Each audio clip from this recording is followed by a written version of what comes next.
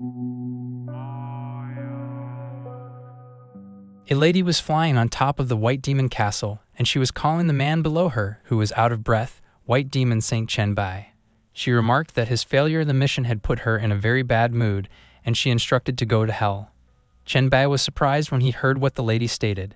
He asked the lady, who was the Lady Goddess of Darkness, to wait, and he requested that she consider his past accomplishments to give him another chance. But the Lady Goddess of Darkness declared that lowly humans have no right to request opportunities, so his White Demon Castle would be obliterated along with the darkness. The darkness started to rise from below and began consuming the White Demon Castle. Chen Bai groaned in pain as the concrete floor he was standing on began to crumble. As he fell into the darkness, Chen Bai protested that he had completed nearly 100 tasks for the Lady Goddess of Darkness, but just because of one failure he was going to be wiped out. Chen Bai's body began to disintegrate, and as he realized that all of that was happening just because he was a lowly human, he vowed that he would refuse to accept it and that he wouldn't submit. While the concrete was falling towards a pool of water, Chen Bai was floating in it and laughing. He was laughing hysterically, although only the top part of his body remained. Chen Bai called Lady Goddess of Darkness Heloise, the Dark Ditch, and as he gave her the middle finger, he taunted that he would duck her, but Heloise simply stomped on him to submerge him in the water. Chen Bai continued to disintegrate as he kept falling deep into the water. There was endless darkness, but suddenly, the hourglass hanging by his neck began to glow. It seemed to have begun sucking in energy and reversed something. Suddenly, Chen Bai sat up from a bed while still giving the middle finger and cursing. Chen Bai was surprised when he noticed something different. He was surprised that he was not dead, and as he looked around, he realized that he was in the dorm from his college days, so he wondered how he ended up there when he was killed by the ditch Heloise.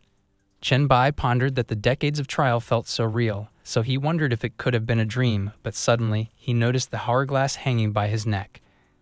That hourglass was the item he obtained 20 years after the arrival of the Universal Will when the trial began. It was the most unique item Chen Bai had ever seen, as it couldn't display any attributes and couldn't be destroyed, so he always kept it with him, and he remembered that the sand was at the bottom, which wouldn't flow even if turned upside down, but currently it was at the top.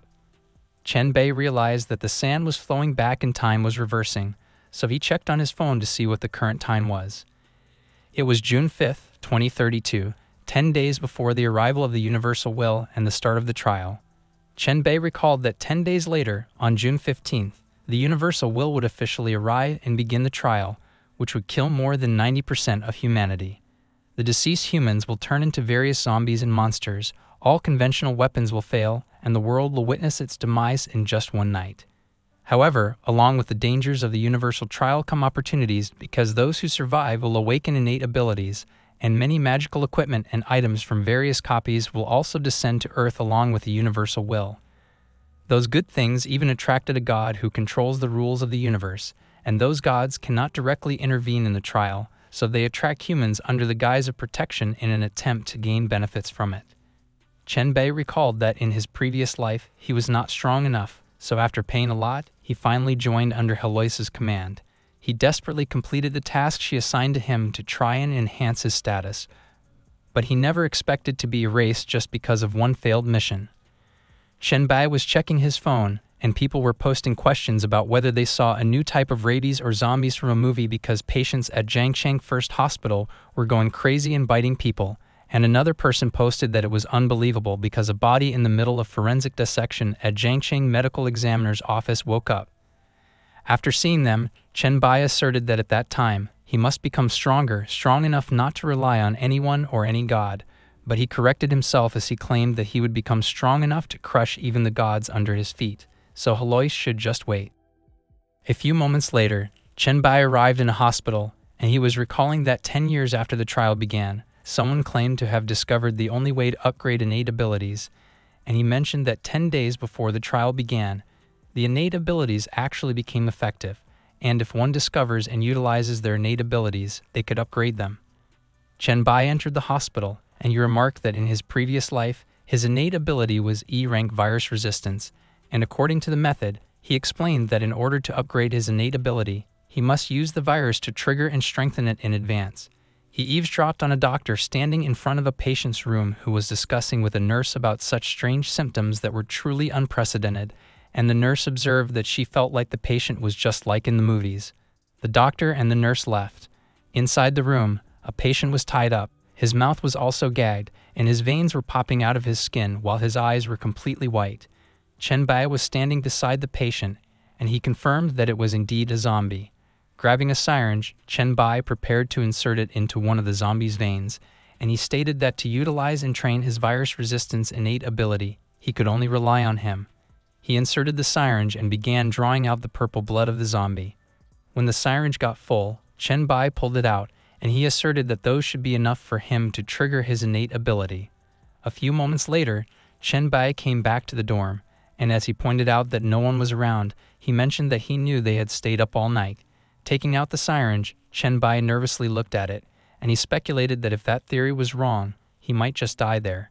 But he decided to just forget it, and as he injected the liquid into his arm, he recalled that before the reset, he struggled for decades as a weakling, barely surviving until he finally made some progress. While he was groaning in pain as his veins popped out of his skin, Chen Bai reflected that if he awakened an E-rank innate ability again that time, even if he knew the future, he would miss opportunities due to being too weak, so he might as well just die at that moment than to start over and still be weak. Chen Bai suddenly collapsed on the ground, and he was gasping for air. Suddenly, Chen Bai came to a place filled with voids, and while he was on all fours due to pain, Heloise appeared in front of him. Heloise was encouraging Chen Bai. She urged him to give up resistance and embrace the darkness because, as a lowly human, being part of the darkness is his most fitting end. Chen Bai was having a hard time as he tried to call Heloise's name. He gathered all his energy and vowed that he would conquer her, so there was no way he could fall there. Back in the dorm, Chen Bai was standing on the balcony, and he seemed like an empty vessel. Suddenly, the door to the room opened, and as Chen Bai looked behind him to see who it was, his face looked like the patient in the hospital, and the three men who just entered the room were all horrified when they saw it. Chen Bai started walking towards them, and they were prepared to fight for their lives as they inquired what was going on. They called Chen Bai's name, and suddenly, Chen Bai came back to his senses. There was a moment of awkward silence between the four of them as Chen Bai tried to process the situation.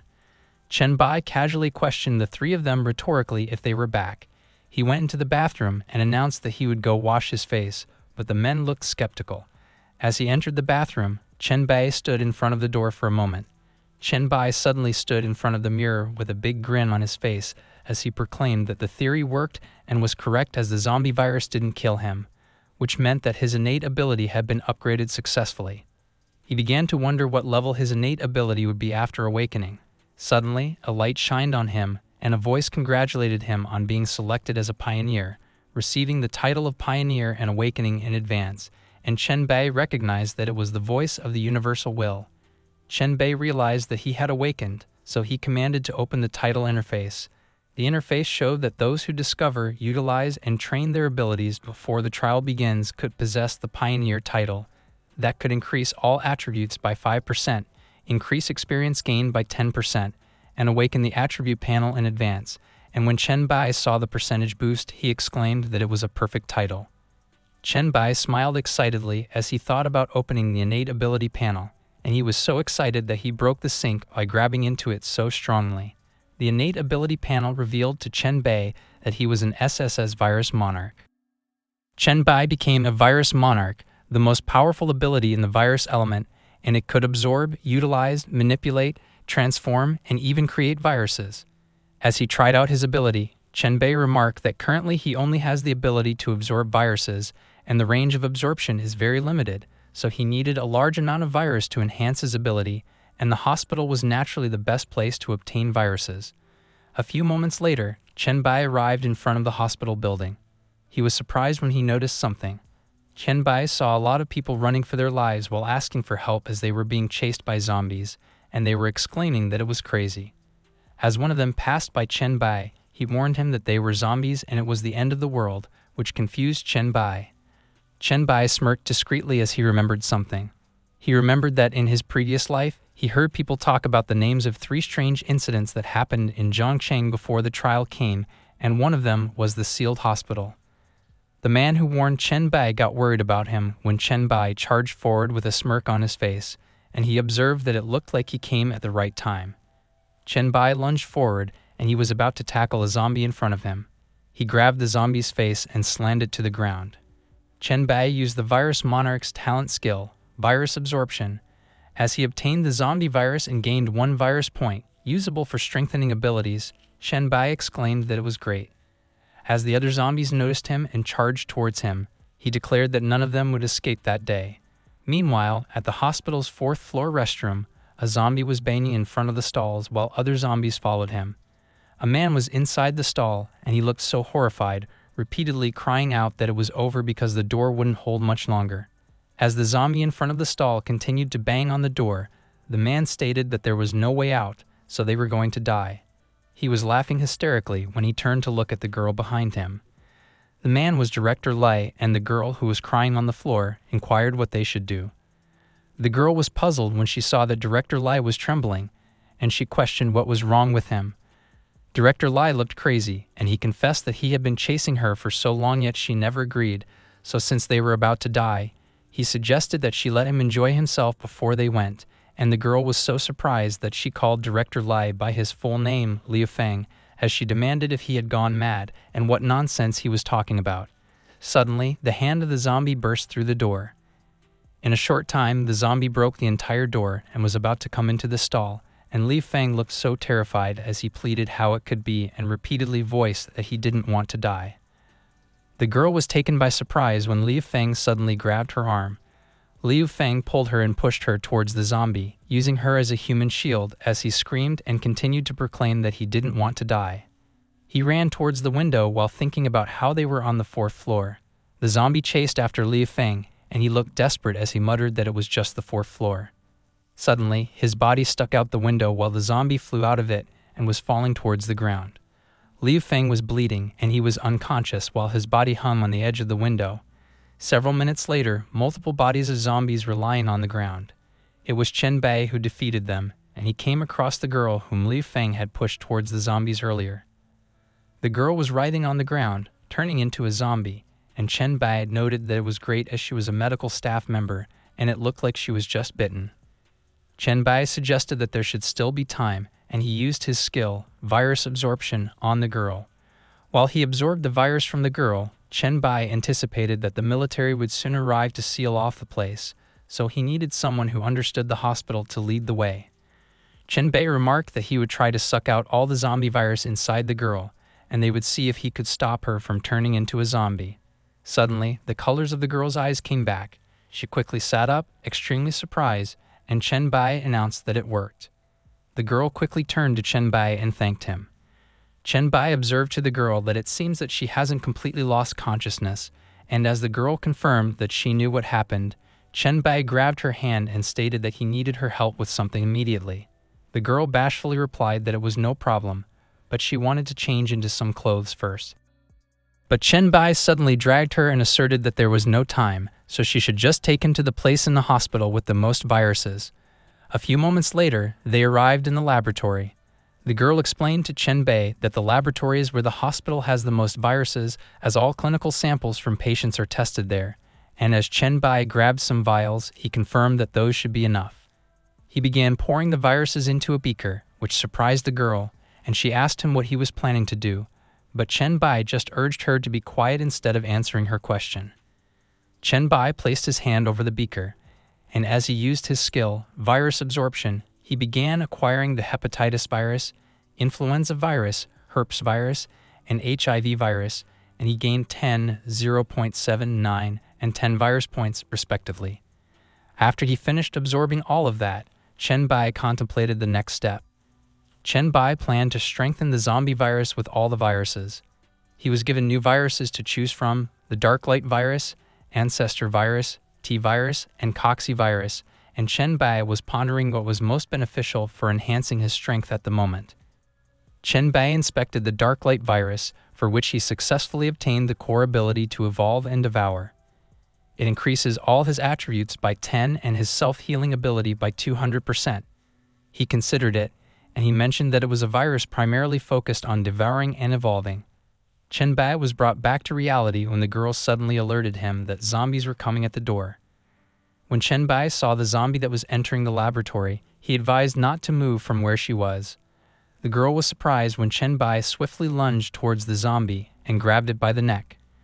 Chen Bai observed that he was faster than before and the zombie probably weighs about 150 pounds, but it doesn't feel difficult at all, so he concluded that it was a great opportunity to test his new ability on him. As Chen Bai considered what he was about to do next, the skin of his hands opened up, and a dark aura suddenly crawled out of those openings. A huge vine-like aura suddenly wrapped around the zombie while Chen Bai was still suspending him on air with one hand. The vines rustled as they continued to wrap around and devour the zombie. It was Chen Bai's skill, Evolution Devour, and the vines have completely wrapped and devoured the entire zombie. After devouring, the vines were hissing as they retreated back into Chen Bai's hand. Chen Bai was walking towards the girl while stretching his shoulders, thinking that it was very good because the absorption speed was fast, and he felt some stamina recovery while the girl flinched. She looked scared, and she was stuttering as she was about to confront Chen Bai about what he just did. With the ends of the vines still rustling in his hands, the girl's eyes were filled with terror, and Chen Bai inquired what was wrong. The girl let out a deep breath to calm herself down. She expressed that he saved her, and she trusted that he wouldn't harm her, so she would help keep his secret. Chen Bai agreed, and as he extended his hand, he introduced his name to the girl, and the girl introduced herself as Suxin in response. Suddenly, they heard growling sounds outside, and Chen Bai questioned what it was. Chen Bai realized that the military and police had arrived, and they must have sealed off the place and were clearing out the zombies, so they should leave too.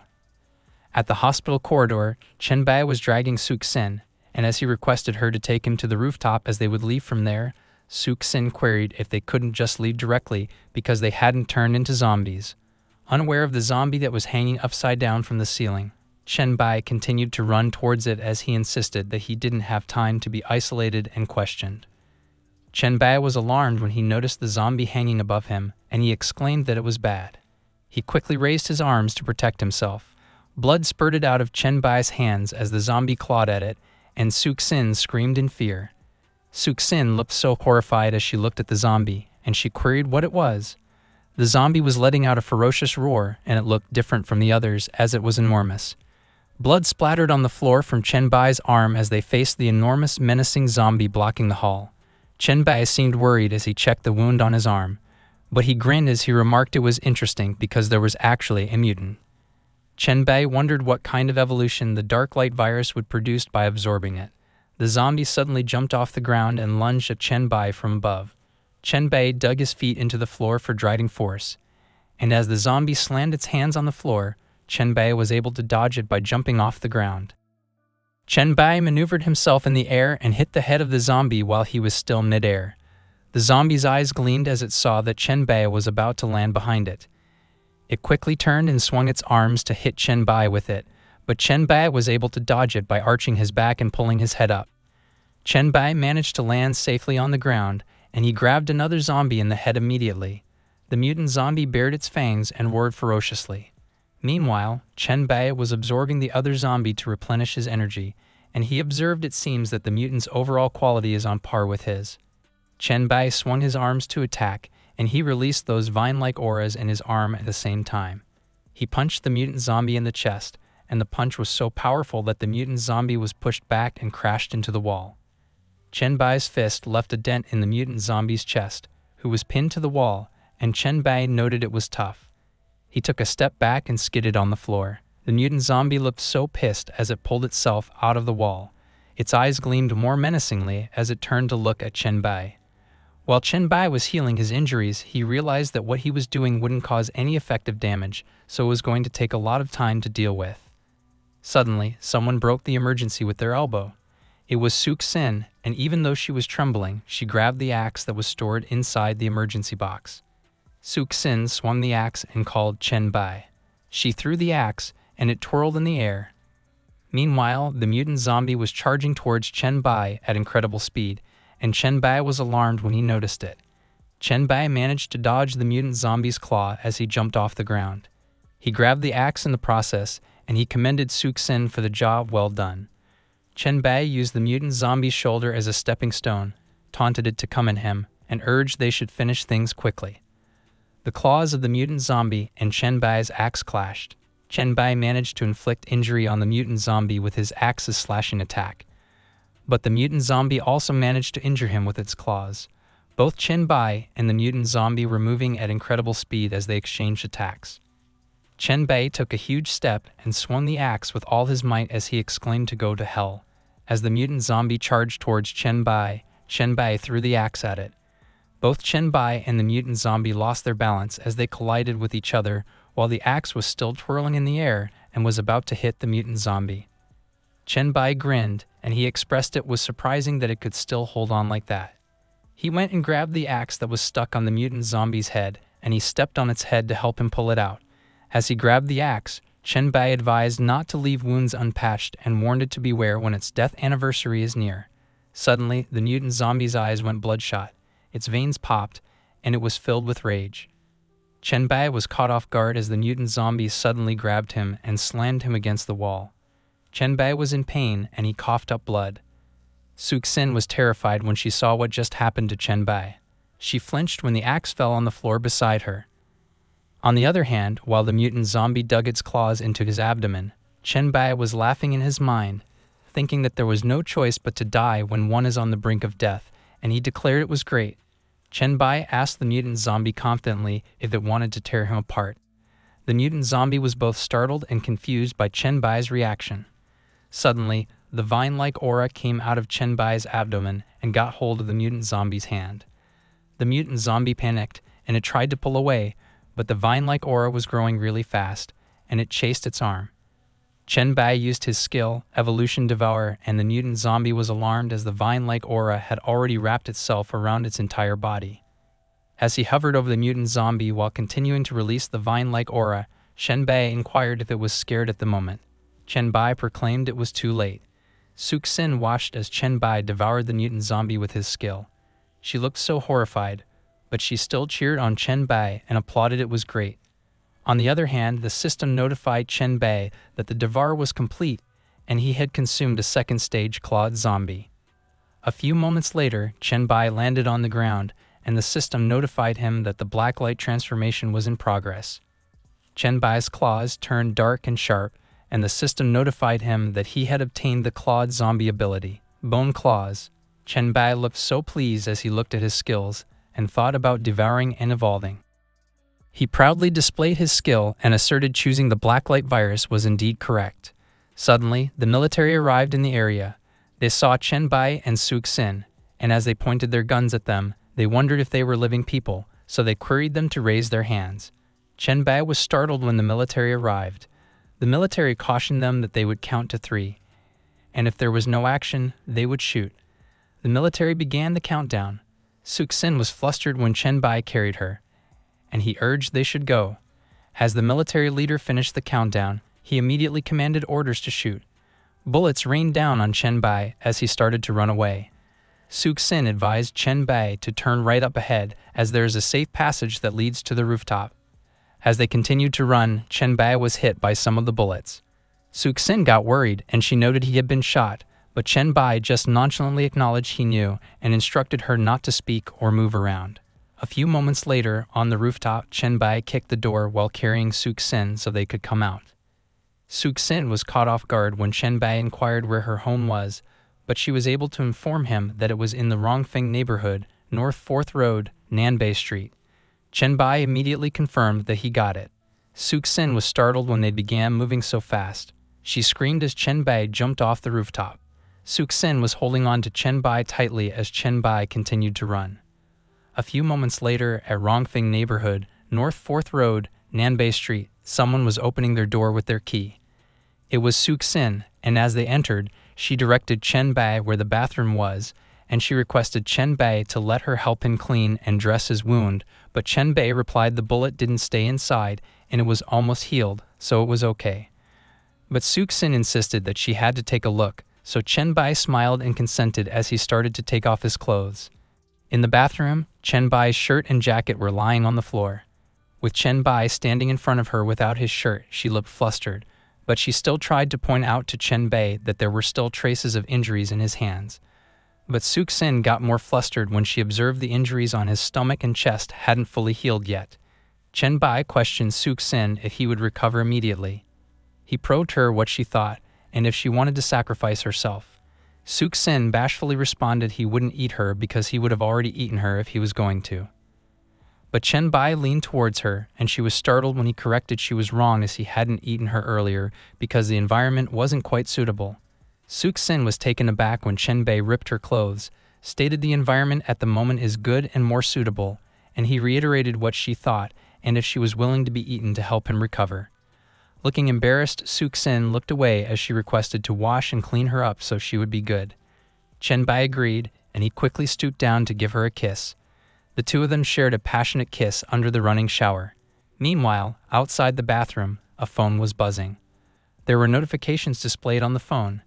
It seemed like the phone belonged to Chen-bai, and one of the notifications was a message from Zhao Mu asking him where he was because Song-ji, the school beauty, was looking for him, and the other notification was a message from Song-ji inquiring if he was dead because his roommate mentioned he went to Jiangqing First Hospital. While walking down the street and carrying groceries, Chen-bai remembered that the strange things that happened in Jiangqing before the trial came were the sealed hospital, the suburban bombing, and the monster slaughterhouse, but he didn't know much about those three things. Chen-bai mentioned there was too little information about what happened before the trial's arrival, and nobody seems to care much. It's just occasionally mentioned in casual conversation, and Chen-bai remarked it was really giving him a headache. Suddenly, Su-jin called Chen-bai, and as he picked up the call, he immediately informed he had bought breakfast so he would be back soon. But Su-jin reported two people came looking for him, mentioned Song Zikyong wanted to see him, which intrigued Chen-bai. Observing the men through the peephole, Su-jin expressed the people looking for him don't look like good people to her, and if they claim that Song Zikyong wanted to see him, it was probably a scam because Song Zikyong is the queen of Jiangqing. Su-jin was troubled, and she asked Chen-bai what she should do, so Chen-bai advised those men were not lying and she should tell them to wait outside.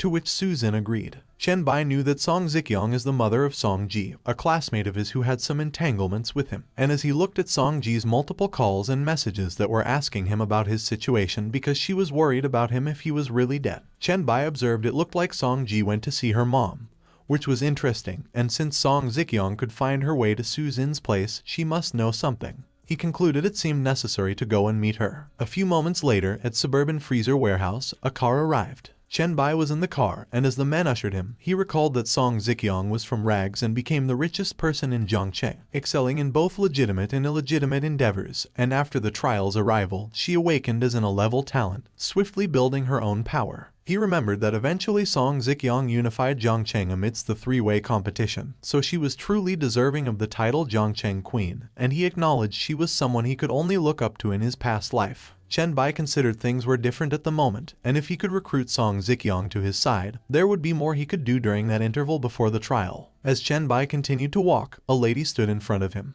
They were at the Suburban Freezer Warehouse corridor, and the man beside Chen-bai immediately bowed and greeted Song Zikyong, informing her that Chen-bai had arrived. Song Zikyong immediately apologized to Chen-bai for making him come there, and she explained that she really couldn't get away. Chen-bai asked Song Zikyong directly if there was something she wanted to see him about. Song Zikyong revealed she called him because Song-ji ran home, revealed he was out of contact at Jiangqing First Hospital, and asked her to help. She disclosed she called him there to see what kind of man could make Song-ji so nervous and what was so charming about him. But Chen-bai didn't buy Song Zikyong's reason, so he questioned her about what her real purpose was. Song Zikyong confessed he was quite straightforward, so she wouldn't beat around the bush either. She offered Chen-bai to be hers, and she suggested if he also likes Song-ji, being her son-in-law isn't out of the question. Chen-bai doubted she had a reason to get him. Song Zikyong claimed, seeing his heroic performance at the hospital, anyone would develop feelings. Chen-bai was astonished when he heard about the hospital. He looked so anxious as he inquired. He remembered that he destroyed the hospital's surveillance and power supply, and she questioned her how she knew and how she found him so quickly. As she clicked on the elevator, Song Zikyong recommended not to underestimate her because, at least, during the time from the lobby to the monitoring room,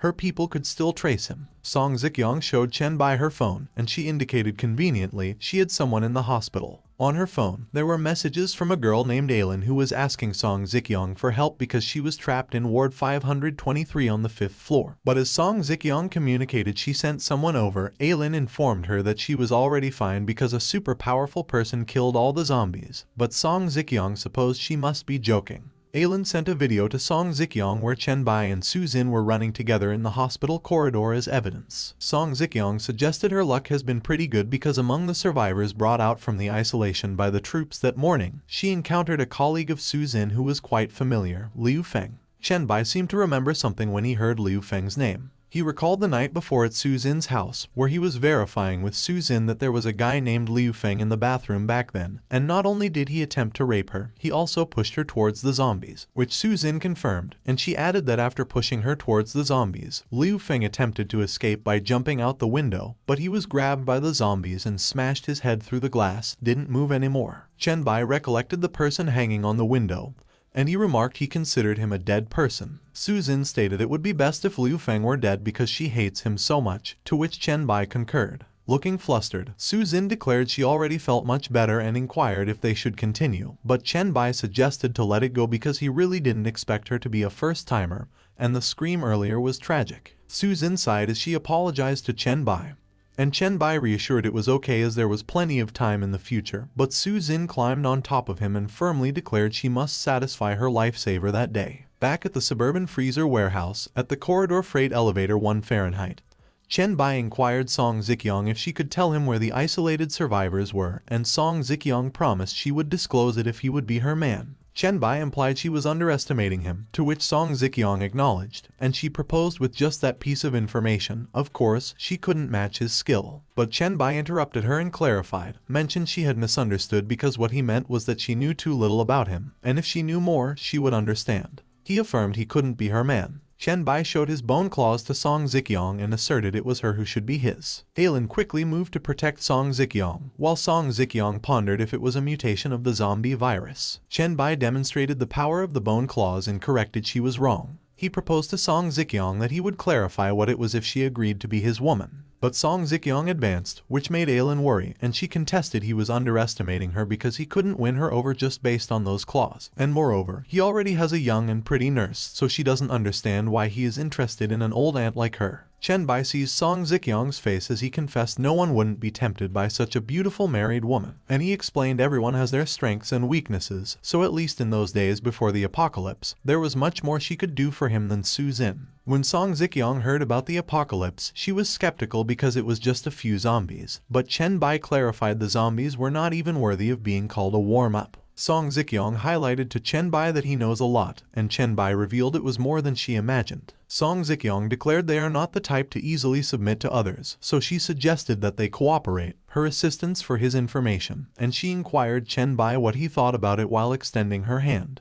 Chen Bai decided to agree and shake Song Zikyong's hand, and he admitted it seems like conquering the Queen of Zhongcheng is indeed not easy, to which Song Zikyong responded that it was natural. Song Zikyong leaned into Chen Bai and speculated she actually looked forward to meeting a man who could conquer her, so he should keep up the effort. Everyone was alarmed when they unexpectedly heard gunshots, and Chen Bai inquired what was going on. Song Zikyong remarked last night, Commander Huang of the Zhongcheng military region dispatched Captain Zhao to negotiate with her, and they had requisitioned some refrigerated warehouses to store live zombies and survivors rescued from the isolation hospitals. She asserted the gunfire must have originated from them, but she pondered how things could go awry because there were only around 30 zombies locked in the cold storage, hardly capable of moving, and they had stationed half a platoon there. Meanwhile, Chen Bai admitted he didn't anticipate the discovery of the zombies to transpire so swiftly due to their sluggishness and low temperatures, but the populace certainly wouldn't be aware that extreme conditions increased the probability of zombie mutations. As he contemplated the suburban cold storage and mutated zombies, Chen Bai had pieced things together, and he speculated if the place he was in could be the location of the suburban bombing. Song Zikyong and Aylin were astonished when Chen Bai suggested they should go as they needed to investigate, while Chen Bai expressed it was excellent and speculated what kind of mutation it would be.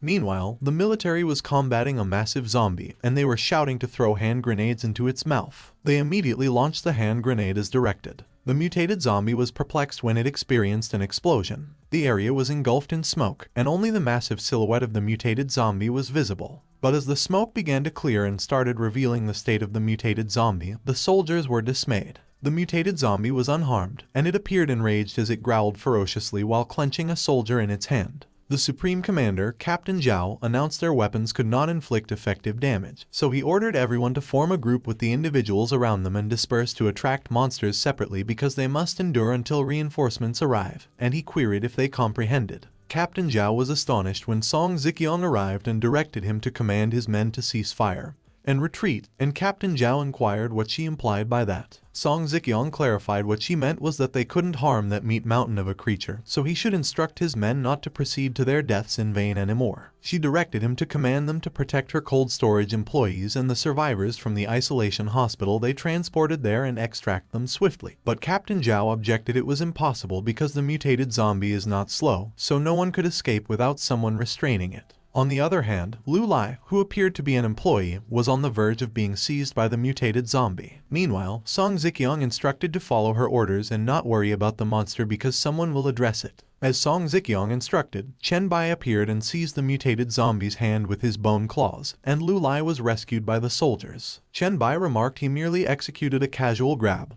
but he nearly dislocated himself and recognized that the mutated zombie has grown to such an extent that it seems like it can't be managed by force. The mutated zombie swung its arm to bat Chen Bai in front of it, but Chen Bai moved so swiftly that he inflicted multiple cuts on the mutated zombie's arm instead. The mutated zombie appeared to have lost its balance, while Chen Bai safely landed on the ground. Chen Bai was merely standing in front of the enraged, mutated zombie, who had just regained its balance, and he seemed to be taunting it. Song Ziqiang and Captain Zhao observed as the mutated zombie swung its arms again, but this time it struck the building beside it, and slices of meat began scattering everywhere along with the smashed concrete. Captain Zhao questioned Song Ziqiang what Chen Bai was and if she was nurturing a monster, but Song Ziqiang merely inquired what he was referring to because Chen Bai is a human and he is her partner. Back into the fray, the mutated zombie was startled when Chen Bai stood atop the pile of meat, and he prohibited it from consuming those meats. Chen Bai commented it was squandering all that meat, and he employed his skill, Evolution Devour. The mutated zombie was infuriated when it observed Chen Bai devouring all that meat, so it swung its arm again to deliver a punch. A gust of wind impacted Song Ziqiang and Captain Zhao, who were spectating from the side as the punch of the mutated zombie made an impression. Chen Bai skillfully dodged the mutated zombie's assault by leaping out of the building, and while he was mid-air, the system notified him that devouring the large quantities of frozen beef had concluded and the black light virus had evolved, slightly enhancing his strength and endurance. Chen Bai acknowledged it was truly premium beef because not only did it replenish his energy, it also upgraded, and he highlighted that the mutated zombie was attempting to replenish, so it appeared to be nearly exhausted. While the mutated zombie fumbled inside the building, Chen Bai twirled in the air to position himself at the rear of the mutated zombie. Chen Bai employed his bone claws and announced it was its time to perish. The mutated zombie was startled when it sensed what was impending. However, it was unable to evade Chen Bai's strike, so it received a direct hit on the head, and both Song Ziqiang and Captain Zhao were astonished when it collapsed on the ground. Chen Bai was standing atop the mutated zombie's head and was digging his claws into it. As he extracted his hand, he was amazed as the hand of the mutated zombie still moved, and he was on the verge of getting squished between them. But Chen Bai grinned and proclaimed it was well timed. He unleashed his vine-like aura and ensnared those massive hands in it. Meanwhile, when Captain Zhao witnessed that, he was terrified, and he declared it was definitely not feasible. Chen Bai utilized his skill, Evolution Devour, and his vine-like aura immediately encircled the mutated zombie. As Captain Zhao observed, he deduced Chen Bai certainly couldn't be a human. Song Ziqiang was startled when she heard Captain Zhao assert those monsters couldn't move, and he seemed to be devising something. Captain Zhao hastily requested over the radio if their reinforcements had arrived, and as he prepared to authorize a missile launch, he was about to relay the coordinates, but he was interrupted. Someone tapped him on the shoulder. Captain Zhao seemed intimidated when he saw who it was. Song Ziqiang and Alan were giving him meaningful looks as Song Ziqiang advised him to remain composed and think carefully because Chen Bai was currently aiding them, and he had saved him. Song Ziqiang looked menacing, and she advised not to commit foolish acts or it would conclude disastrously for everyone. 10 minutes later, rifles were making clicking sounds as they got locked and loaded. It was the reinforcements who had just arrived, and they immediately surrounded Chen Bai. Song Ziqiang was startled when Captain Zhao announced over the radio that bullets were loaded and everyone should be on alert. She quickly approached Captain Zhao and reminded him that he shouldn't forget what he mentioned, and Captain Zhao replied that he knew, so if Chen Bai doesn't attack, he won't give orders to attack. Meanwhile, Chen Bai was closing his eyes to absorb the mutated zombie, and the system prompted that the first obtainment of the zombie virus variant Flesh Mountain gave him strength form, a primary gain of 500 virus points, and unlocking the talent, Virus Injection. Chen Bai opened his eyes, and the system prompted that devouring the rare mutant, first stage strength type Flesh Mountain zombie, had greatly enhanced all the abilities of the Black Light virus. He began using his bone claws to test it out and wave it in the air. The system informed Chen Bai that he had obtained the Flesh Mountain strength form ability, Heavy Hammer, and he immediately used it in his other hand to test it out. Looking at the sharper bone claws he was wielding, Chen Bai remarked that it was indeed a significant evolution. Chen Bai looked proud as he wielded the bone claws on his right hand and the heavy hammer on his left. Looking at the heavy hammer, Chen Bai noted that he could feel an incredibly powerful force in it, but unfortunately, there was nothing to test it on at the moment. The heavy hammer subsided as Chen Bai reached out to his pocket, and he observed that it was the biggest gain of the day. Chen Bai took out the Flesh Mountain core. Looking at it, Chen Bai commented that the Flesh Mountain core was a very rare material that could be used to craft equipment, and if he found a way to control it, he could even use it to create a flesh wall that could grow infinitely. Chen Bai wondered if he should feed it some more and grow another Flesh Mountain to test its strength. But Chen Bai was startled when Song Ziqiang called him, and he immediately hid the Flesh Mountain core back in his pocket. Gesturing her hand, Song Ziqiang suggested that she would introduce Chen Bai to Lu Lai, who approached him with a bright smile on her face. When Chen Bai saw Lu Lai, he recognized her as a well-known journalist in Zhongcheng and also a somewhat famous internet celebrity, and he inquired if it was her who secretly filmed him at the hospital. Lu Lai confirmed yes, it was her, and he thanked Chen Bai as he had saved her twice. Chen Bai responded that it was just a coincidence, and as he asked her if she recorded when he killed the Flesh Mountain, Lu Lai apologized and admitted that it was her professional habit. But she could delete it if he wanted, and Chen Bai insisted that she should keep it but not send it out because he has a use for it, and Lai Lai acknowledged that she got it. Captain Zhao called Chen Bai and informed him that their military district commander, Commander Huang, hoped he could explain everything about himself and what he knew to the military. Chen Bai noticed Captain Zhao, who was standing a few meters away from him, behind the barricade, and he was speechless. He recalled Commander Huang Xingqiu and emphasized that it was a name that was hard to forget because, after the trials came, Huang Xingqiu coerced the awakened,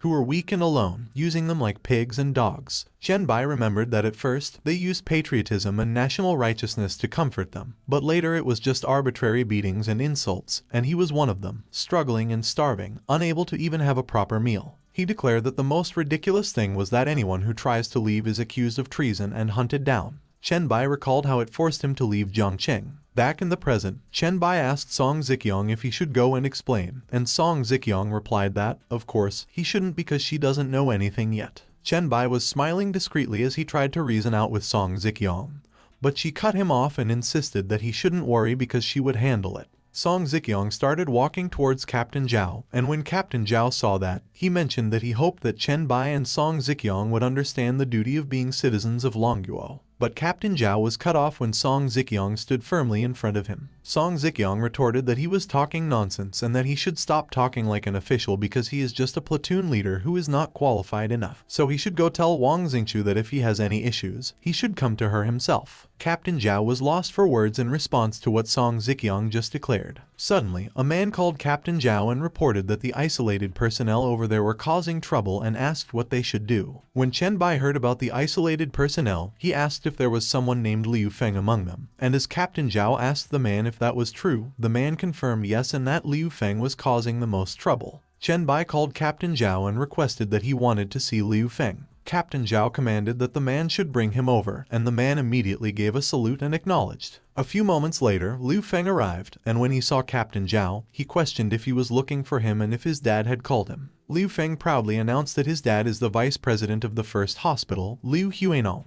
Suddenly, someone tapped Liu Feng on the shoulder. It was Chen Bai, and he used his skill, Virus Injection, to inject the zombie virus into Liu Feng. Chen Bai casually informed that he was looking for Liu Feng because someone asked him to pass on a message to him, and Liu Feng, who was startled, questioned Chen Bai who he was. Leaning forward, Chen Bai disclosed that Su Zin told him last night in bed that because of what Liu Feng did to her with the zombies, she wants him dead, and when Liu Feng heard that, he nervously inquired how he knew and exclaimed that Su Zin couldn't possibly be alive. Chen Bai suddenly stepped away from Liu Feng, and everyone was alarmed when he announced that everyone should step back because Liu Feng was about to turn into a zombie. But Liu Feng argued that Chen Bai was the one about to turn into a zombie and asked if he was playing with him. Liu Feng asked Chen Bai if he was trying to trick him and how the bitch Su Xin could be with him, and as he was enraged and was about to attack Chen Bai, dark veins started coming out of his head. Those dark veins began consuming Liu Feng's head, and as he shrieked that Chen Bai would be dead, he started growling. Liu Feng had begun transforming into a zombie, and as he charged at Chen Bai, all he could do was growl in rage. Chen Bai used his skill, Heavy Hammer. He punched Liu Feng with his powerful fist and obliterated him. A few moments later, after seeing the results, Chen Bai commented that it was not bad and the skill was more powerful than he thought. While Captain Zhao was petrified and covered in blood, and he was wondering if what he was seeing was a mutant hand and if Chen Bai was a superhuman. Chen Bai turned to Song Ziqiang, and she was startled when he remarked that she did okay so he could tell her some information when they got back. Song Ziqiang approached Chen Bai and suggested that he could call her Ziqiang or Song Jai moving forward, which intrigued Chen Bai, so he asked her why. Song Ziqiang explained that she doesn't think that it is worth it to be Chen Bai's partner and asked him if it was still possible for her to be one of those who wanted to be with him at the moment, and that rendered Chen Bai speechless. Chen Bai responded that it depends on Song Ziqiang's value and performance. A white car was traveling through the empty street. Alan was driving the car while Lu Lai, Chen Bai, and Song Ziqiang were riding in it, and Song Ziqiang remarked that it was perfect timing, so she requested that Chen Bai come over to her place for dinner. Chen Bai responded that Song Ziqiang shouldn't disturb him until he got to her house, and Song Ziqiang agreed. He announced that it was time for the lottery draw, and he would see if there were any good rewards for defeating the Meat Mountain.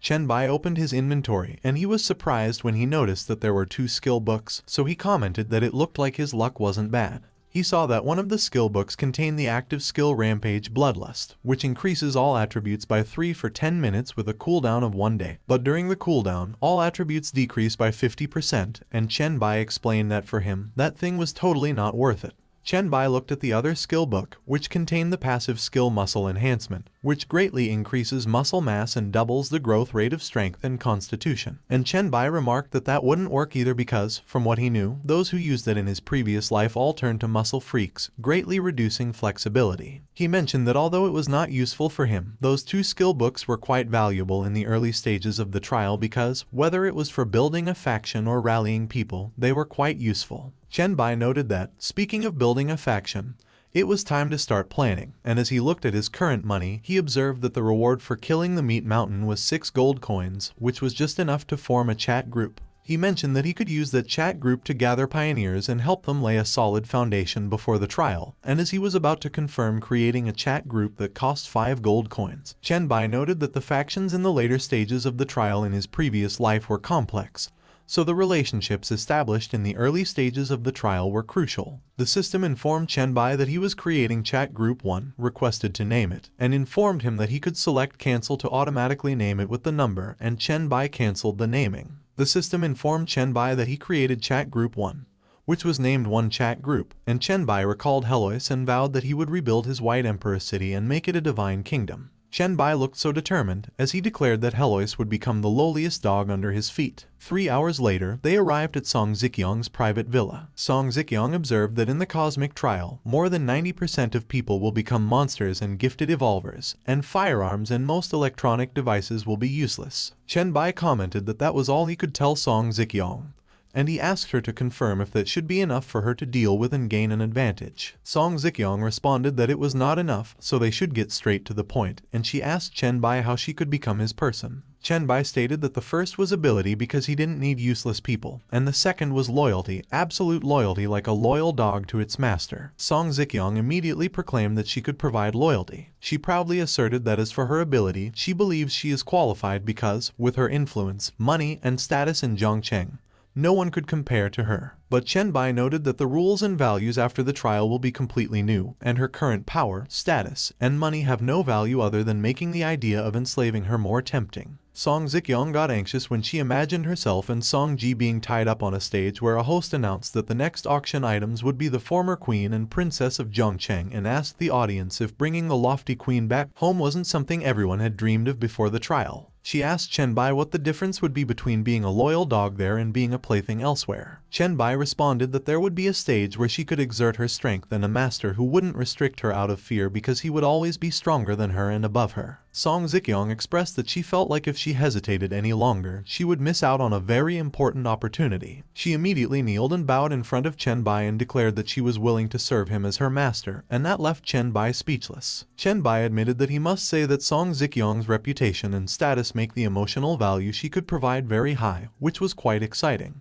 He held Song Zikyong's chin up and commanded that she should let him witness her charm in person and that he also had some tasks for her to handle. A few moments later, Aylin and Lu Lai seemed to have received a message. Song Zikyong sent a message through the chat group and instructed that Aylin should have Lu Lai send Chen Bai's video to her, take her home as she has been through too much those past few days and needs rest, and after that, she should find someone to keep Chen Bai's posts prominently displayed on major forums with his post titled To the Pioneers and with the post ID, Pioneer White Emperor. Aylin approached Lu Lai. She informed that Song Zikyong wanted her to send Chen Bai's video to her and take her home to rest. When Lu Lai heard that she was going home, she asked Aylin if there was nothing she could help with, and Aylin relayed that Song Zikyong mentioned that she had been through a lot those past 2 days and she wanted her to go home, reset, and calm down. Lu Lai agreed with Aylin and remarked that although she almost died at the hands of zombies that day, strangely, the shock she received that day didn't seem as intense when she first saw a zombie. Recalling how Chen Bai saved her earlier, Lu Lai reflected that she doesn't know if it was because she has accepted the possibility of dying at the hands of zombies or because Chen Bai's strength makes her feel at ease. A few moments later, someone registered as daughter called a phone.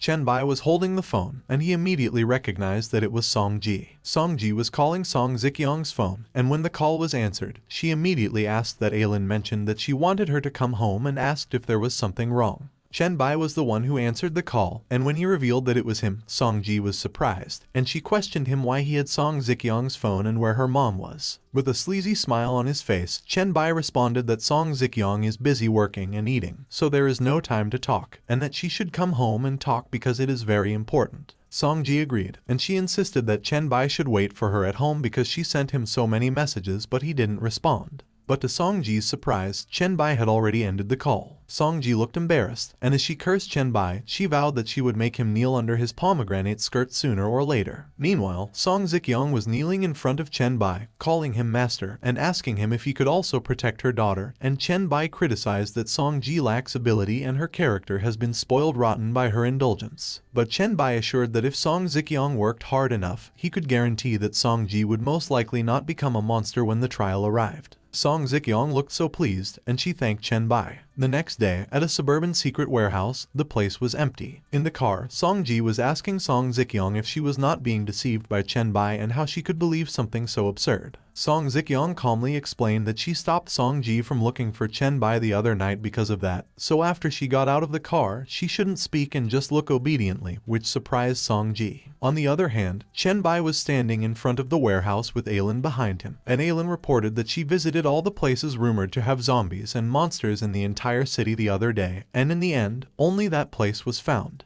Aylin informed that the place used to be an underground casino, but at the moment, both the house and the gamblers inside have turned into zombies, and there are about 160 of them, but she didn't find any special zombies like Meat Mountain. Chen Bai gave it some thought. As he wondered if it was the zombie slaughterhouse, he remarked that it was impossible, as the reason for the hospital was because they were indoors and Meat Mountain was because it was extremely difficult to kill, and that place was remote, so if something happens, it would be hard for people to remember and spread it. Chen Bai inquired if Aylin went to all the places rumored to have zombies and monsters but only found them there, and Aylin confirmed. He noted that it seemed that someone was still collecting zombies, and the place where he places the zombies should be the zombie slaughterhouse, but the military only dares to contain a few dozen zombies at most while that person wanted to collect all the zombies and monsters. Chen Bai asked himself if the person was a curious adventurer or a pioneer who knew some information, and he concluded that it was quite exciting. Chen Bai prepared himself and declared that they should open the door. 2 men on each side of the door started pulling to open it. Fierce zombies immediately fought their way out of the door, and seeing that scene in front of him, the man who was opening it was terrified. The zombies were all over the place, trying to fight each other over who would come out and attack Chen Bai first. Chen Bai immediately kicked the first zombie who came at him. Su Xin flinched while she filmed the scene, while Song Ji looked horrified watching it. A few moments later, Chen Bai was using virus absorption on one of the zombies. Chen Bai has already defeated a mountain of zombies, and as he finished using virus absorption on the last one, the system congratulated him for obtaining the title Zombie Hunter by killing over 300 zombies. The system prompted Chen Bai that the title Zombie Hunter increases all attributes by 5 and increases the damage to zombies by 5%. It also prompted Chen Bai that he collected 500 samples of zombie-class viruses so he could exchange zombie virus serum formula using virus points in the talent tree, zombie virus entry, and Chen Bai was startled when he saw that.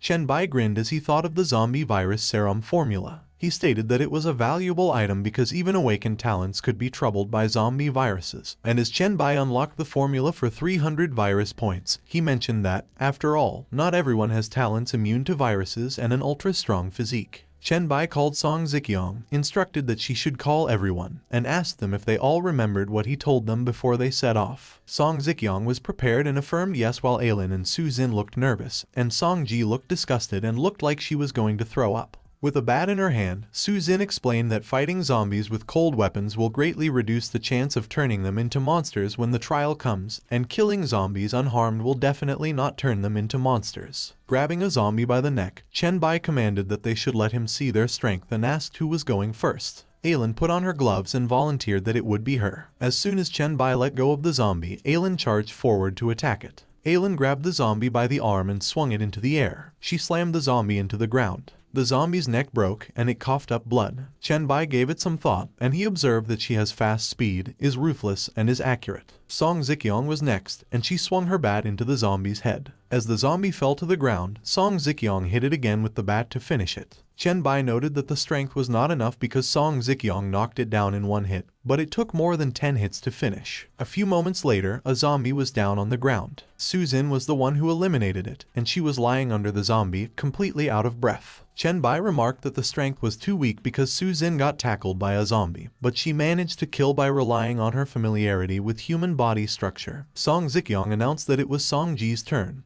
and Song Ji looked so terrified that tears were running down her eyes as she raised her bat. Suddenly, she peed herself. Song Ji kneeled on the ground and admitted that she couldn't do it, and Song Ziqiang immediately approached her to comfort her. Chen Bai commented that Song Ji was peeing scared without even fighting, so she failed. He called Song Ziqiang and requested that she should come to him, and she immediately responded. Chen Bai reported that Ailin went to all the places where there were rumors of zombies and monsters but found nothing, and it was abnormal, so she should investigate it thoroughly, and even though her attention was still on Song Ji, Song Ziqiang agreed. Song Ziqiang tried to bring up Song Ji, but Chen Bai cut her off and remarked that it was too bad, especially for Song Ji, because he didn't have time to slowly train them, so Song Ziqiang should arrange for Song Ji's practice. But Song Ziqiang tried to reason with Chen Bai and protested that he hadn't eliminated the virus. Chen Bai handed a paper to Song Ziqiang and instructed that she should take it, and when Song Ziqiang saw it, she was startled and inquired what it was. When she took the paper, she immediately saw that it was the zombie virus serum formula and commented that it had such complicated steps. Chen Bai explained that Song Ziqiang could also put the materials on the formula to generate it herself and that it was the preciousness of potion formulas. Song Ziqiang thanked Chen Bai for his trust and promised that she would do her best to complete the task he entrusted to her and keep the formula safe. Chen Bai ordered that Song Ziqiang should go do her job and have someone send him back, and Song Ziqiang immediately bowed down to him, and she agreed and suggested that she would let Xuanger send him.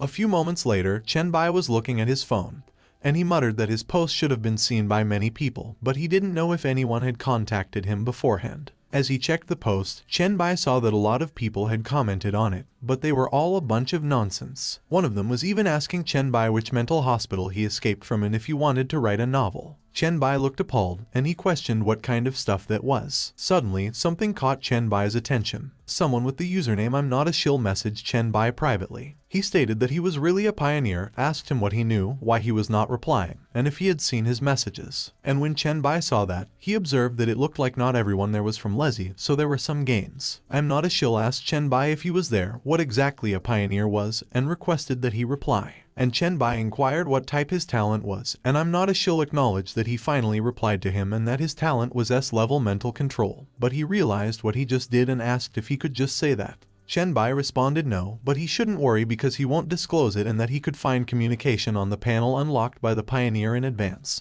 Search for chat group 1. He mentioned that he has explained some basic things in the chat group documents, but if he has any questions after reading them, he should come find him. Chen Bai saw that the chat group welcomed someone named Han Xiao, and he was confused. Han Xiao noted that there really was and he would change the group name. He remembered to ask Chen Bai if he could invite someone in, and as Chen Bai queried who he wanted to invite, he replied that there was someone named Shuichuan who had D Chen Bai, but since he couldn't reply, he came to him for a private chat. He explained that Shuichuan asked him what he knew, but he didn't know anything, so he ignored him, and Chen Bai was so surprised when he saw the name that he exclaimed that it must be him. Chen Bai recalled the emperor-level powerhouse known as Suikyun, and he smiled triumphantly. He was typing on his phone enthusiastically as he agreed yes, and if Han Xiao would notice any other pioneers, he could invite them all in. Chen Bai laughed triumphantly. The chat group welcomed someone named Shuichuan. At 7:30 p.m., Song Ziqiang called Lu Lai to ask if there were any results in the investigation of collecting zombies, and Lu Lai confirmed yes. She revealed that it was the forces of the Zhongcheng Lord who were doing such a thing and that they had sent all the collected zombies to the Manikai container yard near the Zhongcheng wharf. Lu Lai mentioned that she sent someone to try to get more information,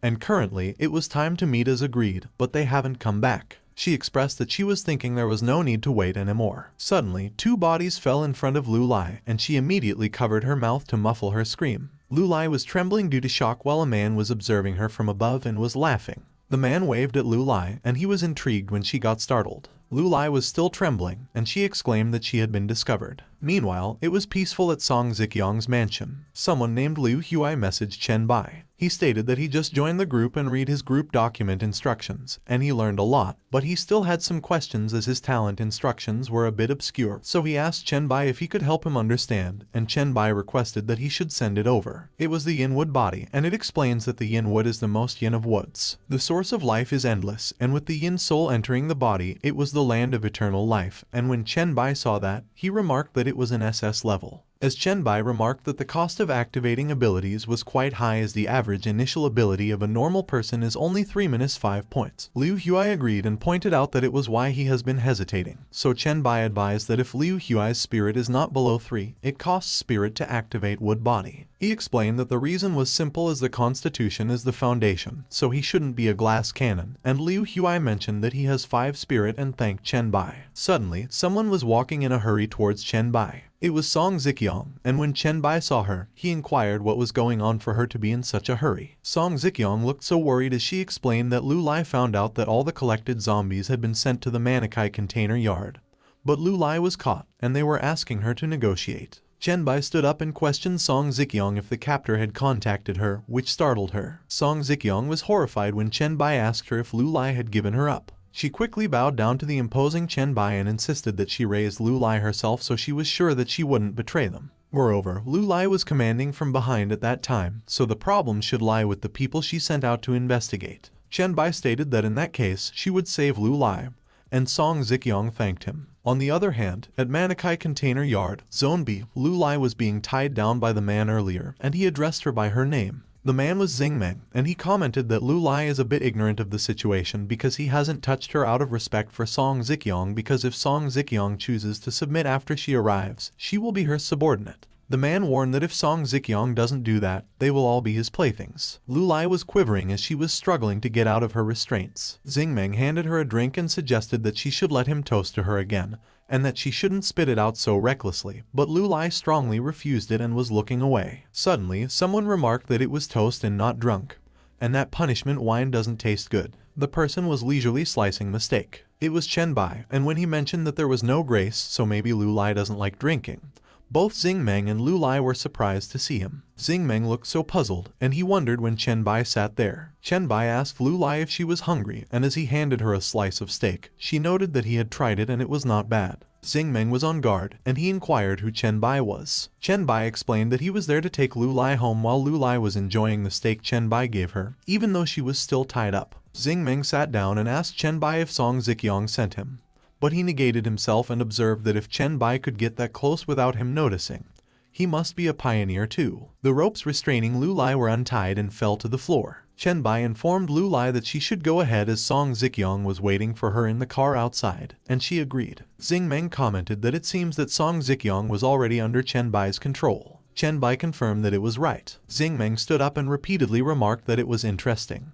He speculated that it was unlikely that the Queen of Zhongcheng would surrender easily, so Chen Bai must have a lot of interesting methods. Pouring the wine into 2 glasses, Xingming proposed that they could exchange ideas as he was still very interested in those things. He observed that among the 3 major forces in Zhongcheng, he subdued the lord and Chen Bai subdued the queen, so the only one left is the commander. Handing him a glass of wine, Xingming suggested that Chen Bai should come and assist him in becoming the king of Zhongcheng, as they could make him a confidant, and they should toast to that. But Chen Bai immediately refused. Xingming was flabbergasted when he heard what Chen Bai declared. He was so shocked that he dropped the 2 wine glasses he was holding, and they shattered on the floor. Xingming reassured Chen Bai that he shouldn't worry because he has an S-level talent, which is the highest level, and he asked Chen Bai if he would also like to drink punishment wine. Chen Bai recounted that before he came there, he looked around.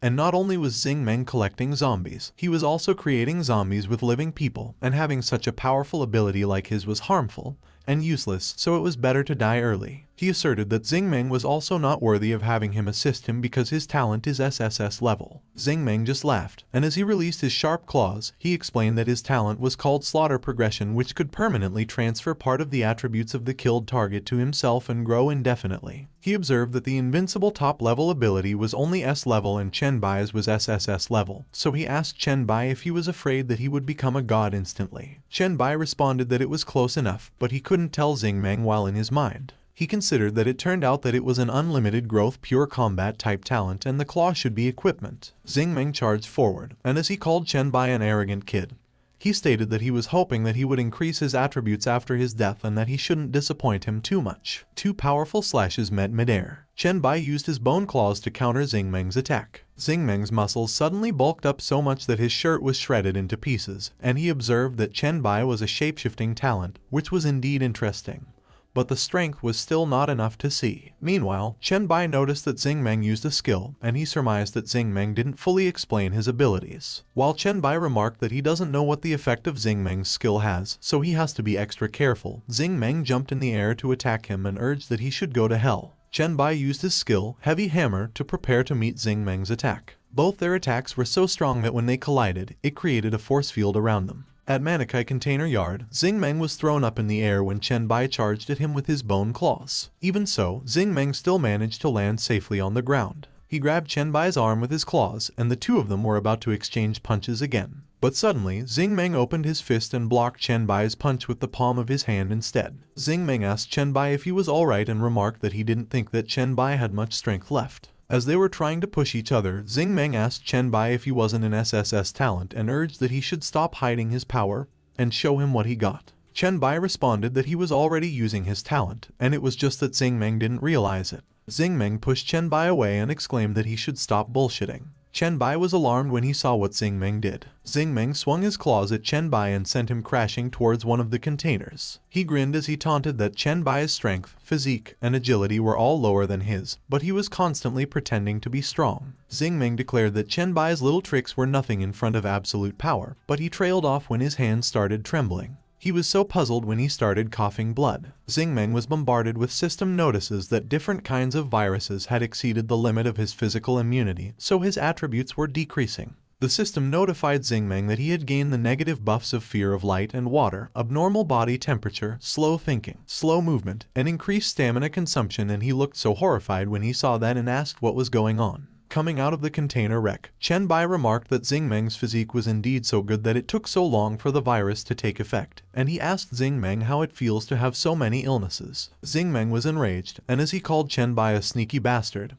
he charged towards him. But Xingming was already weakened, so Chen Bai easily impaled his bone claws through Xingming's chest. Chen Bai used his skill, Evolution Devour, and boasted that he told Xingming that he was different, and it was a pity that he didn't believe it. When the vine-like aura had completely wrapped around Xingming, Chen Bai announced that he was going to absorb him and get the proceeds later so he wouldn't disappoint him. As Xingming's claw fell into the ground, the system notified Chen Bai that the evolved human has been absorbed and the black light virus has completed its initial awakening, providing a significant increase in its attributes and becoming the base attribute of the virus monarch's own body. The system also notified Chen Bai that the black light devouring ability has evolved, so he could choose to view part of his target's memories with a low probability possibility of obtaining any of his opponent's mastered skills. Chen Bai remarked that the attribute bonuses provided by the black light virus have been changed from active use to base attribute bonuses, which was a huge benefit, and he commented that he would see how many attributes have been added because previously it was 30% more strength, 20% more spirit, and 100% more regeneration. The system showed Chen Bai that the black light virus increased the strength, agility, and physique by 50, the spirit by 40, and the life regeneration by 200%.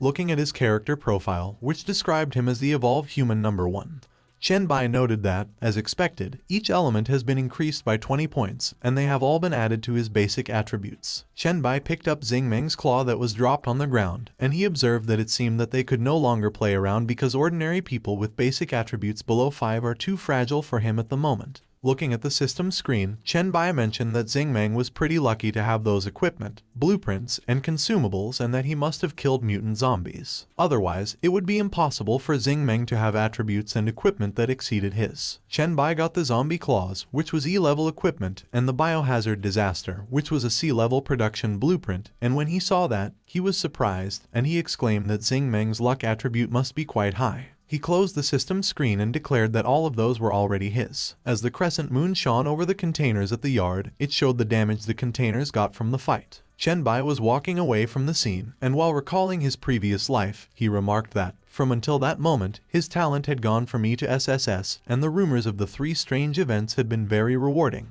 As Chen Bai mentioned that, at the same time, he had taken over Song Ziqiang, the future lord, or Zhongcheng. Lu Lai and Song Ziqiang noticed him coming towards them. Song Ziqiang immediately opened the doors and requested that Chen Bai get in the car. Chen Bai stated that, with his current strength, it would no longer be worth the effort to look for the monsters that appeared randomly before the trial's arrival. He suggested that in the last few days before the advent, he should just try to organize and prepare for the development after the advent. A few days later, the night was peaceful at Song Ziqiang's villa. Chen Bai was looking over the city through the huge glass windows, and he observed that the trial would soon be upon them. Suddenly, someone knocked on the door and Chen Bai announced that they could come in. The doors slowly opened. Lu Lai, Su Zin, and Song Ziqiang entered the room, and Song Ziqiang informed that, fortunately, they had completed everything he asked them to do in time. Lu Lai proudly reported that information on the terrain and population size of the area centered on the Peak Villa area has been confirmed, so when Doomsday comes, they will be able to clean up, take total control, and dominate first. Su Zin awkwardly looked at her notes and confirmed that the purchase of materials had been finalized and the list had been compiled and sent to Chen Bai. Chen Bai acknowledged that the 3 of them have confirmed those pre-arrangements with each other, and Song Ziqiang noted that the time was almost up and asked what else he would like them to do. Looking at his phone, Chen Bai mentioned that there was nothing more and that it was well done, so they should just put all the information on the table. Chen Bai messaged the chat group and advised that there are 10 minutes until the trials descend, so they shouldn't be complacent about their early advantage and rare talents. He warned that they should stay calm because the trials bring dangers they couldn't imagine, and he doesn't want anyone in that group to disappear in 10 minutes. One of the group members thanked Chen Bai for the reminder. Another member appreciated Chen Bai and noted that there were 9 minutes left. Another member commented that there were 8 minutes left and he couldn't wait. Another member advised that there were 7 minutes left and that they should calm down. Another member counted 6, called Chen Bai, and mentioned that she was so nervous. A member named Master of Lightning announced that there were only 5 minutes left and that the girl shouldn't be nervous because everyone was there. Another member named Crow reported that there were 4 minutes left and that they were looking forward to it. And a member named Tin Tin was just speechless. Song Ziqiang's attention was caught when Chen Bai suddenly urged that everyone should come and have a look. There were 9 seconds left, and as everyone looked over the city, Chen Bai commented that soon, that quiet and peaceful scene would become history. With 7 seconds left, Chen Bai declared that the world was coming to an end. Song Ji was already trembling, and as she called Aylin, she admitted that there were still 5 seconds left, and she was a little scared, and Aylin reassured that she shouldn't be afraid. 4 seconds left, and both Su Zin and Song Ziqiang anxiously looked outside. 3 seconds left, and Lu Lai was looking so anxious. With 2 seconds left, Chen Bai appeared so excited. When the clock turned 0 on June 15th, the advent of the trial came, the entire city turned red, and everything collapsed in an instant. The Blue Star Doomsday trial officially began, and the entire city was in chaos. The surviving humans have become evolved, and those humans will have innate abilities and could increase their level by gaining experience. Other races that emerged as a result of the trial will also participate in that race of life and death. As their proving ground, the blue planet will be home to countless secret realms and world rifts, and it was up to them to decide if it was danger or opportunity. Chen Bai watched as the city was plunged into chaos and an aircraft was about to crash into it. Suddenly, he was startled when the system notified him that the hourglass of time had been recognized and was currently binding. Chen Bai got worried that the others were still in the room, and he thought that the hourglass couldn't be known by anyone, so he turned to look at them and exclaimed that they should get out immediately, but he trailed off. He was astonished when he saw what happened to the others. Everyone was frozen in time except for Chen Bai, and he was surprised. Chen Bai was speechless, and he turned his head to look back out the window. Everything was frozen in time as well, and he was surprised that the crashed airplane stopped in mid-air. Chen Bai was flabbergasted when he realized that the time had stopped. Small orbs of energy started glowing around the hourglass of time. There were a lot of those orbs of energy, and they gathered around Chen Bai. Chen Bai was surprised when the hourglass of time started absorbing those orbs of energy. The system notified Chen Bai that the hourglass of time, which was a soul-binding item, was bound successfully, and it has the skill to go back to any point in the past and erase everything gained in the vanished timeline with a remaining cooldown of 72 years, 6 months, and 7 days, which cannot be modified by any skill or equipment to reduce its cooldown. When Chen Bai saw the notification, he thought that, looking back, it seemed like he was able to be reborn because of the hourglass. He was astonished when he saw the status save and status read skills. Status save is a skill that marks the current physical, mental, and skill status with no cooldown, while status read reads the save status and does not affect items or memories held with a cooldown of 1 hour, and they both have the requirement of soul binding.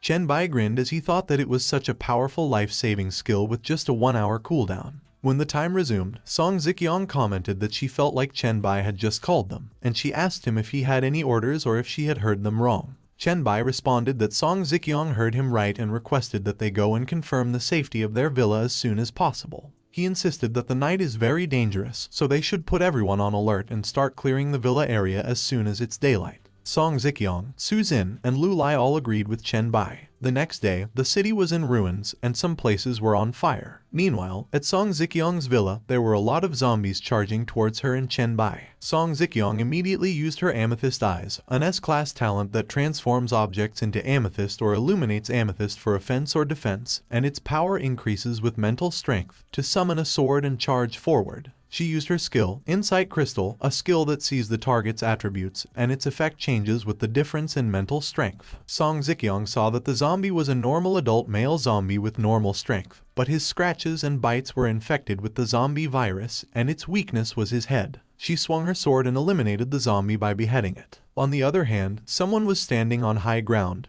behind a horde of zombies. It was Aylin, who was an assassin and a class talent that made her breath invisible and undetectable, and her strength and sensitivity increased with plus 30% agility in the shadow and plus 100% attack speed on the first hit against the target. She jumped off where she was standing. Aylin eliminated the zombies in her sight by slashing them with the knife she was holding. Meanwhile, at Song Ziqiang's villa lobby, a bodyguard came in while carrying a man, and he announced that they had wounded survivors. Su Zhen, who has a B-class high-speed recovery talent that could increase the speed of self-recovery from injuries and stamina, and could be used actively on others, was healing the injured survivors, and as she turned to the bodyguard who just came in, she advised that he should give the man the zombie serum and he would treat him right away. Evening came, and the villa already looked peaceful. Chen Bai approached Lu Lai and remarked that he could see that things are going pretty well at the moment, to which Lu Lai agreed and noted that with his prior arrangement, they have all the territory and the people at their disposal. Looking at the people standing guard, Lu Lai observed that no accidents have occurred so far. Chen Bai assured that he would leave that matter to her as he had more important things to do, which caught Lu Lai off guard, and she reluctantly agreed. Lu Lai's skirt was blown up by the strong gust of wind Chen Bai created when he suddenly jumped off the ground.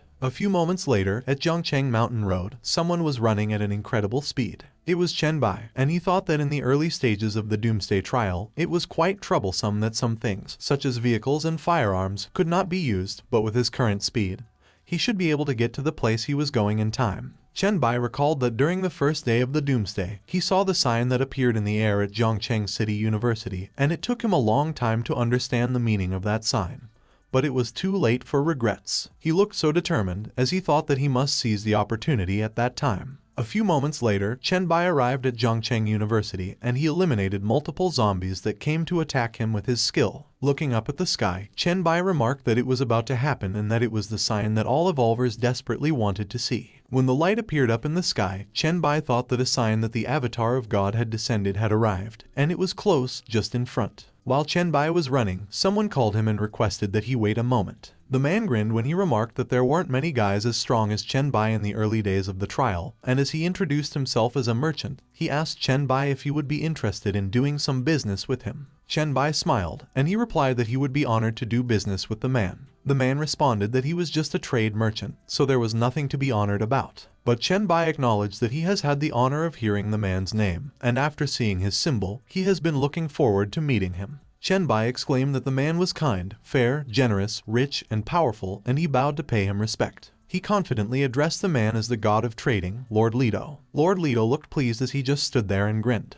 Zhongcheng University looked so dilapidated. Someone handed him a card and mentioned that he was flattered and that he could see that they were destined to meet, so he would give them a meeting gift. It was Lord Lido, and as he handed the card to Chen Bai, he explained that it was his gold membership card to the Goblin Chamber of Commerce, and if he purchased items from the Goblin Chamber of Commerce, he would enjoy a 12% discount. Chen Bai thought that in his last life, when he met Lord Lido, he was immune to compliments and praise, so it was good to be quick on the uptake, and as he thanked Lord Lido, he remarked that he was truly as generous and kind as they said. Lord Lido noted that since Chen Bai was willing to trade, he would show him his products. First was the Great S Thunder Walker Scroll, a powerful profession that harnesses the power of thunder capable of destroying enemies as well as having extremely powerful melee combat abilities, with a redeeming price of 500 W gold coins, and second was the S-rank Reaper's Touch legendary sniper rifle that could only be used by firearms professions, and it was the work of the dwarf god, a close friend of the goblins and Lord Lido. Chen Bai was astonished when he recognized the Thunder Walker profession scroll from his previous life and found out that it was purchased from there, along with so many other precious profession items. He apologized to Lord Lido and confessed that he wanted to buy all those things but couldn't afford them at the moment. Lord Lido acknowledged that, of course, he knew that at the beginning of the trials, the evolvers would not have much currency on hand.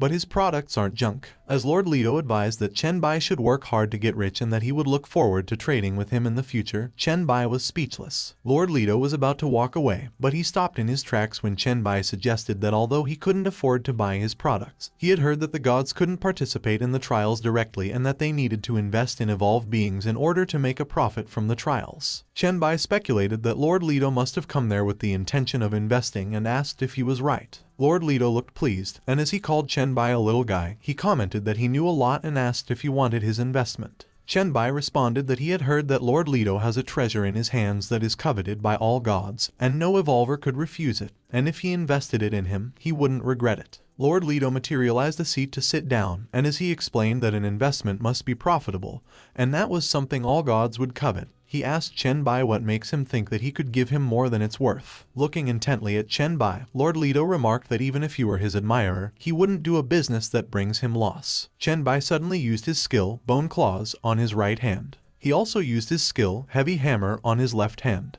Chen Bai showed his SSS class talent to Lord Lido and requested that he look at it because it was what he was capable of. Lord Lido applauded Chen Bai when he saw that he had an SSS level talent, and he noted that it was a peculiar talent, different from any that he had ever seen. He commented that the Blue Star trial ground sure was interesting and tempting, but he wasn't planning on investing anything that early. As he stood up from his seat, Lord Lido decided that he would give Chen Bai a chance, and he should cherish that opportunity because if it weren't for the fact that he was gifted and doesn't have the aura of another god, he wouldn't have agreed with him. Chen Bai looked so excited, and he asked Lord Lido if he could get that precious investment. Lord Lido waved his finger at Chen Bai and clarified that it was not enough because talent does not represent the future, and among the gods, there are those with less than a level talent. He noted that to get his high-level investment, Chen Bai needed to prove his worth through his own strength and growth. The system gave Chen Bai a mission notice that stated that the god of goblins and trading, Lido, had issued him an SSS-ranked mission, the ultimate investment, and asked him if he would accept. Without hesitating, Chen Bai agreed. Flicking a coin in Chen Bai's direction, Lord Lido explained that when he completes his mission, he could use that to summon his shadow and that he hopes that he won't keep him waiting for too long. As Chen Bai effortlessly caught the coin, he called Lord Lido and requested that he show him the treasure that all the gods would covet. Lord Lido agreed and showed the SSS grade special item,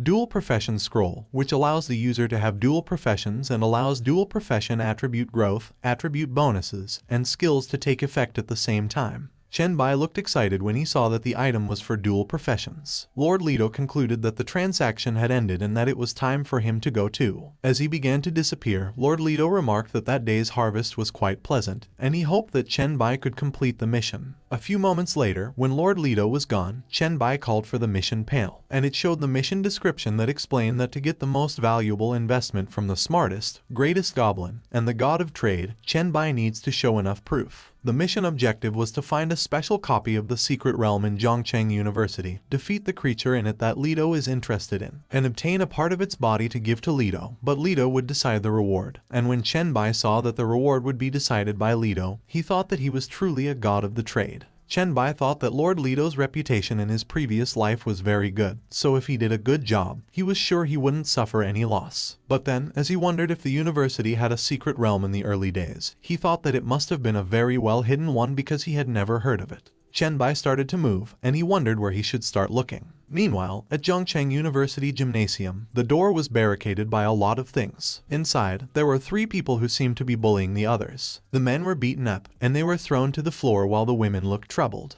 A big, muscular man was beating up the others while a man and a woman watched his back, and he demanded that everyone should take off their clothes and make a plea to be his slaves in a manner that pleases him. He threatened that he would kill them otherwise, and as he asked them if they got it, he called them lowly monkeys. The beaten-up men were pissed, and one of them called the muscular man a white pig bastard and declared that it would only happen in his dreams. The muscular guy smiled sinisterly, and he warned that since they wanted to die, he would let them, but they shouldn't worry because he won't let them die so easily. Suddenly, the muscular guy, whose name was Tom, was approached by the voluptuous woman watching his back, and she cautioned that he was going a little too far. Tom slapped the woman across the face, and as he called her a bitch, he ordered that she should duck off. At that moment, the door to the gymnasium was suddenly destroyed. Dust and debris covered the door as the things they used to barricade it got blown away. Everyone was startled by what they saw. Chen Bai was the one who destroyed the door, and as he called Tom a foreigner, he questioned him if he beat up those students. Tom proudly affirmed and asked Chen Bai what about it and if he didn't like it, unaware that Chen Bai had already disappeared from where he was standing. Tom and the other man he was with were startled when Chen Bai suddenly appeared in front of them, and he was using his skill, Bone Claws. Chen Bai mauled Tom with his claws and commanded that he should go to hell. The other man was agitated, and he charged at Chen Bai to attack him with his fist from behind.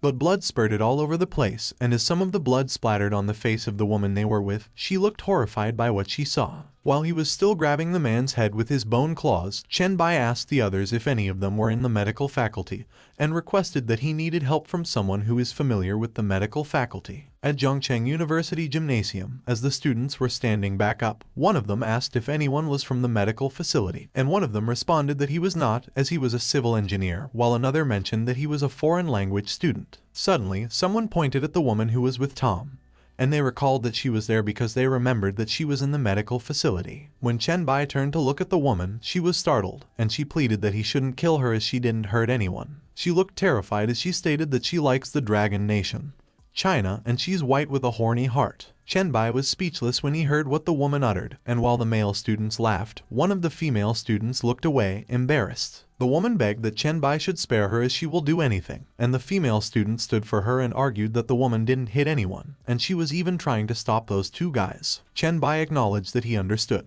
A few moments later, they came out of the gymnasium, and as Chen Bai pointed at the woman, he instructed that she would stay there while the students could leave. Chen Bai explained that when the students get out, they should follow the corpses of the zombies to Zhongcheng Dongshan Villa and report his name as Chen Bai, as the people there will settle them in. One of the students inquired if they were going out at that moment when the school was full of zombies, and another student confirmed if Dongshan Villa was really far from there, which another student confirmed. Chen Bai informed that he has cleared almost all the zombies along the way, so they don't have to worry about it too much as they won't be in much danger, and since they all survived, they are gifted evolvers too. He questioned them what they will do when the zombies and monsters start growing in numbers if they are too scared to face the zombies at the moment. When Chen Bai remarked that they would be as good as dead, everyone fell silent. One of the students broke the silence, and as she thanked Chen Bai, she acknowledged that she understood, so they were leaving immediately. A few moments later, when the students disappeared, the woman asked Chen Bai if she couldn't go with them and why he kept her there, which rendered Chen Bai speechless. The woman blushed, and she was astonished when she realized something. She suggested that she gets it that the students in the Dragon Kingdom love foreign girls, and so does Chen Bai, so that is why he was keeping her with him, and she insisted that he shouldn't use violence against her as she will be his wild horse. Chen Bai Bai clarified that the woman misunderstood him as he is not interested in a horse with a million riders, and he asked her if she didn't hear what he mentioned before, that he needed someone to help him find something in the medical department.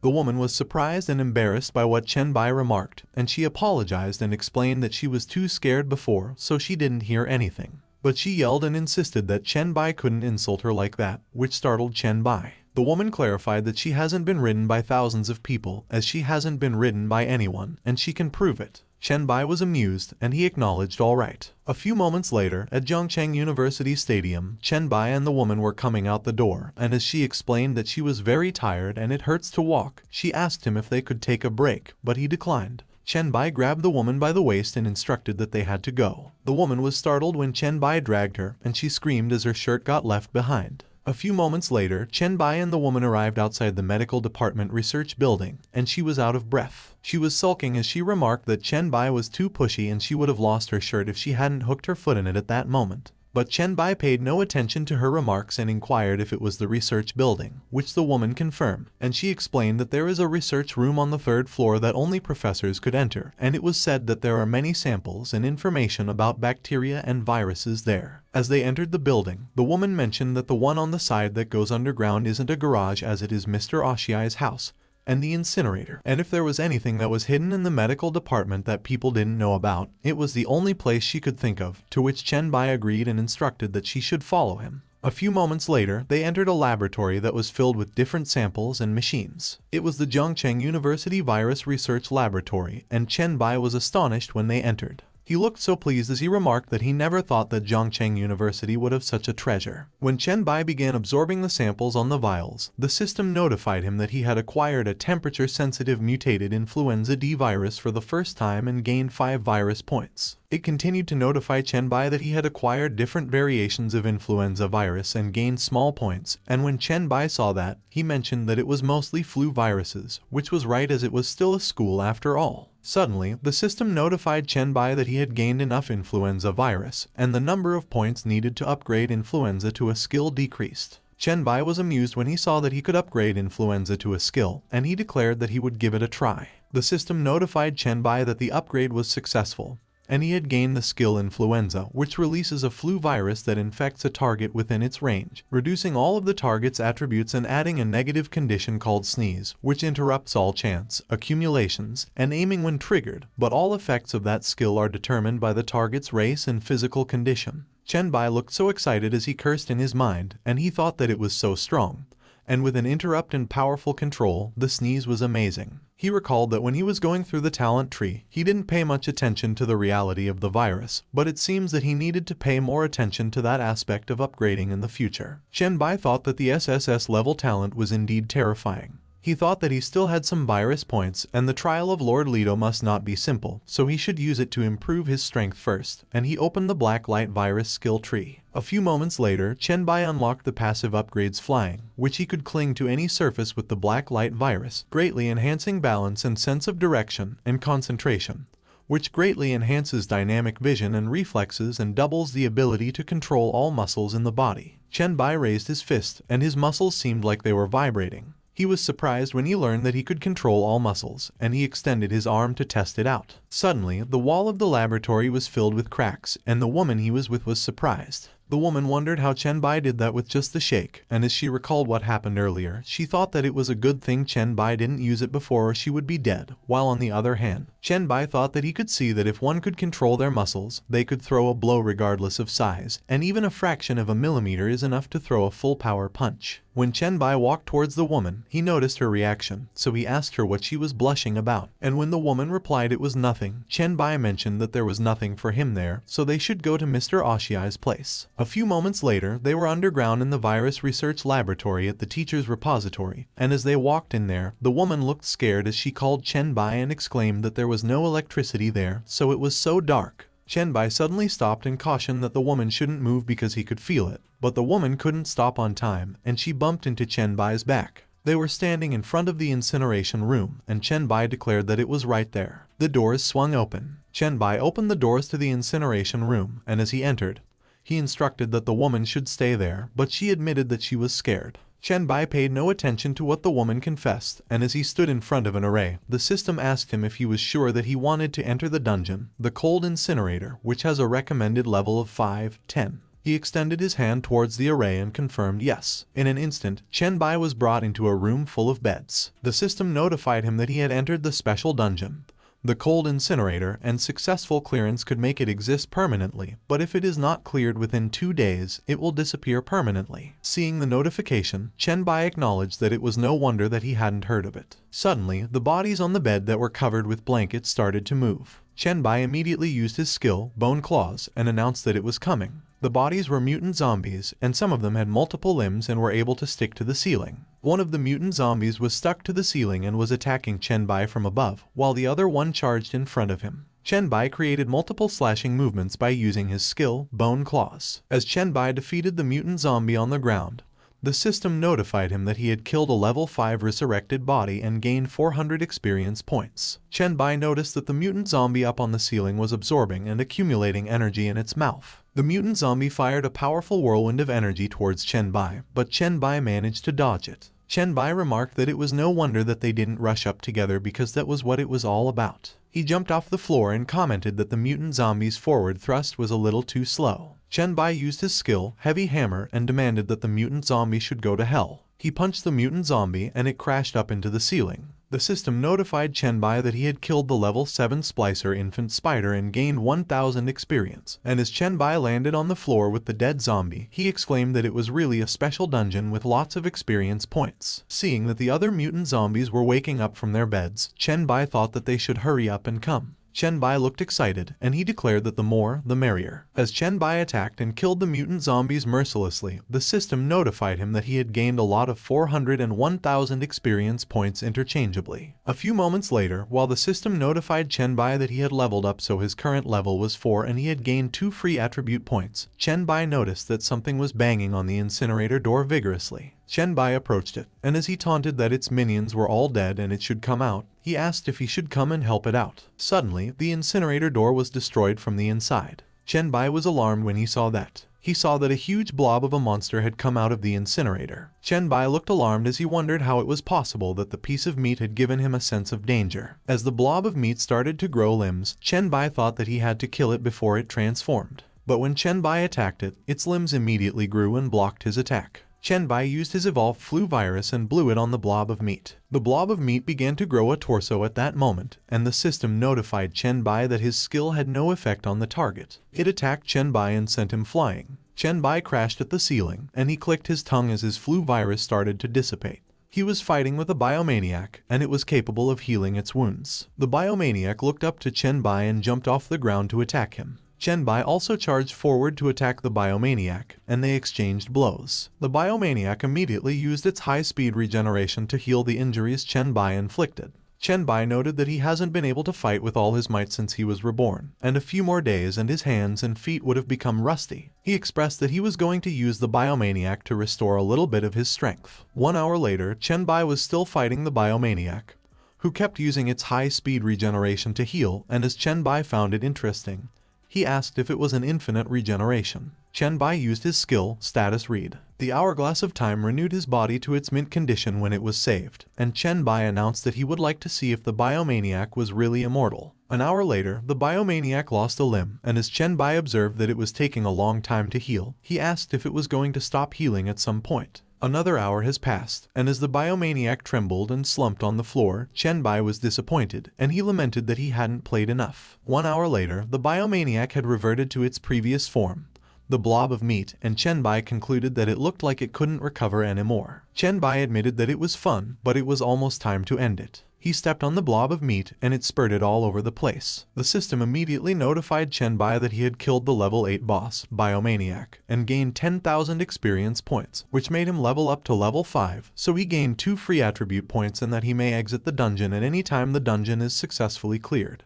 The system notified Chen Bai that the dungeon-cooled incinerator has been made permanent with a cooldown of 3 days, and it asked him if he would like to upload the clearance process as a paid video guide, where the payment will belong to the uploader. It notified Chen Bai that he could choose to hide his face, ID, and name, and he could also set the viewing price, so Chen Bai agreed and instructed that it could upload and hide his appearance. Meanwhile, in Song Zikyong's villa in the Dongshan Villa area, Su Xin was in a room with Song Zikyong, healing her. Song Zikyong looked surprised when she found something white, which puzzled Su Xin. She saw an announcement in the group chat that stated that Evolver White has released the Nightmare level Mystery Dungeon Cooled Incinerator clearance video with a viewing price of 1 copper coin. Both Song Zikyong and Su Xin simultaneously agreed that they should watch it. Other Evolvers in Chen Bai's group chat watched it too. Some of them looked excited, while others looked worried. Aylin was astonished when she saw the video, and she exclaimed that it was so fast that she had to slow it down to see it. Another member, a young man, was ecstatic and exclaimed that it was awesome, and was a fierce fight. Another member, a muscular man, commented that it was not right because the monster's recovery was better than Chen Bai's, and he asked if it was not right for Chen Bai to fight like that. Another member, a young lady, looked glad as she mentioned that Chen Bai had fully recovered. Members started to message Chen Bai in the group chat. The one named Heir to the 5 Lightning Whips declared that her legs and lilies will always bloom for him. The one named Leaf admitted that she was awful and asked Chen Bai when he was coming to Yingcheng as they would be there to welcome him. The one named Tyrant noted that Chen Bai's instant recovery power seemed to be limitless. The one named Crow observed that they were already at their limit with 10 zombies and asked if there was such a big difference between SS rank and SSS rank talents. The one named I'm really not a sword fairy questioned the level 5, 10 bosses for being so strong, and as they remarked that it was not logical, they asked how they could grow to that level at level 10. The one named The Only Trash in the group inquired if it was possible that there was another way to solve the dungeon. But Chen Bai's power has broken all the rules. And the one named True Void agreed that they think the only trash in the group was right, that Chen Bai was too strong to find a solution. On the other hand, inside the cooled incinerator dungeon, Chen Bai just finished absorbing the mutant zombies he defeated, and the system notified him that he had consumed a special complex mutant, so he had gained 300 Black Light Virus evolution points. Chen Bai explained that the Black Light Virus has its own evolution points, which are different from those of the virus points of talent, and he could only evolve the abilities and skills of the Black Light Virus. But he noted that it was also pretty good. The system notified Chen Bai that the Black Light Virus had evolved, increasing the speed of recovery by 300%, which triggered the Black Light Virus passive ability, acquiring the Biomaniac skill grade as Cell Regeneration. The system notified Chen Bai that Cell Regeneration is a passive skill where he could use a certain amount of his stamina or other energy to regenerate as quickly as possible, allowing him to regenerate a severed limb that could be turned on or off, and when Chen Bai saw that, he remarked that it was great because there was a low probability of getting a passive skill, and it was still in a level skill. Chen Bai noted that finally, he would take a look at what the Nightmare level boss dropped. He approached the 3 shining items lying on the floor. One of the items the boss dropped was an 11 unique Biodemon Professional Scroll, an evil profession that absorbs other living beings to improve itself, which has the ability to stimulate its own cells to greatly enhance its strength and recovery capabilities, but excessive absorption may cause gene disintegration or mutation, and the consequences are unknown. It has a requirement of Evolver level 10 with a greater than 15 physique, and when Chen Bai saw that, he exclaimed that it was in a class unique profession with both risk and benefit, but he already had the Black Light Virus. Another item was the Grade C Genetic Essence, a perfect genetic essence that could be used to greatly improve one's physical condition. But each evolver could only take it once, and Chen Bai opened up the vial as he remarked that it was not bad. Chen Bai drank the genetic essence, and the system notified him that it permanently improved his strength by 2, physique by 6, and agility by 3. He picked up the last item the boss dropped. As Chen Bai stretched it in front of him, he noted that it was strange and asked if it was a special item or a piece of equipment. The system notified him that it was a Grade D Special Defense Faceless Skin, a special skin product with multiple genes, excellent defense, and could alleviate the problem of sagging skin, which also increases agility by 10, physique by 10, and defense by 10. It could be used as body shaping, and long-term wear could improve body shape with better effect on women, or dynamic skin where one could change the color and shape of any part of one's body according to their own ideas after wearing it. Chen Bai thought about what he read for a moment, and he commented that the description of the dynamic skin was a little ambiguous, and he asked if it was a body change or an equipment item. When he was about to store the faceless skin in his inventory, Chen Bai saw and remembered that he had also picked up some of the monster's dropped items before. Looking at them, Chen Bai mentioned that they were all ordinary equipment that could be worn as inner armor, but they were okay. Chen Bai saw a skill book and observed that it was nice. The system notified him that the skill book was a D-rank active skill, active cells, that increases cell activity for a short period of time, which raises the recovery ability dramatically, with a cooldown time of 10 hours. But if one already has the advanced version of that skill, cell regeneration, that skill book is invalid, and when Chen Bai saw that, he remarked that it doesn't matter because those life-saving skill books could be traded for other things in the chat room.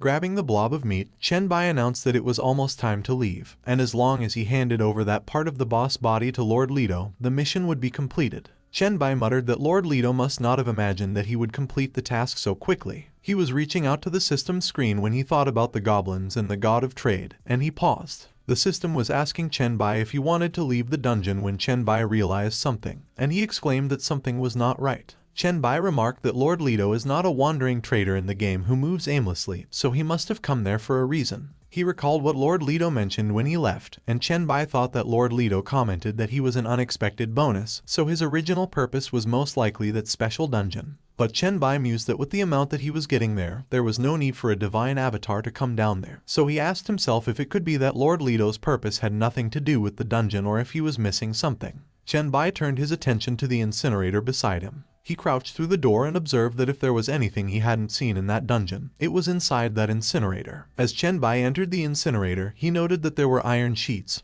fire outlets for incinerating bodies, and the walls were covered with oil and grease, and there was nothing special about that. Seeing the huge hole above him, Chen Bai asked himself if it was not in the pipes and commented that it looked like he needed to go up and have a look because if he doesn't investigate thoroughly, he might miss something. Chen Bai jumped to enter the pipes. A few moments later, as he was running inside the huge pipe, Chen Bai noted that the pipe was quite long and that it had far exceeded the height of the room. Suddenly, Chen Bai was startled when he noticed something ahead of him. He saw that his path forward was blocked, and he asked if that was it, a dead end. Chen Bai elbowed the metal to test it out, and as he noted that it couldn't be, he asked if there was really nothing. Chen Bai was startled when a golden face suddenly appeared in front of him. He immediately went and punched the face, but Chen Bai was speechless when he realized something. The system notified Chen Bai that it was an unknown mask and that the main cause of the incinerator's phenomenon was an unknown thing, and the appearance of the mask, which seems to have miraculous functions and effects. Chen Bai was surprised that it was actually an item, and as he grabbed it, he exclaimed that it has an unspecified name with a question mark, so it was most likely a fragment of an SSS class item or an item related to God. As he inspected the mask, Chen Bai remarked that it was amazing and that it looked like it was what Lord Leto was aiming for, so he had to find a way to keep it.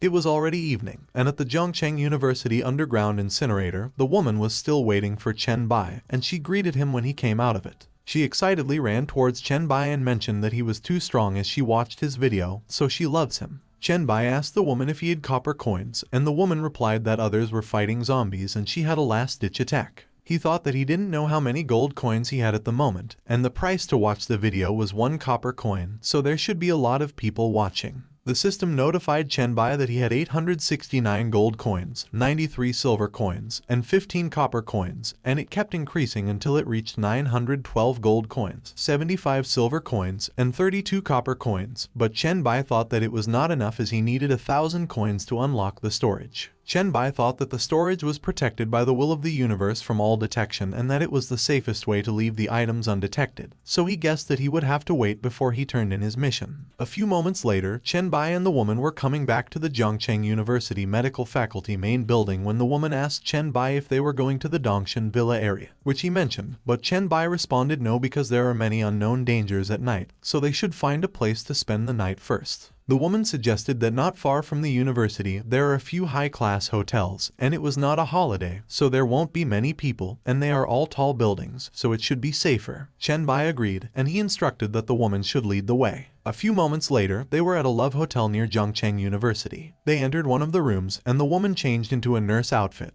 But Chen Bai expressed that he didn't like that one, to which the woman apologized and explained that she thought he picked that hotel to see such a thing. Chen Bai admitted that he would like to see such a thing, but he didn't like what she was wearing at the moment. The woman stated that she would go find another one. She changed into a police outfit, but Chen Bai noted that she doesn't have the spirit, so she should change. The woman changed into a teacher's outfit, but Chen Bai commented that she was not well behaved enough, so she should change. She changed into a school uniform, but Chen Bai complained that it was boring because she was a student to begin with, and he asked if there wasn't a more interesting costume there. The woman changed into a revealing cat costume, and as she asked Chen Bai's opinion about it, he thought about it for a moment, and he seemed satisfied. Chen Bai acknowledged that it was not bad and that the woman would be his pet that night, so she should come towards him. A few moments later, the woman was fast asleep on the bed when Chen Bai sat up and announced that he should enable the storage function. The system notified Chen Bai that the storage space had been opened, which cost 1,000 gold coins. It also notified him that he could choose his successor, and it could not be detected by any ability or skill as it was absolutely private and secret, protected by the will of the universe, so Chen Bai should use it carefully, and it was followed by the notification that the unknown mask had been stored in the storage space. When Chen Bai saw those notifications, he declared that it was time to proceed to the next part of the mission. He flicked the coin that Lord Lido gave him. While still mid-air, the coin created an array, and it notified Chen Bai that it was summoning the god of Goblin and Trade. Chen Bai was anticipating the arrival of Lord Lido. At a love hotel near Zhongcheng University, Chen Bai was out on the street summoning Lord Lido, and he thought that there was a saying in his previous life that was widely circulated. When trading with Lido, emotions are part of the bargaining chip, which meant that Lido would adjust the rewards in order to take care of the emotions of the transaction or task object.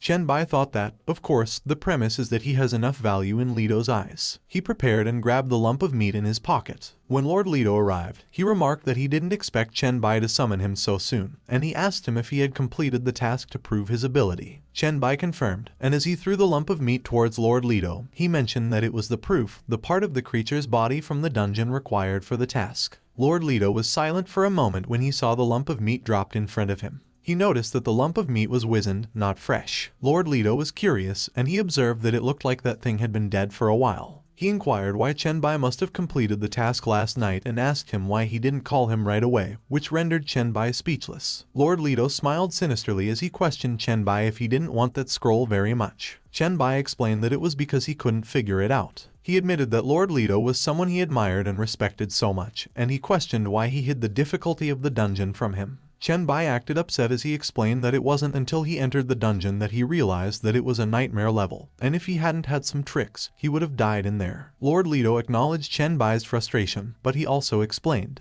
He clarified that, in fact, it was also part of the test because there was no way he would hand over such a treasure to someone who couldn't handle the unexpected, and he asked Chen Bai if he understood. Chen Bai paused for a moment, and as he let out a sigh, he confirmed that he got it and asked what the reward and the next task were. Lord Lido admitted that it was wrong of him to hide the information in the first place, and Chen Bai has also proven himself. He revealed that the reward for that mission is for Chen Bai to choose, and the next task will be the final round task. As Lord Lido inquired how Chen Bai felt about that, Chen Bai bowed and expressed his appreciation for the understanding and generosity of Lord Lido. Lord Lido invited Chen Bai to come on and take his pick with the highest quality B rank items as the upper limit. Chen Bai was startled when he suddenly got surrounded by a lot of B rank item cards. He grabbed a scroll of recovery and chose that one. Lord Lido was amused, and he identified that it was the scroll of recovery, a production blueprint. He praised Chen Bai for being knowledgeable and having clear goals, and he assigned him the final task. Chen Bai was astonished when he saw something in front of him. It was a task alert that the system gave Chen Bai, and it stated that the god of goblins and trade, Lido, has issued an SSS level task to him. Ultimate investment, the final round, which was to get 2 SSS level profession scrolls, and the system asked Chen Bai if he would accept. Chen Bai was surprised when he saw that it was 2 SSS levels, and he exclaimed that it was too difficult. He protested that Lord Lido must know that even gods are not born with SSS level professions. Lord Lido grinned and acknowledged that, of course, he knew because his first profession was a level. He emphasized that it was his best treasure, so it must go to the best place. Otherwise, he would have a hard time parting with it. Chen Bai agreed and stated that it seems that he has no choice but to accept it. On the other hand, in the Dongshan Villa area, a huge rat was carrying a man's body as it walked towards the houses. It was a level 5 mutant giant rat, and it was wreaking havoc in the area. While hiding behind destroyed walls, Aylin exclaimed that it was much bigger than what appeared before. She reported that 2 teams that encountered it have been completely wiped out, and as Song Zikyong noted that its attributes were 3 to 4 times higher than theirs. Aylin observed that their people were unable to deal with it and asked what they should do. Song Zikyong turned towards the men and commanded that they couldn't deal with the mutant giant rat at the moment, so they should stay away from it at the moment but keep him under constant observation. Suddenly, Aylin was alarmed when she noticed something. The mutant giant rat found them, and as it charged to destroy the walls, Aylin immediately moved to protect Song Zikyong, and she warned that everyone should get away. Aylin's warning was a bit too late, as the mutant giant rat crashed on the ground and sent the other men flying. Aylin helped Song Zikyong up, and she urged that she must escape from there immediately, but Song Zikyong lamented that it was too late because the mutant giant rat is too fast. As if right on cue, the mutant giant rat suddenly appeared above them, and it was ferocious. Suddenly, someone appeared in the sky in a portal filled with electricity. It was Chen Bai, and he easily kicked the mutant giant rat and crashed it on the ground. Song Zikyong was glad when she saw Chen Bai and called his name. Chen Bai looked at the area, and he remarked that it seemed that he had come back in time. He instructed that Aylin should call the men to clean up the battlefield and to make sure to compensate and reward those who died in the battle, while Song Zikyong would come back with him and explain the situation. Back at Song Zikyong's villa, Chen Bai was reading a report and described that the zombies were cleared out and they were checking the place out when suddenly there were a lot of those mutant rats, and the original location was east of the villas, to which Lu Lai apologized to him and reported that those beasts suddenly appeared and destroyed 6 of their warehouses, and the total number of casualties exceeded 100. Lu Lai gave another document to Chen Bai and identified that it was the specific list, and when Chen Bai got it, he remarked that what Lu Lai did already wasn't bad, and it looks like she hasn't been resting, so she should go rest first, as he will clean up the remaining mutant rats in the villa area and find out the source along the way. Song Zikyong chimed in and thanked Chen Bai for his concern,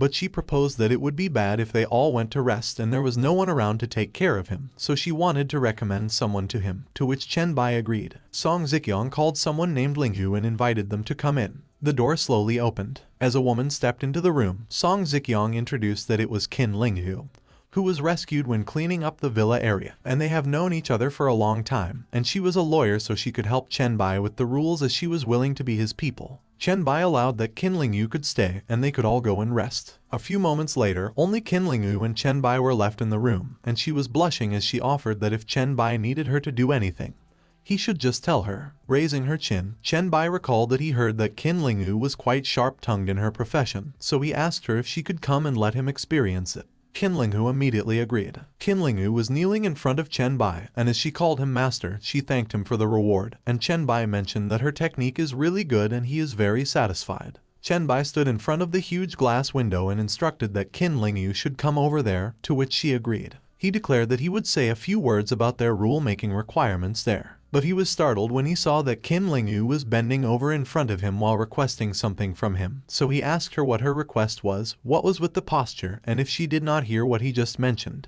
Qin Linghu apologized and explained that she didn't hear it, and it was probably because of her B-level skill focus, which allows her to increase the speed of her thinking and the sensitivity of her senses when she's concentrating on thinking, feeling, or doing something, but it blocks out all other information from the outside world. Chen Bai stated that he asked Qin Linghu to come over there because she could see all 3 areas of Dongshan. He informed that there are villas there. Chen Bai also mentioned that there are high-end residential areas on the hillside and lower mountain neighborhoods. He indicated that he needed Qin Linghu to make different rules according to different areas. Qin Linghu confirmed that she could do it and asked Chen Bai if he had any other requests, and Chen Bai clarified that it was a simple request as he was curious about her abilities. Chen Bai suggested that they should see how far her senses can be stimulated when she concentrates on her feelings. Qin Linghu blushed intensely and she stuttered as she agreed with Chen Bai. She immediately used her skill, focus, as she bent over in front of Chen Bai, and she confirmed that she was ready. The place was filled with pleasurable moans. The next morning, at Dongshan Sewerage Outlet, Chen Bai was with Song Zikyong, Aylin, and a group of people, and he indicated that he found that place yesterday through the architectural drawings and traces of mutant rats, and after entering, there was a lair of those mutated rats. Chen Bai mentioned that although he could clean that place himself, he wanted to quickly train strong men who could be trusted, reliable, and could protect everyone when he's not around, which is why he picked them guys and brought them there to level up.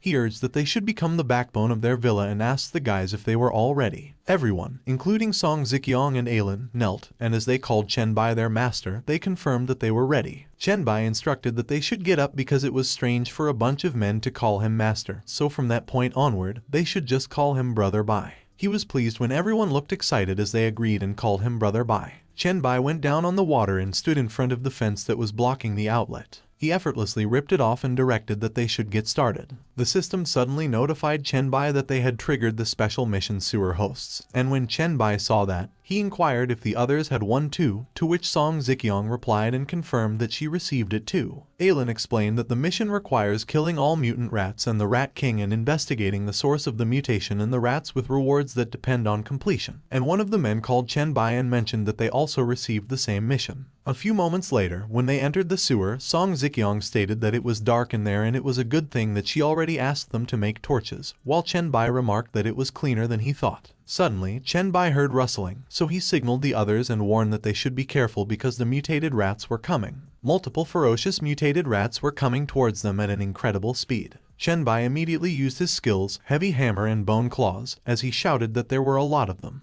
Everyone started to run and charge towards the mutated rats. As they killed the mutated rats that were in their way, Chen Bai warned that everyone should watch out for the ones who aren't dead. A few moments later, while Ailin was finishing up killing the mutated rats, a guy exclaimed that he picked up rat skin equipment there. Meanwhile, Song Zikyong was talking to Chen Bai and reported that that section of the pipe was almost cleaned out, and they had cleared 16 long and short sections of the pipeline, to which Chen Bai agreed. Suddenly, the guy behind Song Zikyong pointed ahead and alerted that something was happening again. But there was only one at that time.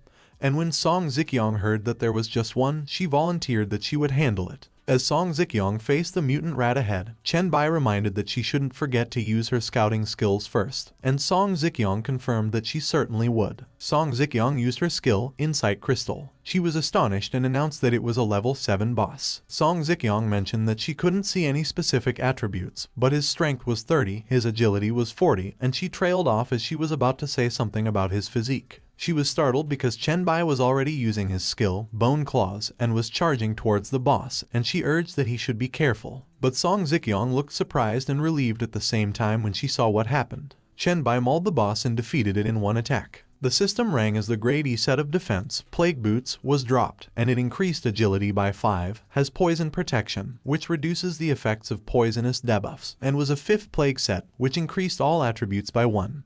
And has a requirement of evolver level greater than or equal to 5. When Chen Bai saw the equipment, he commented that the Rat King could actually drop a full set of equipment, and he equipped it. As he wore the boots, Chen Bai remarked that although it was a lower grade, if he collected all of them, they would be several times stronger than normal equipment of the same grade. Chen Bai stated that the Plague Rat King had been killed, so the only remaining task was to investigate the cause of the mutation. A few moments later, Song Zikyong commented that they had been through 5 pipes already, and as she asked why there weren't any more rats, she was startled when Chen Bai suddenly declared that they should stop. The system notified Chen Bai that he got 10 virus points for absorbing the Spore Plague for the first time. He got 23 virus points for absorbing the Bone Spur Plague for the first time. He got 15 virus points for absorbing Rotting Plague for the first time. He got 14 virus points for absorbing Mutant Dark Green Spore Plague for the first time. And he got 20 virus points for absorbing Black Death Plague for the first time. Chen Bai thought that it was normal to absorb viruses and some germs in the sewers, but the viruses he had absorbed at the moment were something that didn't exist on Earth before the trials, and moreover, the type and quantity could even harm the evolvers. He thought that it seemed that the source of the mutation was not far ahead. Chen Bai instructed that Song Zikyong can't go any further, so they should go back immediately, to which she agreed. When Chen Bai moved forward, he was bombarded with system notifications, and he thought that it was interesting because with each step, the virus points grew faster, so he wondered what the growth rate would be when he found the source. A few moments later, Chen Bai was about to turn up a corner on the pipes, and he announced that it looked like it was right there. There was a mysterious corpse with a scroll in hand emitting poison, and Chen Bai thought that the place was heaven for him. Chen Bai stood in front of the corpse that was tied in place. He was surprised when he saw the corpse, and he asked himself if it was the source of the mutation and plague virus. Chen Bai was examining the corpse, and he stated that he was basing it according to the concentration of the plague virus. He mentioned that the source should be the scroll, the one that the corpse was holding. Chen Bai pulled the scroll out of the corpse's hand. When he opened the scroll, he inquired if there were no properties or instructions. Chen Bai read that it was from the plague cult, and he noted that he had never heard of them in his previous life. He remarked that anyway, after absorbing all the viruses there, he would be able to make a great breakthrough in his strength, and he used virus absorption on the scroll. Chen Bai was extremely surprised, and he cursed when he saw that his hand had suddenly mutated.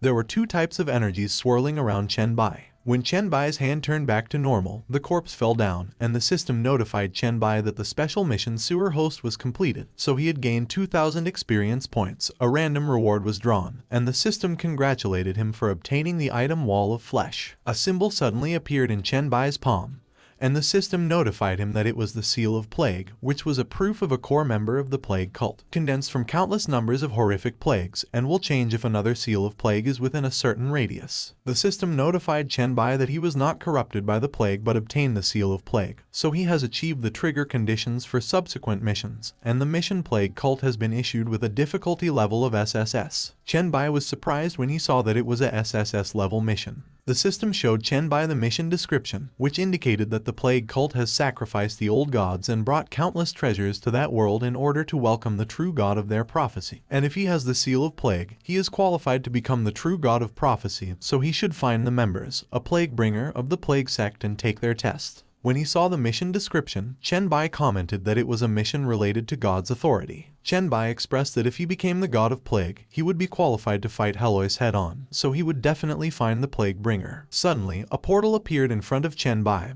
and he remarked that a dungeon was being generated. Chen Bai reached out to the portal to inspect it. The system notified him that the Hell difficulty dungeon plague sewer is being generated.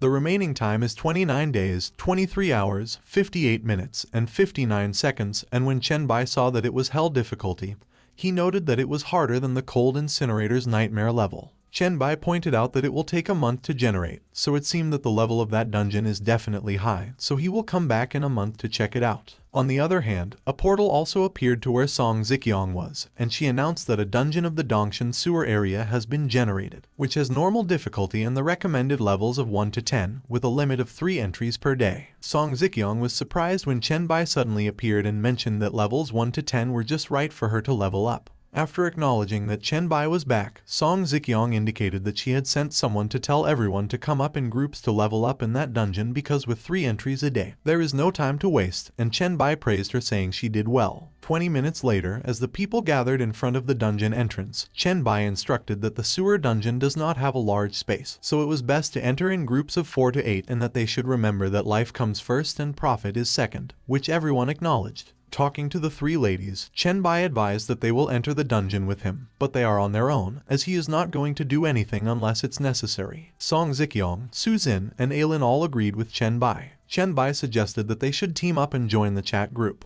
The system notified Song Ziqiang that Evolver number 1, Bai, invited her to join the chat group White Emperor Palace, and she was surprised when she saw number 1. Chen Bai explained that the numbering is just the order in which one becomes evolved, so there was no need to be so surprised. Suddenly, Song Ji confronted Chen Bai and inquired why she didn't get the invitation to the chat group. Chen Bai responded that it was because he didn't invite her. He loomed over Song Ji and declared that it is his harem and only loyal and capable people are allowed to join in, so a little girl who was scared shitless of a zombie doesn't get an invitation. Song Ji seemed embarrassed when she recalled what happened before, but she remarked that Chen Bai shouldn't underestimate people too much because she was all grown up. Chen Bai showed Song Ji multiple items and directed that she should pick up her equipment and get into the dungeon to let him see how much she has grown. A few moments later, Song Ji entered the dungeon, and she was sneaking behind a couple of mutated rats. Suddenly, she stopped Ailin and Song Ziqiang and indicated that there was no need to help because she'd do it herself. Chen Bai turned to Lu Lai and mentioned that he still doesn't know what talents she and Song Ji have. Lu Lai stated that her talent is B-level illusion, which allows her to create disembodied phantoms based on her imagination, and it plays a minor role in combat. As Song Ji went ahead and charged at the mutated rats, Lu Lai remarked that Song Ji's talent is a C-ranked natural aptitude,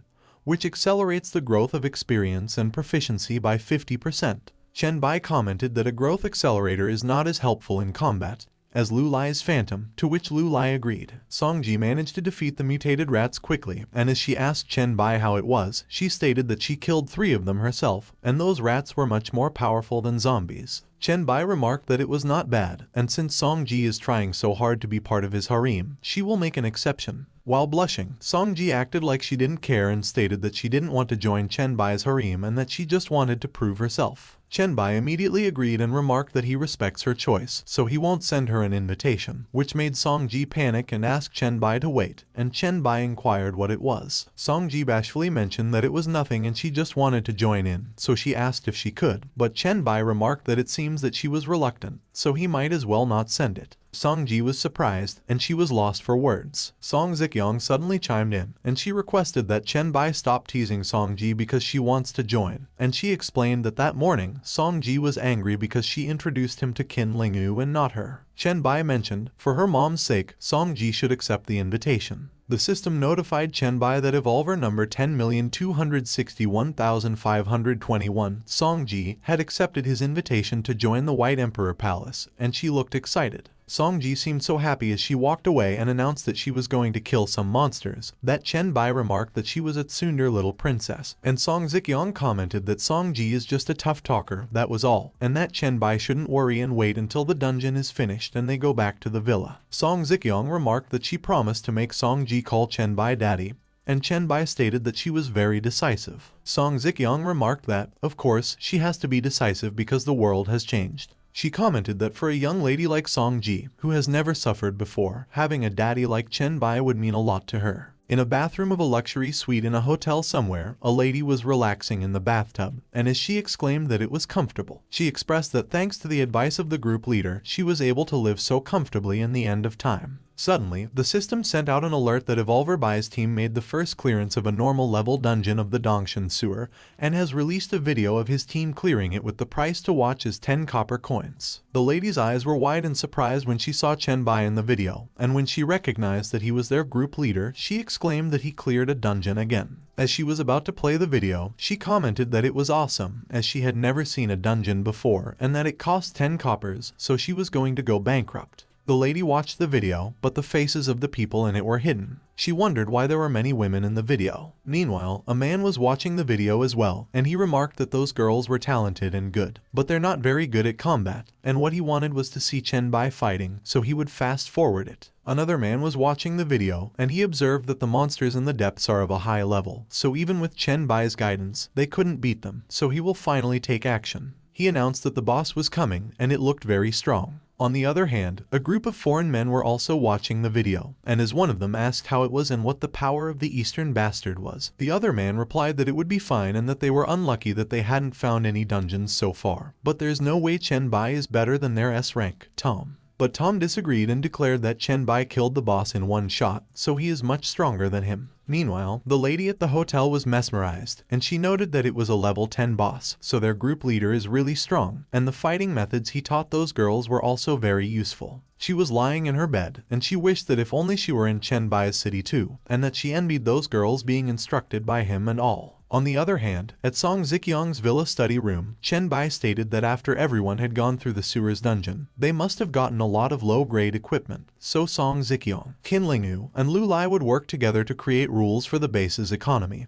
and equipment trade as soon as possible, to which Song Zikyong agreed and asked him if he had any other instructions. Showing a bunch of items to Song Zikyong, Chen-bai mentioned that he still has something for her. Chen-bai pointed out that Song Zikyong should be able to see the importance of those things, and Song Zikyong was surprised when she took a closer look. Song Zikyong grabbed the walls of flesh and blood, a wall material that could grow by devouring flesh and blood, which is stronger than any wall they could build, and it's a powerful barrier if utilized properly. Grabbing the scroll, Song Zikyong commented that it will take 10 seconds to return to the marked city, and the effect depends on the material used to make it, which is something that could save one's life, and with that, they could definitely become the sole ruler of Zhongcheng in a short time. But Song Zikyong looked disappointed when she grabbed the faceless skin, and she remarked that it improved the appearance of the body and could be transformed into any appearance. Noticing her reaction, Chen-bai asked Song Zikyong if that felt less important than the first two. Song Zikyong responded that there was no way that could be when Chen-bai is the real owner of all that, and that is why the equipment that pleases him is the most important thing in all of that. Chen-bai stated that he doesn't know much about women's clothes, so he wondered if Song Zikyong could surprise him, and Song Zikyong revealed that there is a surprise, but not just from her. Song Zikyong informed that she promised to make Song-ji officially call Chen-bai daddy, and she was going to dress her up immediately, so she requested that Chen-bai wait. A few moments later, all the lights in Song Zikyong's villa were already turned off, except for one room. A man was carrying a woman who was wearing a revealing leopard costume. It was Chen Bai, and he was carrying the sleeping Qin Lingwu into the villa bedroom. In a huge bed, Su Zin, Song Zikyong, Ailin, and Lu Lai were sleeping, and Chen Bai placed the sleeping Qin Lingwu in the same bed. Chen Bai took a good look at them sleeping on the bed. A few moments later, when Chen Bai equipped the plague robe, the system notified him that he had equipped 2/5 of the plague set, so all his attributes increased by 5 and he has resistance to weakness debuffs. And Chen Bai observed that that day's sewer dungeon only dropped 1 plague set after 3 attempts. Chen Bai commented that if he could get 1 plague set part after every 3 attempts, he could collect the full set in 3 days. Suddenly, the system notified Chen Bai that chat group 1 member Dreamy had initiated a private chat with him. Chen Bai was puzzled when he saw that notification and the name Dreamy. Dreamy greeted Chen Bai politely and mentioned that they watched his strategy video, and he gave guidance based on each person's talents and abilities, but he was not good at combat and also wanted to get his guidance. So they asked if that was okay, and when Chen Bai read that, he realized that it turned out that someone was looking for guidance. Chen Bai responded and stated that guidance requires him to have a certain understanding of their talent, so if they trust him, they should send their talent details to him, and he could help them after taking a look. Dreamy was startled when she read that Chen Bai declared that if she doesn't want to reveal her talent details, her attribute details are fine too, but with just that, he won't be able to help her much. She immediately responded and replied that if it depends on talent details, she will give them to him immediately. Meanwhile, Chen Bai mentioned that he had never heard of someone named Dreamy in his previous life, but the people in the group are at least pioneers, so she's got to be good. Chen Bai's eyes widened in surprise when he saw something. He saw Dreamy's talent, Dream Butterfly, and she currently has 31 dream points. Chen Bai immediately recognized that it was SSS level infinite growth talent, and he remarked that there was no way that power could be unknown, so it seems that in his previous life, she died. Dreamy was surprised when Chen Bai responded and stated that SSS level talents are very complicated and asked her if she could tell him the effects of her talents and skills. She agreed and explained that Dream Butterfly has the ability to enter the dream world, which is the same as the real world, and it could also be used to enter other people's dream worlds, and she could also take out some things from the dream world.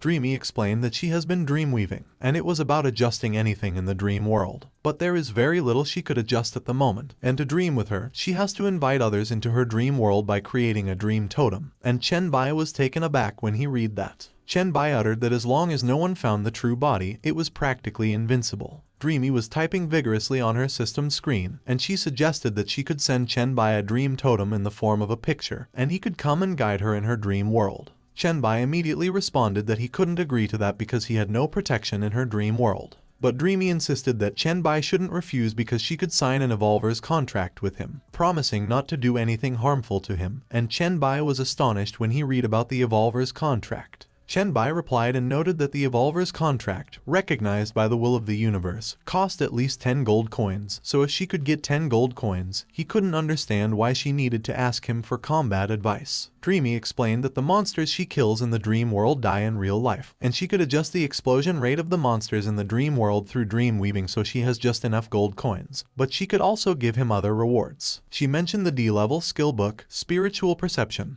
and the grade F special item, City Building Order, and Chen Bai remarked that it was a powerful ability and it could be considered no worse than his Virus King. Dreamy bit her lip, and she looked desperate as she pleaded with Chen Bai and explained that although she is strong in her dreams, she is weak in reality, and she has a strong feeling that if she doesn't improve her combat skills, she will die sooner or later. Chen Bai commented that Dreamy's instincts were right because her ability has no physical improvements whatsoever and is an incredible weakness. He agreed and suggested that Dreamy should send the Evolver contract to him, while he reasoned that since she was willing to sign the contract, he would help her because such a powerful talent must be recruited for his use. The system notified Chen Bai that the Evolver Dreamy sent him a copy of the Evolver contract, which states that Dreamy promised not to make any dialogue or take any actions that would cause any harm or negative impact on Chen Bai, and anyone who violates the contract will lose their identity as an Evolver, and it is valid for 24 hours, to which Chen Bai agreed. A few moments later, Chen Bai was lying on a bed in the second bedroom of Song Zikyong's villa, and he remarked that the dream totem needed him to relax and focus for 3 minutes, and it takes longer if the person is guarded. Suddenly, Chen Bai received the image of the dream totem Dreamy sent. Chen Bai expressed that if that ability evolved to the point where they could see in dream, that would be terrifying.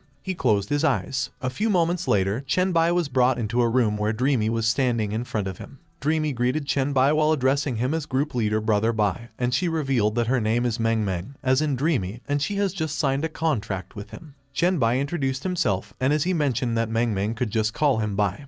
He asked her if it was the world of her dreams and remarked that the place was not suitable for combat training. Meng Meng replied that it was not the place. She opened a portal and stated that she cleaned up a gym not far from there, and Chen Bai was astonished. Chen Bai was taken aback by what he saw. He observed that the entire city was being replicated in the dream. Chen Bai took a peek into the portal, and as he inquired if it was the gym, he noted that it seemed her dream world was very big. But Meng Meng explained no, because the dream world is independent and does not belong to her, and she, as a dream traveler, could only enter and modify it, and based on her explorations the past days, it appeared that the dream world reflected the real world. Chen Bai acknowledged that he understood, so they should get started and head to the gym immediately to begin training. Meng Meng agreed and led the way into the portal. A few moments later, they arrived inside a basketball court inside the gym in the dream world, but it was dark. Meng Meng snapped her hands and declared, "Let there be light." The lights in the gym lit up. Chen Bai commented that Meng Meng looked like a middle school girl after that, and Meng Meng giggled as she mentioned that she was a novelist before the apocalypse. Chen Bai pointed out that what Meng Meng wanted was to strengthen her abilities in the real world, so the best way to do that was to fight, and she shouldn't try to use dream world abilities against him, as she should let him see her current fighting level. Meng Meng explained that in the dream world, her attributes were boosted to the level of her mental strength, and her mental strength was 48, so Chen Bai should be careful. Chen Bai reassured her not to worry and just attack with all her strength, to which she agreed and announced that she was coming.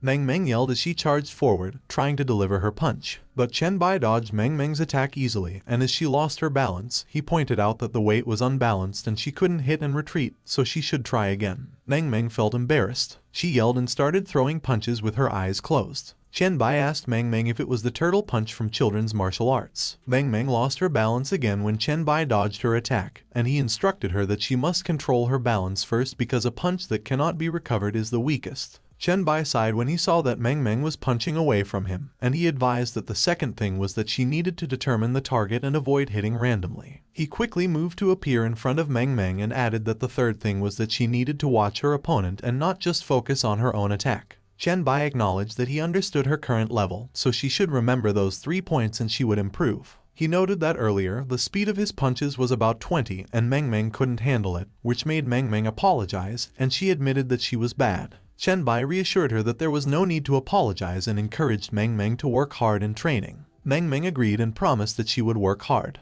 After 7 days, it was already evening in the Dongshan Villa area, and one room remained lit in Song Zikyong's villa. Song Zikyong was in the room with Cheng Bai, and she informed him that all the laws had been posted, and there were also people in front of each billboard responsible for explaining them, to which Chen Bai acknowledged and commented that the Dongshan area was already on the right track. Chen Bai remembered something and mentioned that he had been cleaning up the Dongshan area in the past few days, so currently, the management there would be left to Song Zikyong because he would leave early tomorrow morning. Song Zikyong asked Chen Bai if he was already leaving and reminded him that she had said he would stay for a while because, after all, his plague set was missing one piece. Looking at the attributes and effects the plague set had, Chen Bai explained that he didn't have time to wait for an E-grade set because there were many opportunities and precious treasures out there, so he had to go out and grab some of them. Song Zikyong hugged Chen Bai from behind and urged him to think about them too and come back. Otherwise, if the Emperor Bai's palace flooded, no one would be able to control it, and Chen Bai, who was amused by what Song Zikyong said, asked if there was a flood on his land. Chen Bai suggested that Song Zikyong go and summon them all because they would have a good discussion that day about how to close the water outlet, and she confirmed that she would do as her lord ordered. Later that night, the ladies on Chen Bai's team were all in bed, and they were filled with pleasure as Chen Bai used his vine-like aura on them. Chen Bai was pleased as he watched the ladies get filled with pleasure. He leaned back with contentment on his face, and everything was filled with butterflies and roses. The next morning, Chen Bai was about to leave the room, and he was looking back at the naked ladies sleeping soundly on the bed. When Chen Bai closed the door, he noticed that Ailin was approaching him. Chen Bai asked Ailin if she was looking for Kyung's clothes and informed her that she hadn't woken up yet, but Ailin denied it and explained that she was looking for him, so Chen Bai inquired about the matter. Ailin reported that someone was causing trouble in the settlement at the foot of the mountain, and when Chen Bai heard that, he asked her why she was looking for him for that kind of thing and if the Dongshan RLSE hadn't already been posted. Chen Bai asked Ailin if it wouldn't be better to do things according to the rules. Ailin apologized to Chen Bai for bothering him and informed him that they had already controlled the person, but they claimed to be Chen Bai's classmates. Chen Bai instructed Ailin to take him there, and she immediately agreed. A few moments later, Ailin led Chen Bai to the foot of the mountain,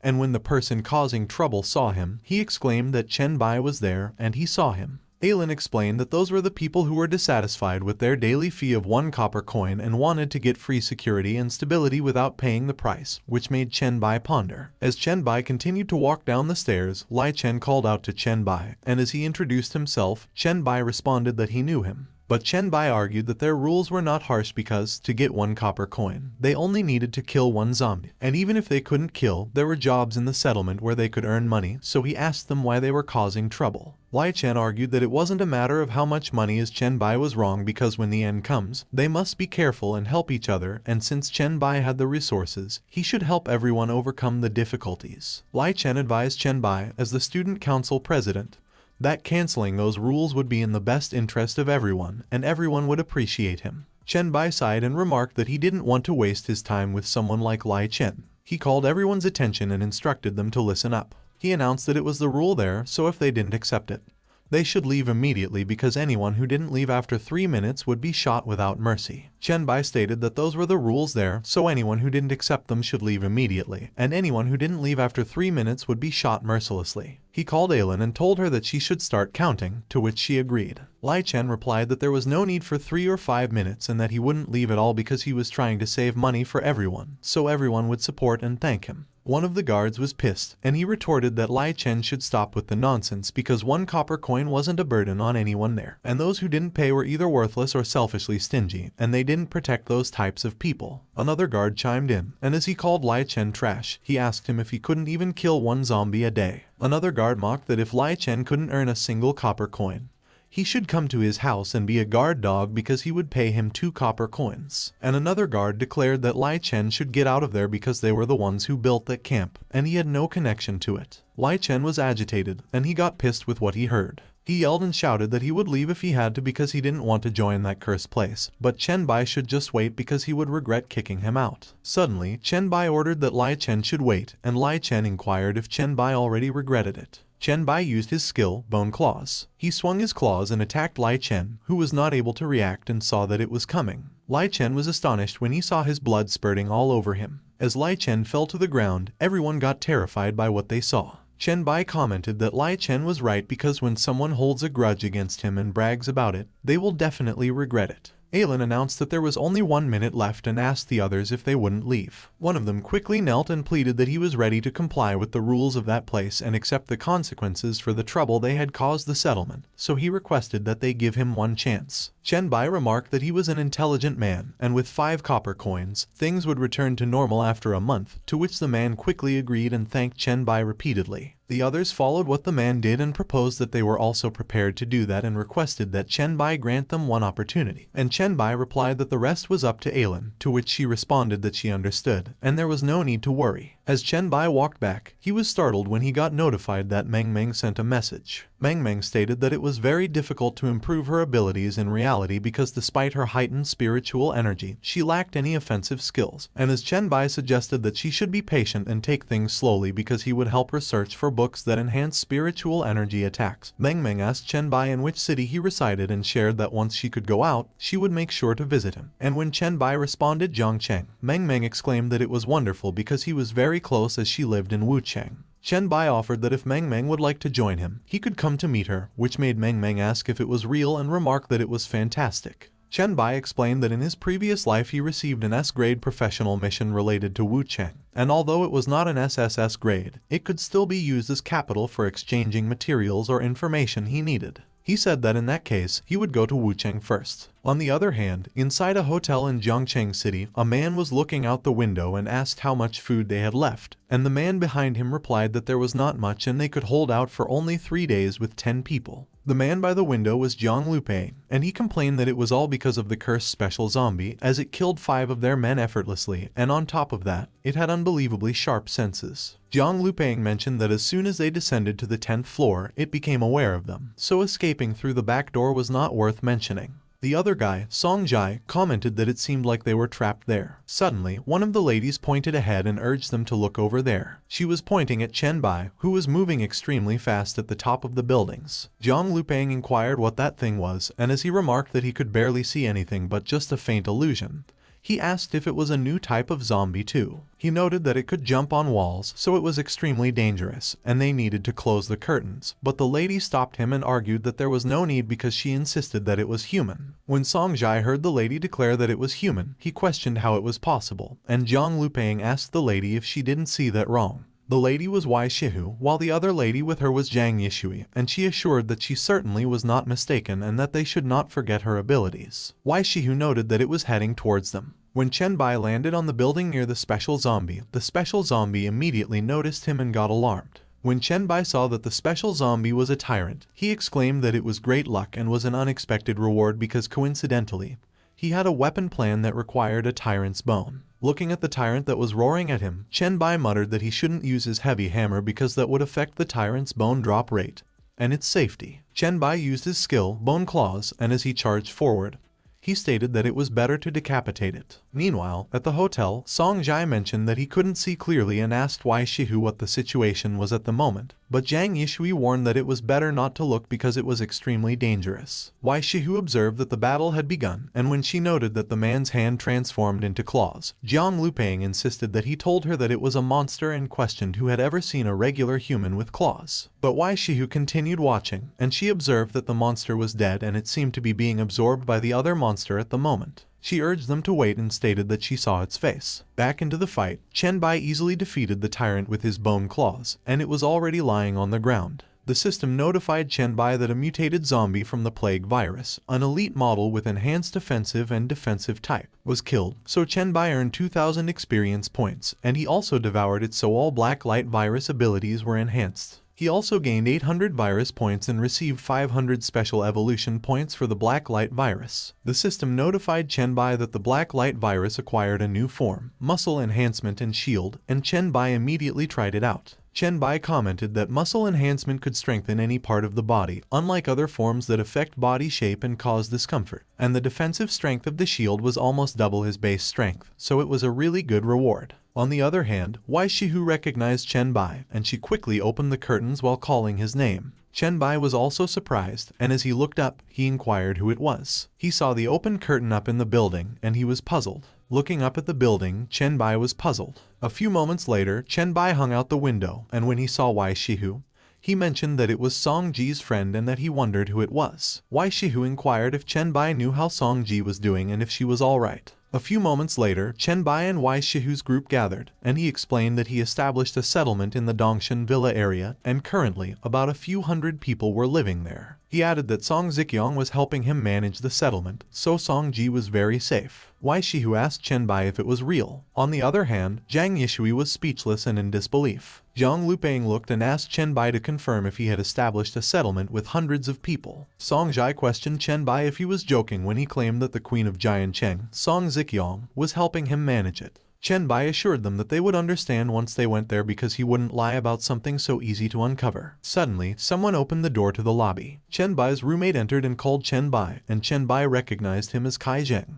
Lin Kaizheng was with their other roommates, Lai Feng and Zhao Mu, and when Lin Kaizheng remarked that he knew he heard someone calling Chen Bai's name earlier, Zhao Mu confirmed that Chen Bai was really there. Chen Bai asked them what they were all doing there. Lin Kaizheng explained that on the day it all happened, Zhang Lupeng brought a group of students to support Wai Shihu at the script killing shop where she worked part-time. Zhao Mu mentioned that they wanted to ask Chen Bai if he was available, but Lai Feng thought he was probably busy. Chen Bai asked them if many of their classmates from Jiang University were there and invited them to the settlement in the Dongshan Villa area if they were willing. He explained that there is a rule requiring them to hand over 1 copper coin each and asked if they could manage that, to which they responded that of course they could. Zhang Lupeng remarked that if the monster hadn't trapped them there, they might have even found gold coins, but the road to the settlement was dangerous, so he requested that Chen Bai accompany them. Chen Bai declined, stating that he had other things to take care of, but reassured them not to worry because on his way from Dongshan, he only saw one tyrant, which made Zhang Lupeng realize it wasn't a common monster, and he commented that they were really unlucky if that was the case. He summoned skill cards. Chen Bai called Lin Kaizheng, Zhao Mu, and Wai Shihu as he placed the skill cards with some items on the table, and he mentioned that those were low-level items that he didn't need, so he was giving them to them. He stated that he was in a hurry and needed to hit the road, and since they knew the location of the settlement, he would leave first. Zhang Lupeng thanked Chen Bai. Chen Bai waved at them as he walked out of the room, and Zhao Mu told him to take care. A few moments later, Chen Bai was already traveling from one building to another. Suddenly, Chen Bai stopped moving when Meng Meng initiated a private chat, and she explained that King Hanwang was complaining in the group, and she mentioned that her new ability could help him, to which he responded and noted that there were too many people in the group, so she should just tell him directly what the situation was. Chen Bai thought about King Hanwang and a person named Han Zio. Meanwhile, Zhao Mu spoke to Zhang Lupeng and suggested that they should go to the settlement because a settlement with more evolved individuals was also safe, so it was crucial for them.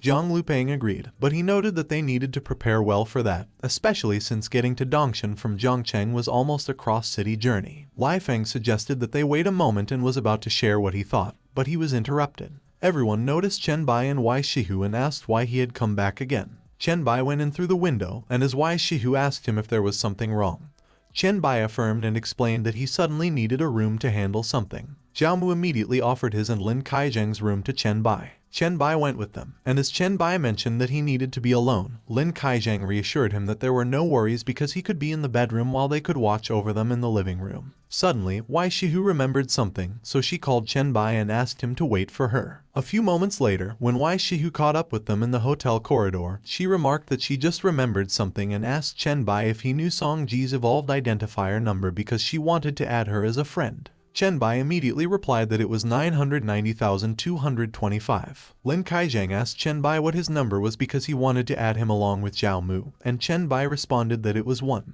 Chen Bai looked at Lin Kaizheng with a straight face, while Lin Kaizheng looked at him in disbelief. Lin Kaizheng laughed and remarked that they were all evolvers at the moment, but Chen Bai's dry humor hadn't evolved at all. But Zhao Mu called Lin Kaizheng and noted that he would understand once he had added Chen Bai, and Lin Kaizheng was puzzled. The system notified Lin Kaizheng that Evolver number 1 accepted a friend request, and while Lin Kaizheng screamed in disbelief, Chen Bai called him and urged him not to just stand there and hurry up to catch up. 10 minutes later, the three of them were in the living room, and as Lin Kaizheng remarked that Chen Bai's ID number was really an absolutely good number, Zhao Mu explained that Chen Bai revealed it was the sequence to becoming an Evolver, so he was the first to become one. Zhao Mu asked Lin Kaizheng if he remembered what Chen Bai posted in the dormitory group chat, asking if there was any news about the school changing the date of the physical fitness test to mid-June, and Lin Kaizheng confirmed, noting that they ended up exercising for over a week because of it. Lin Kaizheng realized something, and he asked Zhao Mu if he meant that Chen Bai already knew about the end of days back then.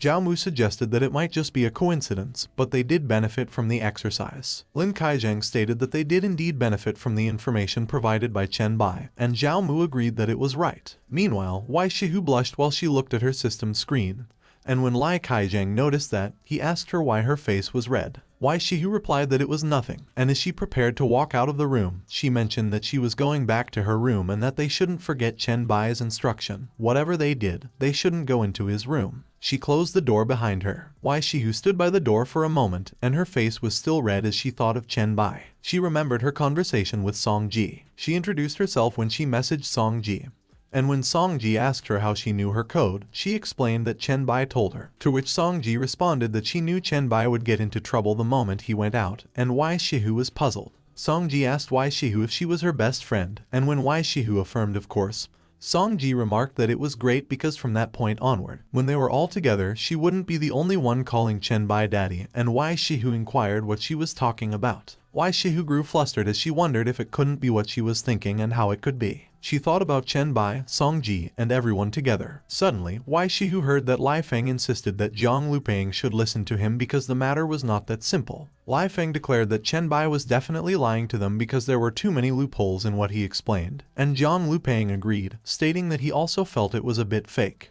Zhang Lupeng questioned what Chen Bai said about Song Zikyong helping him manage the settlement, and noted that no matter how they looked at it, it sounded like boasting. Why Shihu remained silent as she listened to the conversation. On the other hand, the system notified them that it was the Dream Space Magic City in Han Zio's home, and Chen Bai greeted everyone and mentioned that he made some arrangements in the real world, so he was a bit late. Chen Bai noted that it seemed like he was the only one left. Meng Meng was waiting in the living room with two other guys. One of them was Han Zio, aka King Han, and as he introduced himself to Chen Bai, he exclaimed that he had finally met the Bai Emperor, and that he always knew Chen Bai would be handsome.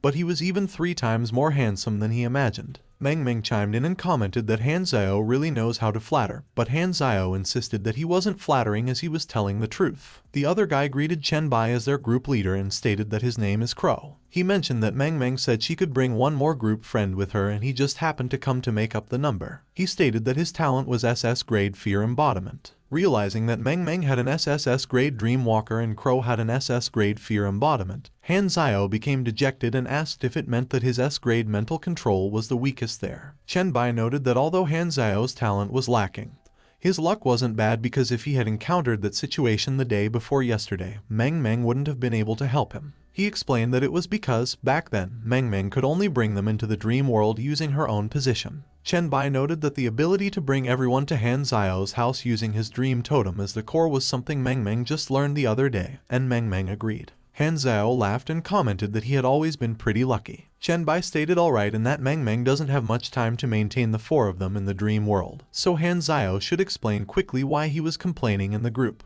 Han Zio explained that it was a dungeon with a mission specific to him, so he would send Chen Bai a screenshot of the mission. He mentioned that it was not close by, so they should talk as they went. It was Family Mystery, an S-grade exclusive mission, and it stated that Han Zio found a medical record from Red Star Psychiatric Hospital in his father's belongings with the name of an aunt he had never heard of, and it mentioned a family genetic disorder which piqued his curiosity, and the Red Star Psychiatric Hospital seemed to hold the key to the mystery. A few moments later, they arrived at the Red Star Psychiatric Hospital 16, and as they stood in front of a portal, Han Zio mentioned that when he found it, it had already become a dungeon. Han Zio explained that he went in once but quickly gave up. He mentioned that the level 5 to 12 nightmare difficulty monsters were just too much for him to handle, and he couldn't wait to level up and come back because after he first abandoned the dungeon, the Cosmic Will informed him that someone had noticed his presence and might leave with everything. Chen Bai immediately reached out to the portal and responded that he understood. The system asked Chen Bai if he wanted to lead the team into the Red Star Psychiatric Hospital dungeon, and Chen Bai answered yes. A few moments later, they were in the Dream Space Magic City inside the Red Star Psychiatric Hospital dungeon. Crow called everyone's attention and announced that there was a little monster, and as Meng Meng commented that she had a bad feeling about that place. Han Zhao noted that the monsters right at the start of the dungeon weren't weak, so they should be careful. It was a monster nurse, and she moved forward with a strange posture. Crow advised everyone to hold on and let him test its strength. The monster nurse suddenly charged toward Crow at an incredible speed. Crow used his SS grade talent, Fear Embodiment, and the monster nurse quickly stopped in its tracks. The monster nurse was terrified, and she fell on the ground. Her heart beat loudly, and she couldn't take her eyes off the scarecrow. Crow urged the monster nurse to fear more and used his skill, Lawful Explosion. The monster nurse trembled on the ground as her heart exploded, and the system notified them that a team member killed a crazed nurse, so the experience was shared. Meng Meng remarked that it seemed way too much like a villain boss, and Han Zhao commented that it was a powerful ability, while Chen Bai concluded that it was good. They received the D-rank active skill, Sharp Screeching Thought Explosion, which launched a mental attack with a sharp screech, causing mental damage within a certain range, and it would also attract the attention of nearby monsters. Crow called everyone's attention and mentioned that they were lucky because they got a skill drop. Chen Bai noted that Han Zhao and Meng Meng both had mental talents, so the two of them should decide who gets it. And Han Zhao stated that he didn't need it as he just wanted the items for his exclusive mission, and besides, his talent already had a similar skill. Meng Meng stated that she wouldn't hold back, and as she obtained the skill card, she thanked Crow. She immediately used the card, and the system notified her that she had learned the Sharp Screeching Thought Explosion. Chen Bai requested that Meng Meng use the skill, but she explained that the skill's damage range wasn't large, but the sound range was wide, so it might even lure out the monsters in the wards. He stated that it was exactly what they needed because searching room by room was too much trouble and that Meng Meng shouldn't worry because it would be fine, so she agreed. Meng Meng used her skill, Sharp Screeching Thought Explosion. In an instant, a lot of monsters emerged and rushed toward Chen Bai and his group. Chen Bai observed that the effect of attracting monsters was really good. Han Zhao stated that there were many monsters in that dungeon. Crow warned that everyone should be careful and not get distracted. On the other hand, Meng Meng asked Chen Bai if they would be okay with all those monsters. Chen Bai replied, of course, and that there was nothing to worry about. He remarked that it was the perfect time to try his newly upgraded skills. Han Zhao summoned multiple daggers, and he expressed that he was relieved to hear that from their group leader, so they should kill. He threw his daggers and eliminated multiple monsters in one go. Meanwhile, Crow used his skill, Fear's Source, Darkness. The shadows he created wrapped around the monsters, and Crow commented that it should strangle them. Suddenly, Meng Meng created a huge explosion. Crow and Han Zhao were astonished when they saw that Meng Meng was casually holding a rocket launcher. Meng Meng exclaimed that it felt so good and that she should try again. Han Zhao observed that the ability to create things in dreams was abnormal, and as he asked if Meng Meng would be able to build a Gundam in the future, Crow affirmed that she surely could. Something suddenly caught Crow's attention. While he restrained some of the monsters, he silently observed Chen Bai,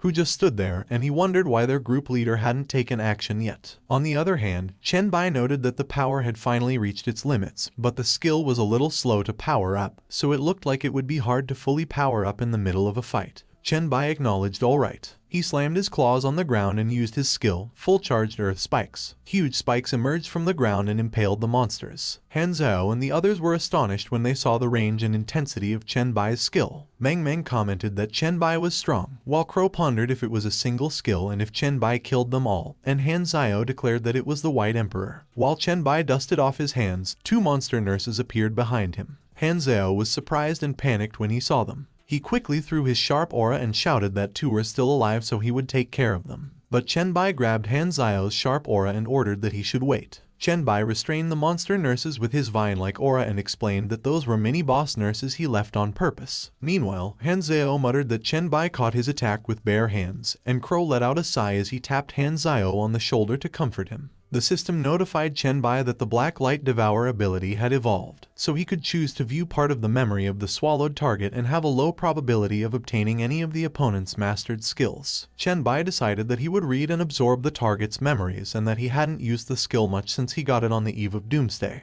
He saw the body of a woman that had marks on it, and she asked what it was. The woman was being hanged on an upside-down cross, and she screamed as she asked what it was. There were a lot of upside-down crosses where women were hanged, and as a nurse crawled sinisterly on the ground, one of them screamed and begged her not to come, while another person standing called her Nurse Kang and advised that she should calm down. The person inquired Nurse Kang how she could be so mentally weak and stated that he was going to offer her to his master, so it was a pity that the crazy woman could only be used as a sacrifice next month. On the other hand, at the hospital, 2 nurses were talking to each other, and as the other remarked that Nurse Wang shouldn't feel too bad when people don't accept her because of what happened to Nurse Kang, Nurse Wang admitted that she knows because she also liked Nurse Kang. Remembering how Nurse Kang kept saying 16 while being restrained on a bed, Nurse Wang recalled that she was such a nice person and asked how she suddenly went crazy. Back to the present, Chen Bai thought about the number 16 and the demonic formation he saw, and he remembered something. Chen Bai recalled that when he was a demon hunter in his previous life, he once heard that a dungeon in a mental hospital is related to demons and could even summon demons. But at that time, his level had already exceeded the dungeon limit, so he just read the posts in the evolutionary forum and didn't pay much attention to it afterwards. He suggested that they should go and find clues for Han Zhao's exclusive mission,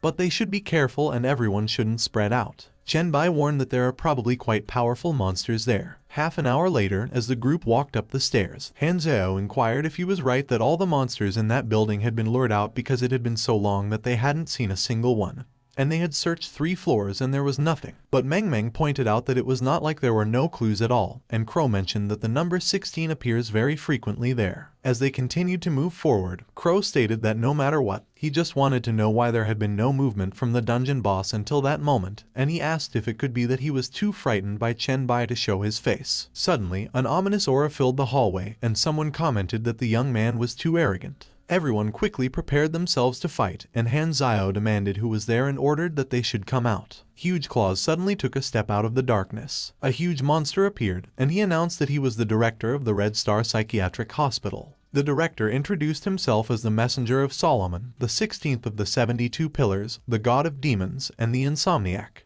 Han Zhao got nervous when he heard about the demon, and Crow was surprised when he heard that the director was the demon god's messenger. The director insisted that pretending to be calm is of no use at all, and they will be sacrificed for his master's sake, which was their only outcome. But he added that if Meng Meng was willing to serve the master faithfully and bear his offspring, he could save them from death. Meng Meng retorted yuck and that it was a nice try, so the director should go and give birth to a child for his master himself. Chen Bai scoffed that for a lowly demon transformed from a human, the director was too arrogant. He used his bone claws and challenged that if he was really that capable, he should show it to his grandpa there and stop talking nonsense. The director declared that Chen Bai was a human who didn't know how high the sky was. He summoned a huge version of himself as he called his master and stated that he should give him strength. The director's summons was huge, and it loomed over Chen Bai and his group. Han Xiao quickly fell into despair. As Han Xiao and Crow knelt on the floor, Han Xiao asked what that awful feeling was. On the other hand, Meng Meng was bleeding, and she called for Chen Bai. Meanwhile, Chen Bai cursed in his mind as he muttered that it was the type of demon he hates the most because they could cause a steady stream of mental oppression. And although his mental strength is not low, he doesn't have any mental skills, so it was extremely unfavorable for him to continue. Chen Bai charged forward, and he murmured that he should make it quick. The director swung its arms to attack Chen Bai, but Chen Bai managed to dodge it and dug his bone claws into the director's abdomen.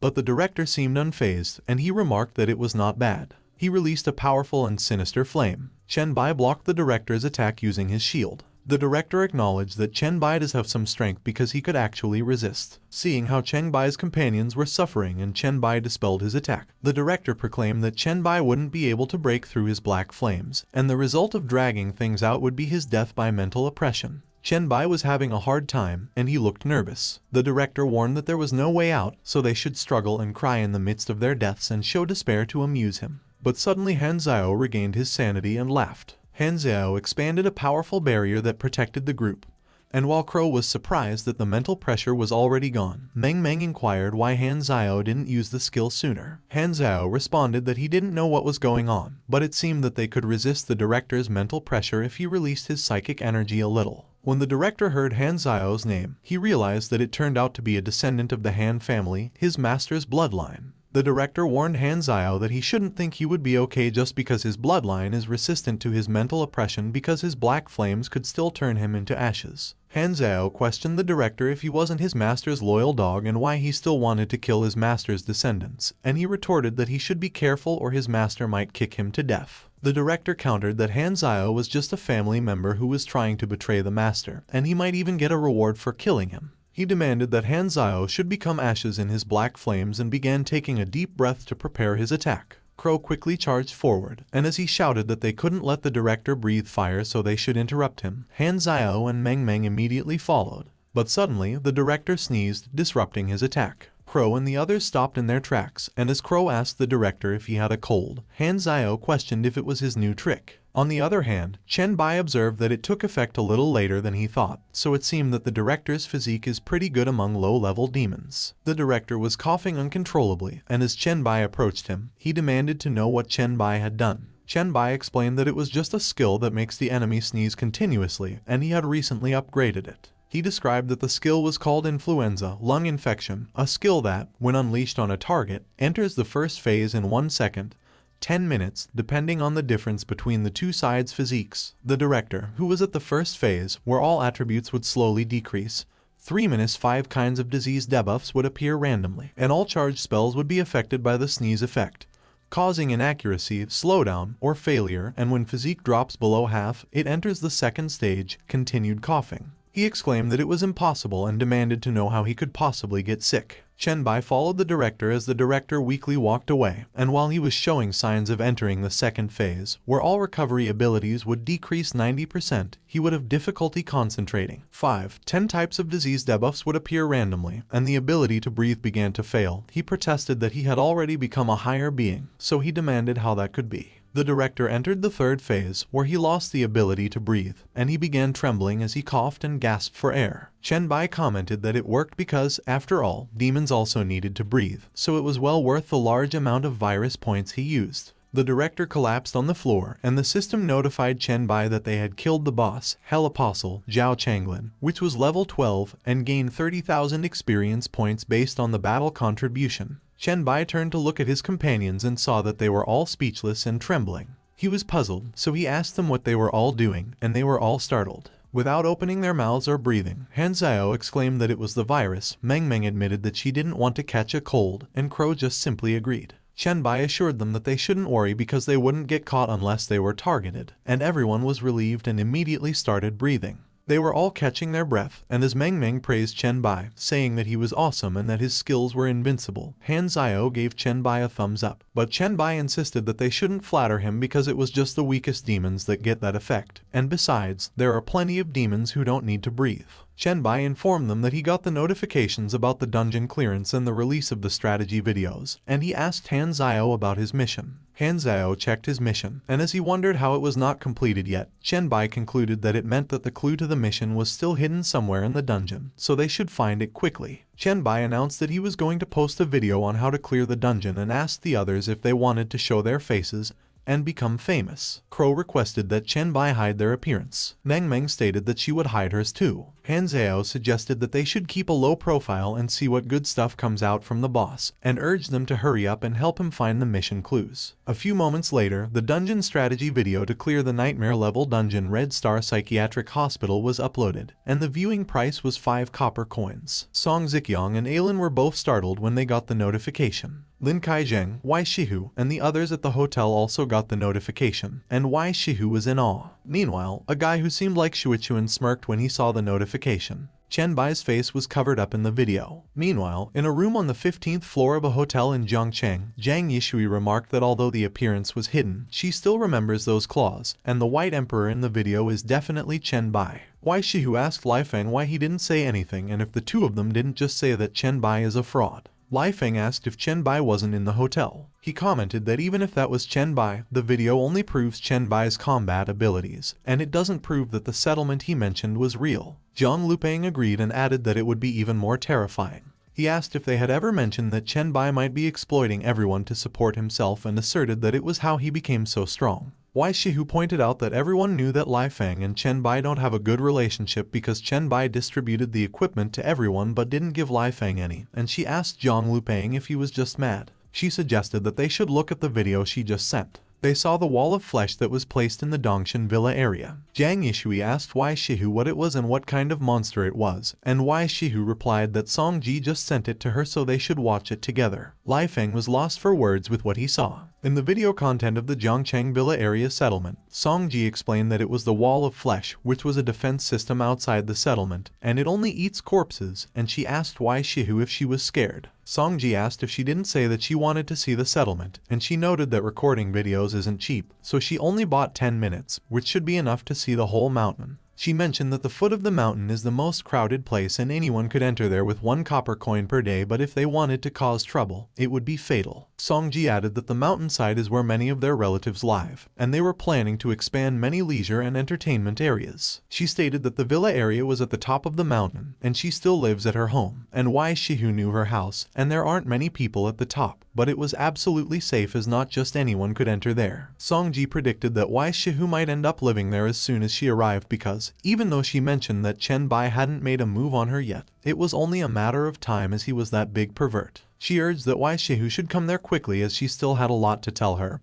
and that she went to a dungeon to improve her physique. Otherwise, even if they all come together, they won't be able to deal with Chen Bai. When Zhang Yishui heard what Song Ji shared, she asked Wai Shihu if she asked Song Ji how many women Chen Bai has, and Wai Shihu responded that it was not the point. Wai Shihu was flustered, and she admitted that she should have watched the video herself before sending it to others. Lai Feng acknowledged that there was no more problem and that he didn't expect Chen Bai to be that strong. He stated that he just suggested some possibilities, but Zhang Lupeng cut him off and interjected that Wai Shihu can't be Chen Bai's woman. Wai Shihu asked Zhang Lupeng what he meant and when she ever expressed that she wanted to be Chen Bai's woman. Zhang Lupeng agreed, adding that Chen Bai is too flirtatious and has too many women, so she definitely wouldn't like him. And he claimed that he was different because he only wanted Wai Shihu. But Wai Shihu demanded that Zhang Lupeng should stop and not come any closer. She declared that who Zhang Lupeng wants or how many he wants has nothing to do with her, as she has rejected him many times even before the doomsday. Wai Shihu reiterated that she would say it again that she doesn't have any feelings for Zhang Lupeng and she doesn't like him.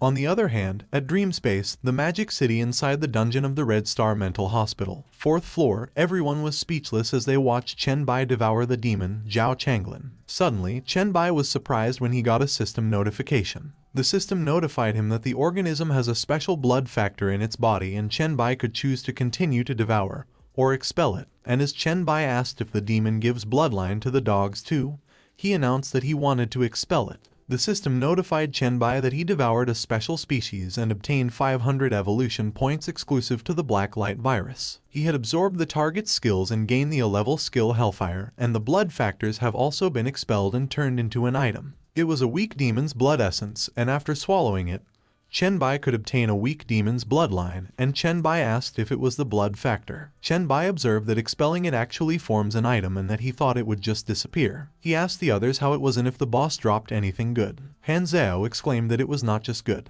It was very good, as it was the A-level Hell Messenger Professional Scroll and the Hell Black Flame Skill Book, which was also a level. Meng Meng added that there was also an armor design of a D-level equipment. It was the Hell's Cry Shepherd's Horn blueprint. When Chen Bai saw that one of the required materials was the pureblood demon's horns, he mentioned that he knew where they could get them. Chen Bai decided that he will keep the blueprint. The job scroll will be left for Han Zhao, who has the demon bloodline, and the skill goes to Meng Meng, and since Crow also contributed, the equipment goes to him. Han Zhao agreed that it was a reasonable distribution and that Chen Bai is awesome, while Crow thanked Chen Bai, and Meng Meng was just speechless. Han Zhao reminded that the last step was to help him find clues for his mission, and he was thankful to all of them for their help. Everyone was speechless with what Han Zhao did. A few moments later, they went to Zhao Changlin's office. Han Zhao speculated that the clues were most likely there unless the demon director has another secret room somewhere. He slowly opened the door. Han Zhao cursed and asked what it was when he saw what was inside.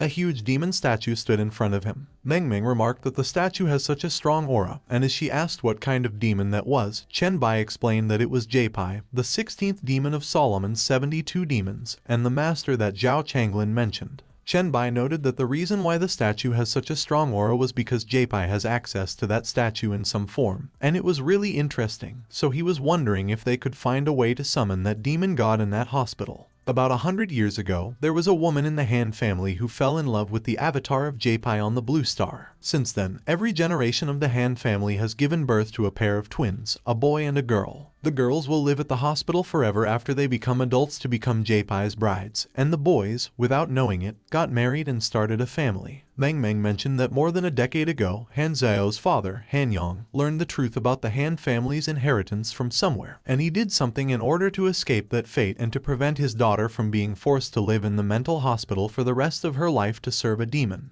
She revealed that Han Zhao's father chose to kill his newborn daughter. Meng Meng explained that Zhao Changlin discovered and stopped Han Yang and reported the matter to Jpai, and Han Yang was deprived of his bloodline because of that betrayal. She added that afterwards, Han Zhao's sister was taken away by Jpai to be raised. Meng Meng stated that Zhao Changlin also received the demon's blood as a reward. She concluded that it was about it, and in the diary of that idiotic director, it was mostly envy of the Han bloodline and curses of Han Yang's stupidity. And there was also a large section on the Oath of Allegiance that follows merit and reward, which is the limit of what she could put together. Han Zhao remarked that he got the next mission when Meng Meng finished reading, and as he thanked her, he confessed that he honestly gets a headache when he sees big paragraphs, so he thanked her a lot, and Meng Meng responded that he was welcome because she likes to look for clues like that. Meng Meng noted that Chen Bai studied the statue since the beginning, and she asked him if there was anything wrong with it. Chen Bai responded that, of course there was. Suddenly, the room shook and another door opened. Crow asked what it was, and as Han Zhao replied that it was a secret room, Meng Meng asked if it was a hideout. Their footsteps echoed through the building as they walked towards the secret room. Chen Bai asked if they had gone from the 4th floor to the ground floor with that height, and Han Zhao replied that they were at least 2 or 3 floors underground as he had counted the steps. Chen Bai observed that they should be there soon, and if he was not mistaken,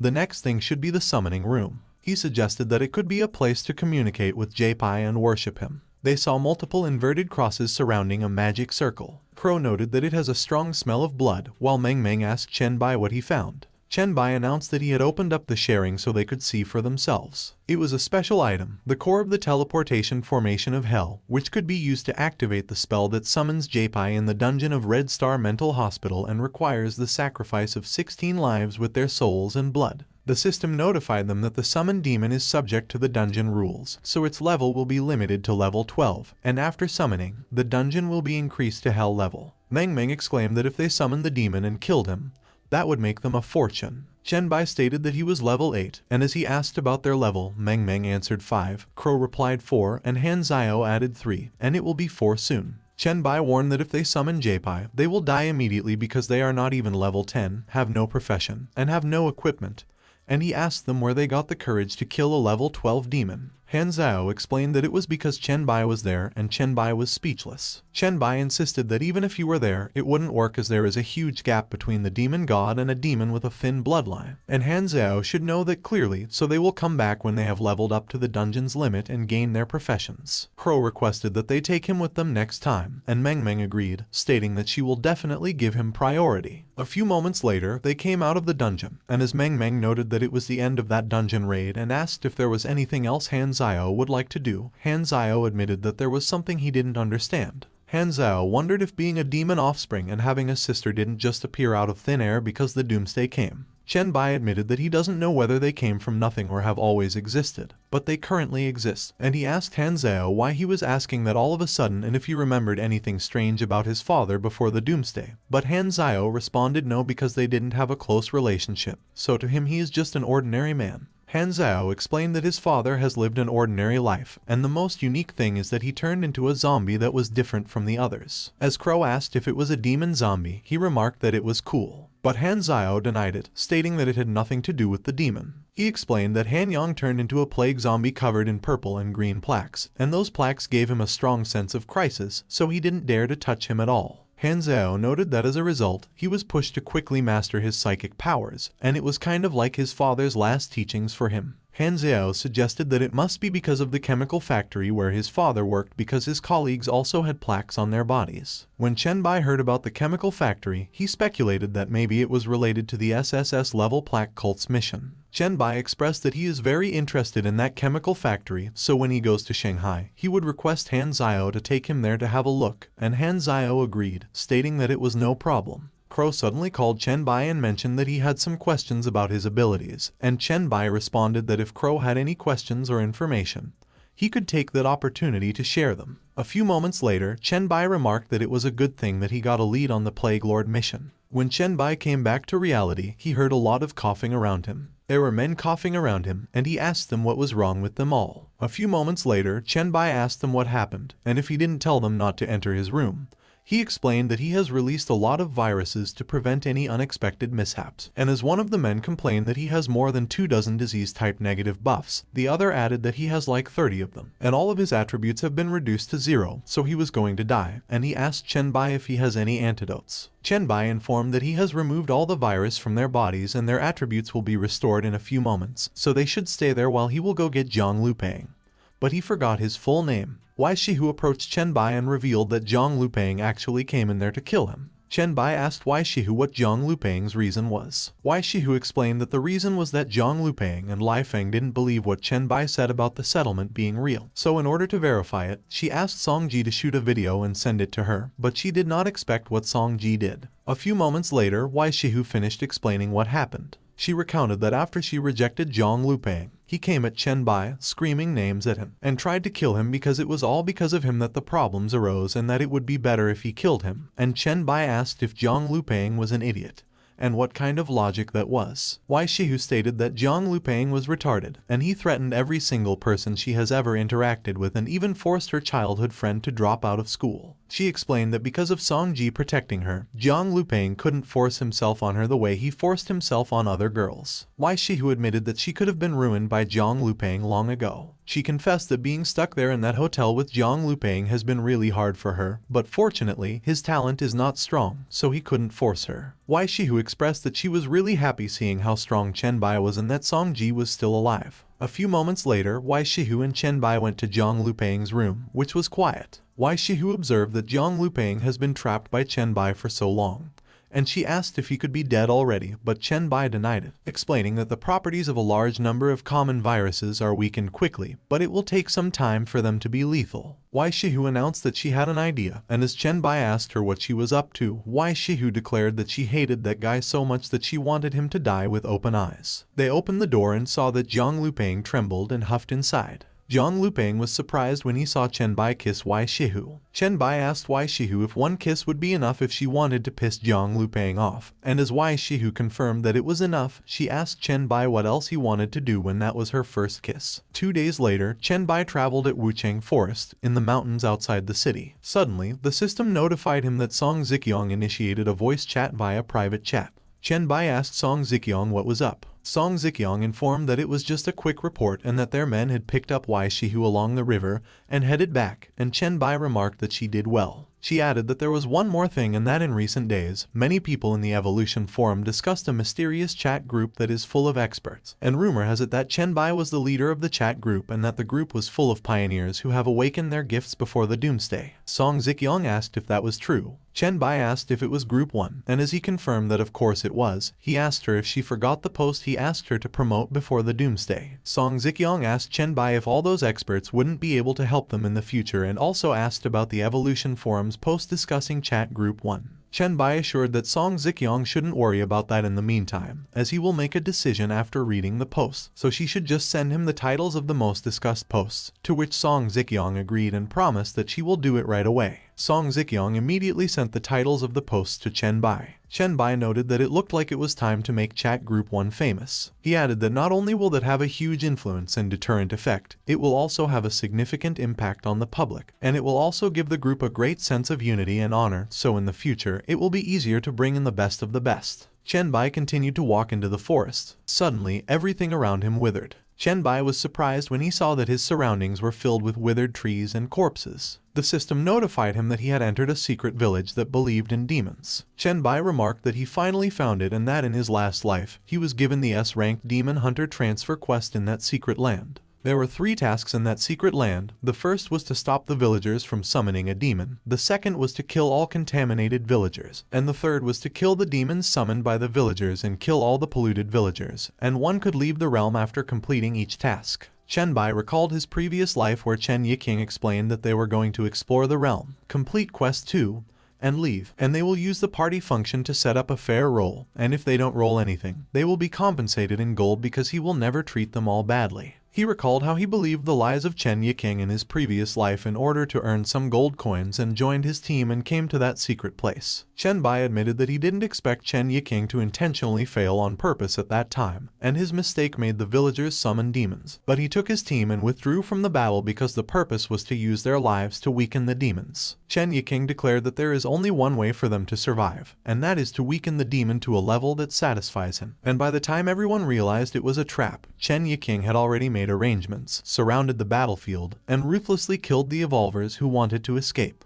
Nearly 100 people that Chen Yiqing recruited were all lone rangers and small teams struggling to survive nearby, so no one was able to organize an effective resistance in time. Many people did in vain under the double teaming of the demon and Chen Yiqing's team. After realizing the fact that there is no escape, the rest of them could only turn to fight the demons, trying to catch a chance of life that didn't exist. Only when the last person fell did Chen Yiqing lead his team to rush towards the exhausted demon. But he did not expect that Chen Bai was alive. Chen Bai knew that he would be killed if they found out, so while they fought, he fled to the edge of the secret realm with extreme effort. At that time, Chen Bai tried to escape by utilizing the mechanism that allowed him to leave by completing tasks 1 and 2. Coincidentally, just before Chen Bai left, Chen Yiqing and his team also killed the demon and started the roll. The system notified Chen Bai that he had obtained the S-level item Demon Hunter Job Transfer Mission Scroll. Chen Bai commented that the drop roll function Chen Yiqing set up to lure cannon fodder cost them the best loot of all, and that heaven has a way of turning around. Back in the present, Chen Bai was in the secret realm's outer alley, and he recounted that after that, Chen Yiqing searched for him madly, so he had to leave Wucheng to look for a new place to stay. And he lamented that it was a pity that he didn't get to see what Chen Yiqing's expression was like at that time. Suddenly, Chen Bai noticed something. He saw a dead contaminated villager, and as he observed that there was someone in the realm, he recalled that Chen Yiqing killed the demon and cleared the secret realm for the first time in his last life, so there should still be 2 months left. Chen Bai stated that he didn't have to worry about someone getting there first, but he wondered who could have discovered that secret realm so early. Meanwhile, at the secret realm's central square, the system notified Chen Yiqing and his group that they had completed task 2, gained experience, and could leave the secret realm. One of Chen Yiking's men commented that he was right, that completing task 2 will allow them to leave that place, so they should go and come back next time to kill the boss. Suddenly, one of Chen Yiking's men called him and reported that someone was coming. Chen Bai asked them if they were leaving. He asked Chen Yiking if he mind if he took that boss, and Chen Yiking replied no, so Chen Bai should do as he pleases. Chen Bai realized that it turned out to be Chen Yiking and that he didn't expect that they discovered that secret realm so early. One of Chen Yiking's men warned that Chen Bai should be careful because the boss was a level 11 demon, and Chen Bai thanked him for the reminder and bid goodbye. A few moments later, the demon remarked that Chen Bai was an interesting little worm, as he didn't seem to be afraid of him, and he asked him if he knew that he was going to die and accepted it. Chen Bai replied that he just thought that it has been a long time since he has had to face a single fishy demon because he has always killed low-level demons like him in groups. The demon sneered that Chen Bai was just a mere human, so the bastard should die. But Chen Bai retorted that as a demon hunter for decades in his past life, he couldn't tell the demon how many demons he had killed. Chen Bai declared that he knew every move, every weakness of demons, and he knew exactly how their each and every muscle moves. The demon's body was immediately filled with cuts after Chen Bai used his skill, Bone Claws. The system notified Chen Bai that he had killed a level 11 boss and gained 13,500 experience points, and he had completed task 3, so he received 5,000 experience points and obtained a low-level grade C demon blood potion. Chen Bai muttered that it was a familiar feeling, and it seemed that his skills have not deteriorated. On the other hand, one of Chen Yiking's men exclaimed that he got the participation reward of 5,000 experience points and bloodline items, and another one added that he got it too. One of Chen Yiking's men asked him if Chen Bai had absorbed the corpse of the boss, and Chen Yiking suggested that they should go over and take a look. Meanwhile, the system notified Chen Bai that he had devoured a special species, obtained 350 exclusive evolution points for the Black Light virus, and had chosen to expel the bloodline factor and obtain grade ordinary demon bloodline potion. Chen Yiking and his men arrived at the place where Chen Bai was. Chen Bai asked them why they were back and if they wanted to share some of the spoils. Chen Yiking laughed, and as he stated that Chen Bai was joking, he inquired how he could share the spoils when Chen Bai killed the final boss alone. Chen Bai mused that Chen Yiking was reasonable, but it was a shame that he had already seen his true colors. He questioned Chen Yiking if he was being real because the boss dropped a lot of good, and he remarked that Chen Yiking should look because there were B-grade lesser demon bloodline potions, A-grade demon bloodline potions, and there are even S-level demon hunter job transformation scrolls. Chen Bai quizzed Chen Yiking if he was not interested at all. Suddenly, Chen Yiking gathered the potion they acquired. Zhang Long voiced that it was all the bloodline potion that everyone just got, while Chen Yiking commented that it would be a lie to say that he didn't want it. Chen Yiking expressed that he is not ignorant and that Chen Bai should get everything of the reward because after all, he completed the mission. Chen Bai mentioned that Chen Yiking uttered it well. He interrogated Chen Yiking if he didn't come back just to congratulate him, and as he noted that Chen Yiking should just say it if he had anything to say. Chen Yiking declared that it was not really a big deal and that he just wanted to make a friend and ask him where he lived. Chen Yiking announced that it was because he had been cleaning up the western outskirts of Wucheng, and it would be bad if he accidentally hit Chen Bai's territory. Chen Bai considered that it seemed that Meng Meng was in a neighborhood near the western outskirts gym. He pondered that Chen Yiking was trying to be nice, but he was trying to get a hold of someone on his territory. Chen Bai conveyed that Chen Yiking shouldn't worry because his settlement is in Zhongcheng, and in the western outskirts of Wucheng. He only knows of one gym. He reflected that they should see what they could find out about their influence in Meng Meng's neighborhood. Chen Yiking spoke that they just took over the western outskirts gym a few days ago and were currently supposed to be cleaning up the perimeter, and with Chen Bai's strength, he must have a considerable influence in Zhongcheng, so they could make friends and help each other. Chen Bai was surprised when he heard that Chen Yiking had already taken over the gym area, and he surmised that what those people call cleaning is nothing more than a euphemism for conquering and killing. He realized that it was the reason why he never heard about Meng Meng in his past life because she was most likely cleaned up by those people. Suddenly, the system notified Chen Bai that Meng Meng sent a message, and Chen Bai excused himself from Chen Yiking for a minute. Meng Meng revealed that a lot of evolvers suddenly came to her neighborhood, and they seem to be going house to house searching for something, and she thinks they will come to her place soon. To which Chen Bai replied and indicated that they are clearing out the zombies and the evolvers, so she shouldn't let them into her house and that he will be right there. Chen Bai suddenly summoned his vine-like aura, and Chen Yiking probed him what he was doing. Chen Yiking tried to run away, and he cursed when Chen Bai grabbed him from behind. Chen Bai used his skill, Evolution Devour, Memory Reading, and he assumed that with Chen Yiking's memory fragments, there is no way to determine the exact location of Meng Meng's neighborhood or the gym location near her apartment. Meanwhile, Chen Yiking's men started running away. Chen Bai observed that it seemed that he had to leave someone alive to lead the way, and the guy who warned him about the boss seemed to know a lot. On the other hand, Meng Meng was in her room at Wucheng's western outskirts, Jinhui International Community, Building 16, Unit 1. One of Chen Yiking's men requested if anyone was in there and explained that Meng Meng should open the door. He recounted that he will count to 3, and if no one says yes, they are going to go straight in. Meng Meng testified that they are not welcome there, so they should leave immediately, and if they force their way in, they shouldn't blame her for being rude. One of the men called the others and relayed that there is a girl. Another man queried Meng Meng how she wanted to be rude, and another man reported that Meng Meng shouldn't be nervous and that she should get ready because they are coming in. Meng Meng suddenly screamed. She used her skill, Sonic Blast. All the men bleed from their eyes, nose, and mouth. On the other hand, Meng Meng dropped her bat. She got weak and slumped on the floor. Meng Meng cursed in her mind as she believed that the skill required a certain level of physical strength, and it only took a second, but she lost her voice and half her strength. She concluded that there was no movement outside, so with her mental strength, they should have at least fainted. Meanwhile, one of the men outside coughed weakly. He called his brothers and requested that they gather at Building 16.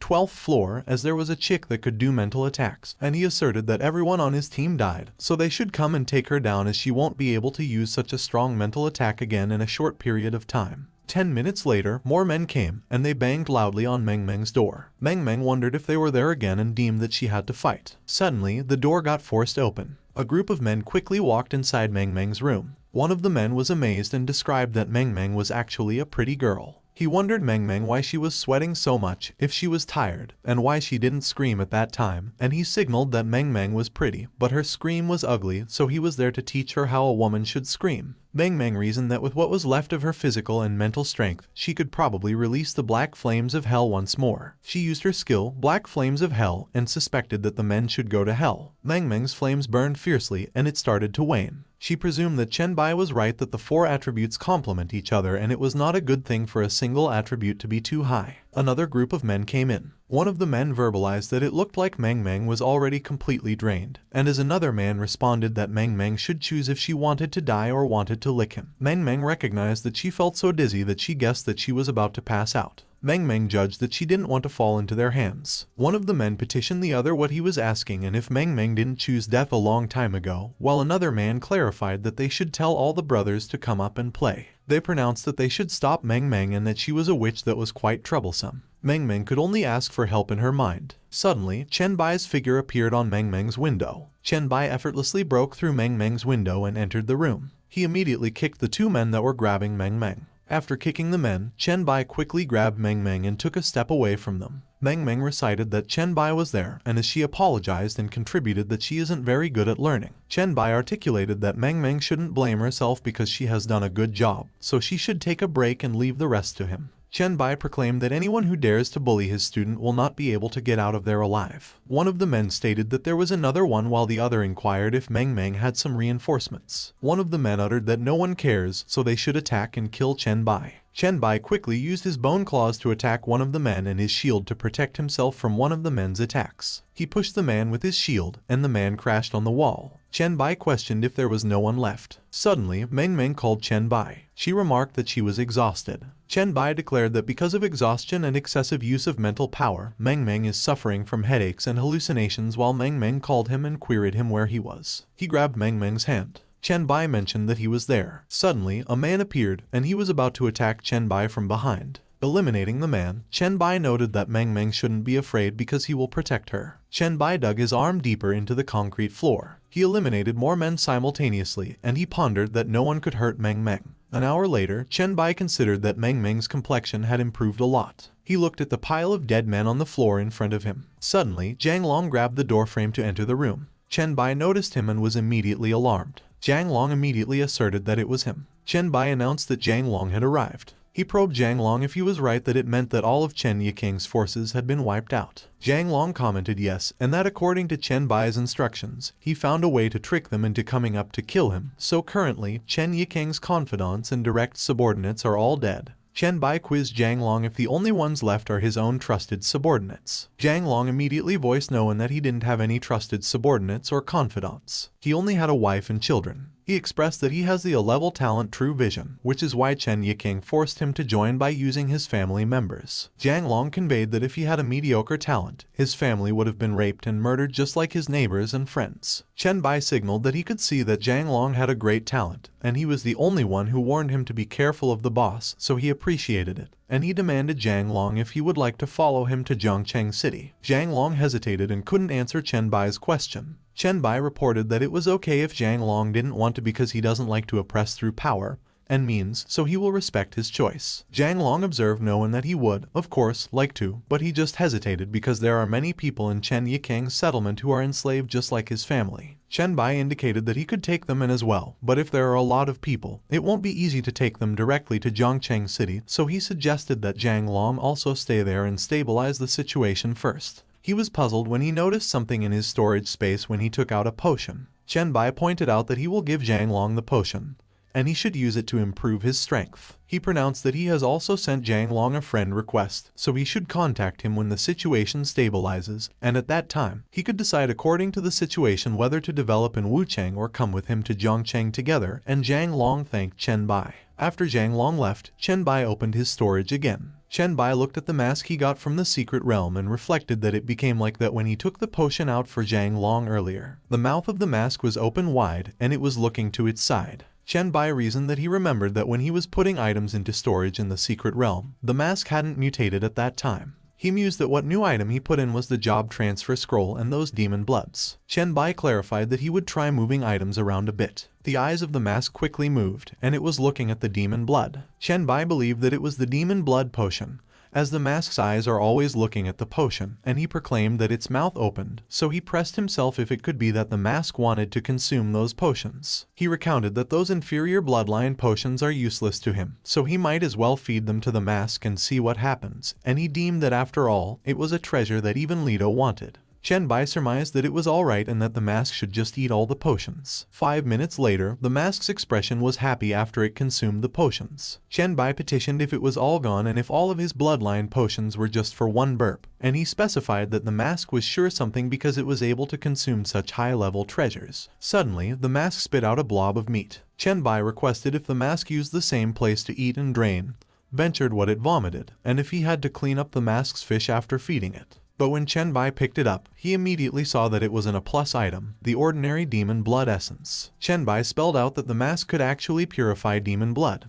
Plus, with the secret realm where he could get a demon's blood, he would have an inexhaustible supply of high-grade demon blood. Chen Bai revealed that he was in such a hurry to help Meng Meng that he hadn't even had a chance to look at the job transfer mission scroll yet. It was the S-grade Demon Hunter job transfer mission scroll. The system notified Chen Bai that the mission requirement was to use the scroll to enter the first layer of the abyss, kill 100 inferior demons and 100 fallen demons in the abyss to complete the mission and leave, and Chen Bai signaled that at that time, he was not going to finish the job the hard way and leave in a hurry. Chen Bai insisted that the demon's home base, the abyss, is a place full of dangers and opportunities. Suddenly, Meng Meng started opening her eyes. She sat down and started rubbing her eyes. Meng Meng was surprised when she saw Chen Bai. She wailed as she called Chen Bai, and Chen Bai maintained that he was there and everything was fine as he had killed all those bad guys. Meng Meng answered that she is still too weak in the real world, so she wanted to double her physical training.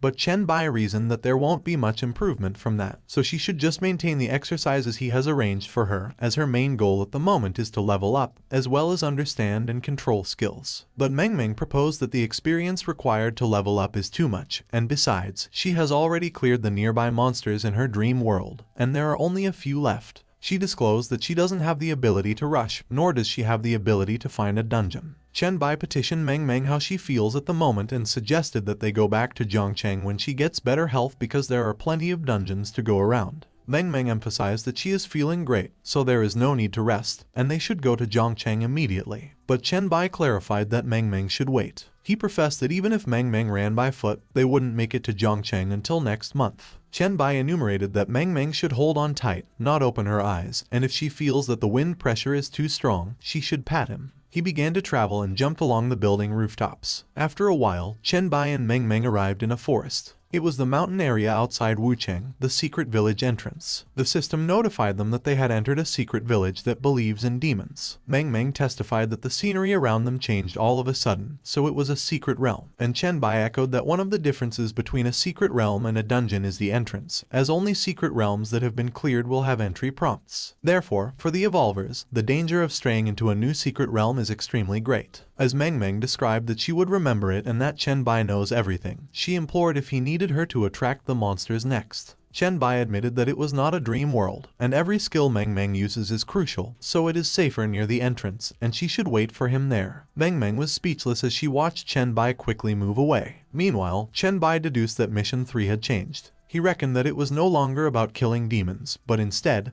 killing all the demon followers and dark priests, and there were no more bloodline potions for the mission rewards, so he wondered if it was impossible to get more bloodline potions. Chen Bai regarded that he should go and kill the first boss anyway. A few moments later, Chen Bai arrived at the secret village central square, and Qian Hai concurred that he was an intruder. Qian Hai averred that Chen Bai should become a sacrifice for the demon god, but he was startled when Chen Bai suddenly disappeared. Chen Bai quickly moved behind Qian Hai and used his skill, Evolution Devour. He absorbed Qian Hai while the other demon followers charged at him. Chen Bai quickly used his shield to block the demon followers' attacks. The system notified Chen Bai that he has gained 45,000 experience for killing the dungeon boss level 15 Dark Priest, Qian Hai, and that the creature has a special bloodline factor that allows it to continue to absorb or separate the bloodline potion. Chen Bai avowed that it was good that he could still use Evolution Devour for the demon bloodline, and that in that case, he won't be polite. He used his skill, Evolution Devour, and devoured all the demon followers around him.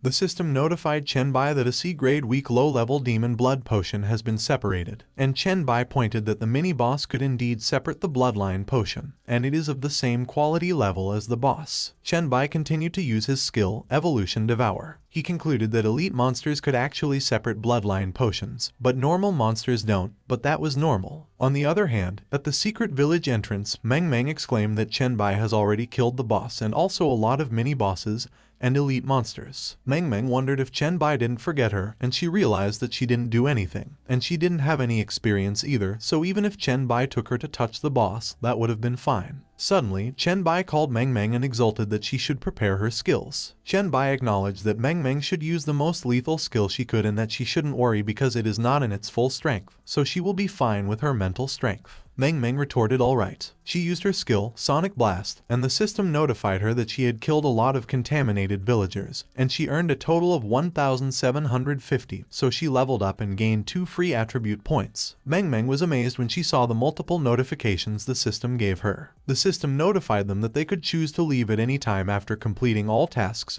and killing all monsters. Meng Meng called Chen Bai and countered that that was a lot of experience points, so she has reached level 6.5, and Chen Bai imparted that he has also reached level 9. Meng Meng thanked Chen Bai for luring the monsters there and reiterated that she loves him. Suddenly, the system notified Chen Bai that Song Ziqiang was initiating a video call via pirate chat, and Chen Bai bellowed to connect it. Chen Bai immediately interrogated Song Ziqiang what was wrong and what happened because they didn't look well. Song Ziqiang roared that they need Chen Bai's help immediately because a goblin who claims to be the god of trading has arrived in the settlement. Chen Bai immediately knew who it was when he heard the god of trading. He appealed if it was Lido and how he ended up in the settlement. Song Ziqiang consulted Chen Bai if he knew Lido. Outside the secret realm, Song Ziqiang stated that, long story short, after a day's stay in the settlement, Lido came to her and mentioned that he wanted to offer a class of Silver City Founding Order as an investment. Song Ziqiang declared that Lido would do that only if the Goblin Guild is established in the best part of the city after constructing the Silver City Foundation Order, and the Goblin Guild will also be exempted from taxes for life. Chen Bai remarked that high-level Silver City founding orders are extremely rare, and the city-state recognized by the will of the universe also has many convenient functions, so that investment is of great benefit to them. Song Ziqiang noted that it was great that she thinks the same as Chen Bai, but there is still a problem because the Silver City order is not to be used whenever they want.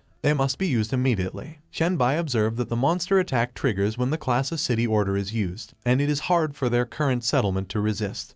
But he mentioned that Song Ziqiang shouldn't worry because he will be back in a day. Song Ziqiang inquired Chen Bai if she should delay for a day for Chen Bai to accept the investment. Chen Bai explained that it was Lido's investment in Song Ziqiang, as he had already taken other investments, and he stressed that Song Ziqiang could complement Lido more and mention him to Lido. Song Ziqiang responded alright and that Chen Bai shouldn't worry. Chen Bai called Meng Meng and urged that she should come to him, and Meng Meng replied that she was coming. He revealed that it was all his equipment that could increase Meng Meng's physique, so she should take what she could use and increase her physique as much as possible, and Meng Meng agreed, but she queried what it was for. Chen Bai mentioned that there is an emergency at the settlement, so he is afraid that Meng Meng won't be able to bear it if he goes at full speed. Meng Meng acknowledged okay. A few moments later, Meng Meng informed that she was ready and her physique was currently over 30 and she got a lot of defense, to which Chen Bai commented that it was okay and that was good enough. On the other hand, in Song Ziqiang's villa living room, Song Ziqiang apologized to Lido for the wait and pronounced that she has decided to accept his investment. Lido pointed out that Song Ziqiang is a capable and decisive little girl, so it was no wonder that such a huge settlement was established in the early days of Doomsday. And what was even more remarkable is that she was able to keep those evolved people in order. Song Ziqiang affirmed that Lido is too kind because surely her management and business skills are not even a fraction of what he, the god of trading, is capable of, and it is an honor for their entire settlement to be chosen and invested in by him. Lido asserted that Song Ziqiang is a humble little girl and that he was becoming more and more certain that she could run the place as the best city-state in the world of evolvers. He requested that Song Ziqiang take care of their goblin guild when the time comes, and Song Ziqiang concurred that of course she will. Song Ziqiang disclosed that to be honest, some of the managers of their settlement have admired Lido for a long time, and when he found out about the goblin guild in the city, he has given up on exploring the outside world and is on his way back. Lido was intrigued, and as he questioned who it was, he added that not many evolved people knew about him and the Goblin Guild. Song Ziqiang indicated that Lido should know him. She announced that his name is Bai and he has also accepted Lido's investment. Lido was stunned when he heard about Chen Bai. He blurted that it was that little kid, and as he pondered about it, he insisted no and that the investment won't work. Song Ziqiang wondered if Lido can't invest. Lido answered no and that he didn't expect Chen Bai to be in charge of that settlement, and with that kid around, a Class S was more appropriate. Song Ziqiang was surprised when she saw that it was a Golden City Founding Order. Lido clarified that it was right. It was an S-Class Gold City Founding Order because a Class A City Order should not be too difficult for Chen Bai. He predicted that if Chen Bai gets back in time, they might even have a chance to take down the S-Class Monster Siege. The system notified Song Ziqiang that Lido sent her an investment mission, S-Class Gold City Founding Order, and she was taken aback. The system gave Song Ziqiang the mission description, which says that after 1 day of preparation, all monsters around the place will launch an endless attack on the location of the City Founding Order, and will be completed by persisting under siege for 5 days with the rewards of the place, with an area radius of 10,000 meters centered on the palace where the City Founding Order was used, becoming a city area recognized by the universe's will and receiving a gold-level city construction reward. Song Ziqiang highlighted that the range was much bigger than in a class. Lido emphasized that the danger is, of course, much greater, so he probed Song Ziqiang her opinion about it and if she still dares to accept his investment. Song Ziqiang avowed, of course, because with Chen Bai there is nothing she won't do. 1 day later, Song Ziqiang was waiting at the villa's large terrace when she saw Chen Bai arriving. Chen Bai expressed that it took longer than he expected to come back, as monsters were already gathering, so they had to clear part of the road, and Song Ziqiang conveyed that it was great and that she was glad that Chen Bai was back. Chen Bai advised that he would go put Meng Meng in Song Ziqiang's room and that Song Ziqiang should tell him briefly about the current situation. Song Ziqiang uttered yes and that it should be less than 20 minutes before the siege. She specified that they arranged 3 lines of defense according to the terrain, and the direction facing Zhongcheng is the key defense area, so they have prepared some defense scenarios. A few moments later, in the villa's bedroom, Song Ziqiang imparted that it was all they could prepare at the moment, to which Chen Bai agreed alright and that Song Ziqiang did a good job. Song Ziqiang relayed that they have been clearing the sewer dungeon those days and finally got the rest of the plague suit. Chen Bai thanked Song Ziqiang and proclaimed that choosing her was the best decision he has ever made, and Song Ziqiang voiced that being chosen by Chen Bai is also her greatest luck. Song Ziqiang confessed that she was actually very nervous, but seeing that Chen Bai was still in the mood to carry a girl back makes her feel better. Chen Bai elaborated that Meng Meng is not a woman he brought back. She is his apprentice, and her talent is not inferior to his. He suggested that Song Ziqiang should ask Song Ji to come over and take care of Meng Meng later, and that she should let him know as soon as Meng Meng wakes up. Chen Bai articulated that Song Ziqiang is the key to their defense of the settlement, so they shouldn't neglect her, to which Song Ziqiang confirmed yes and that she understands. Chen Bai stated that they should go and it was time to meet the monsters that are attacking their settlement, and Song Ziqiang affirmed yes. On the other hand, the monsters have gathered outside the city wall at the foot of the mountain of Dongshan settlement. There were different kinds and sizes of monsters. Chen Bai inquired if it was the siege for the S-class city founding order. He reflected that in his last life, when his White Emperor city was founded, it was only a B-class, and he compared it to the number of monsters on that S-class. Chen Bai looked down on the horde of monsters just over the wall he stood on. He remarked that it was really worlds apart. There were still 3 minutes until the monster siege began, and the monsters waited outside the city wall. Song Ziqiang used the ability of a child to amplify her voice, and as she called for everyone in the Dongshan Mountain settlement's attention, she declared that they were about to face a 5-day, 5-night siege by monsters, but they shouldn't worry. Everyone at the settlement listened to Song Ziqiang's announcement. Song Ziqiang noted that they have the strongest walls in the world as well as the most robust resources and most stable support. She mentioned that they have hundreds of B-class talents. Song Ziqiang added that they have nearly a dozen A-class and S-class talents. She also observed that they even have the 2 most powerful individuals with SSS-class talent. Song Ziqiang claimed that they don't have to worry about the failure at all because in 5 days, they will have the biggest and the best territory in the world. And at that time, everyone in the settlement will be able to enjoy various benefits at a discounted price. Everyone cheered when they heard what Song Ziqiang proclaimed. Song Ziqiang commented that there is only 1 minute left and she wondered if they are ready to start reaping money and experience. Everyone replied yes and cheered.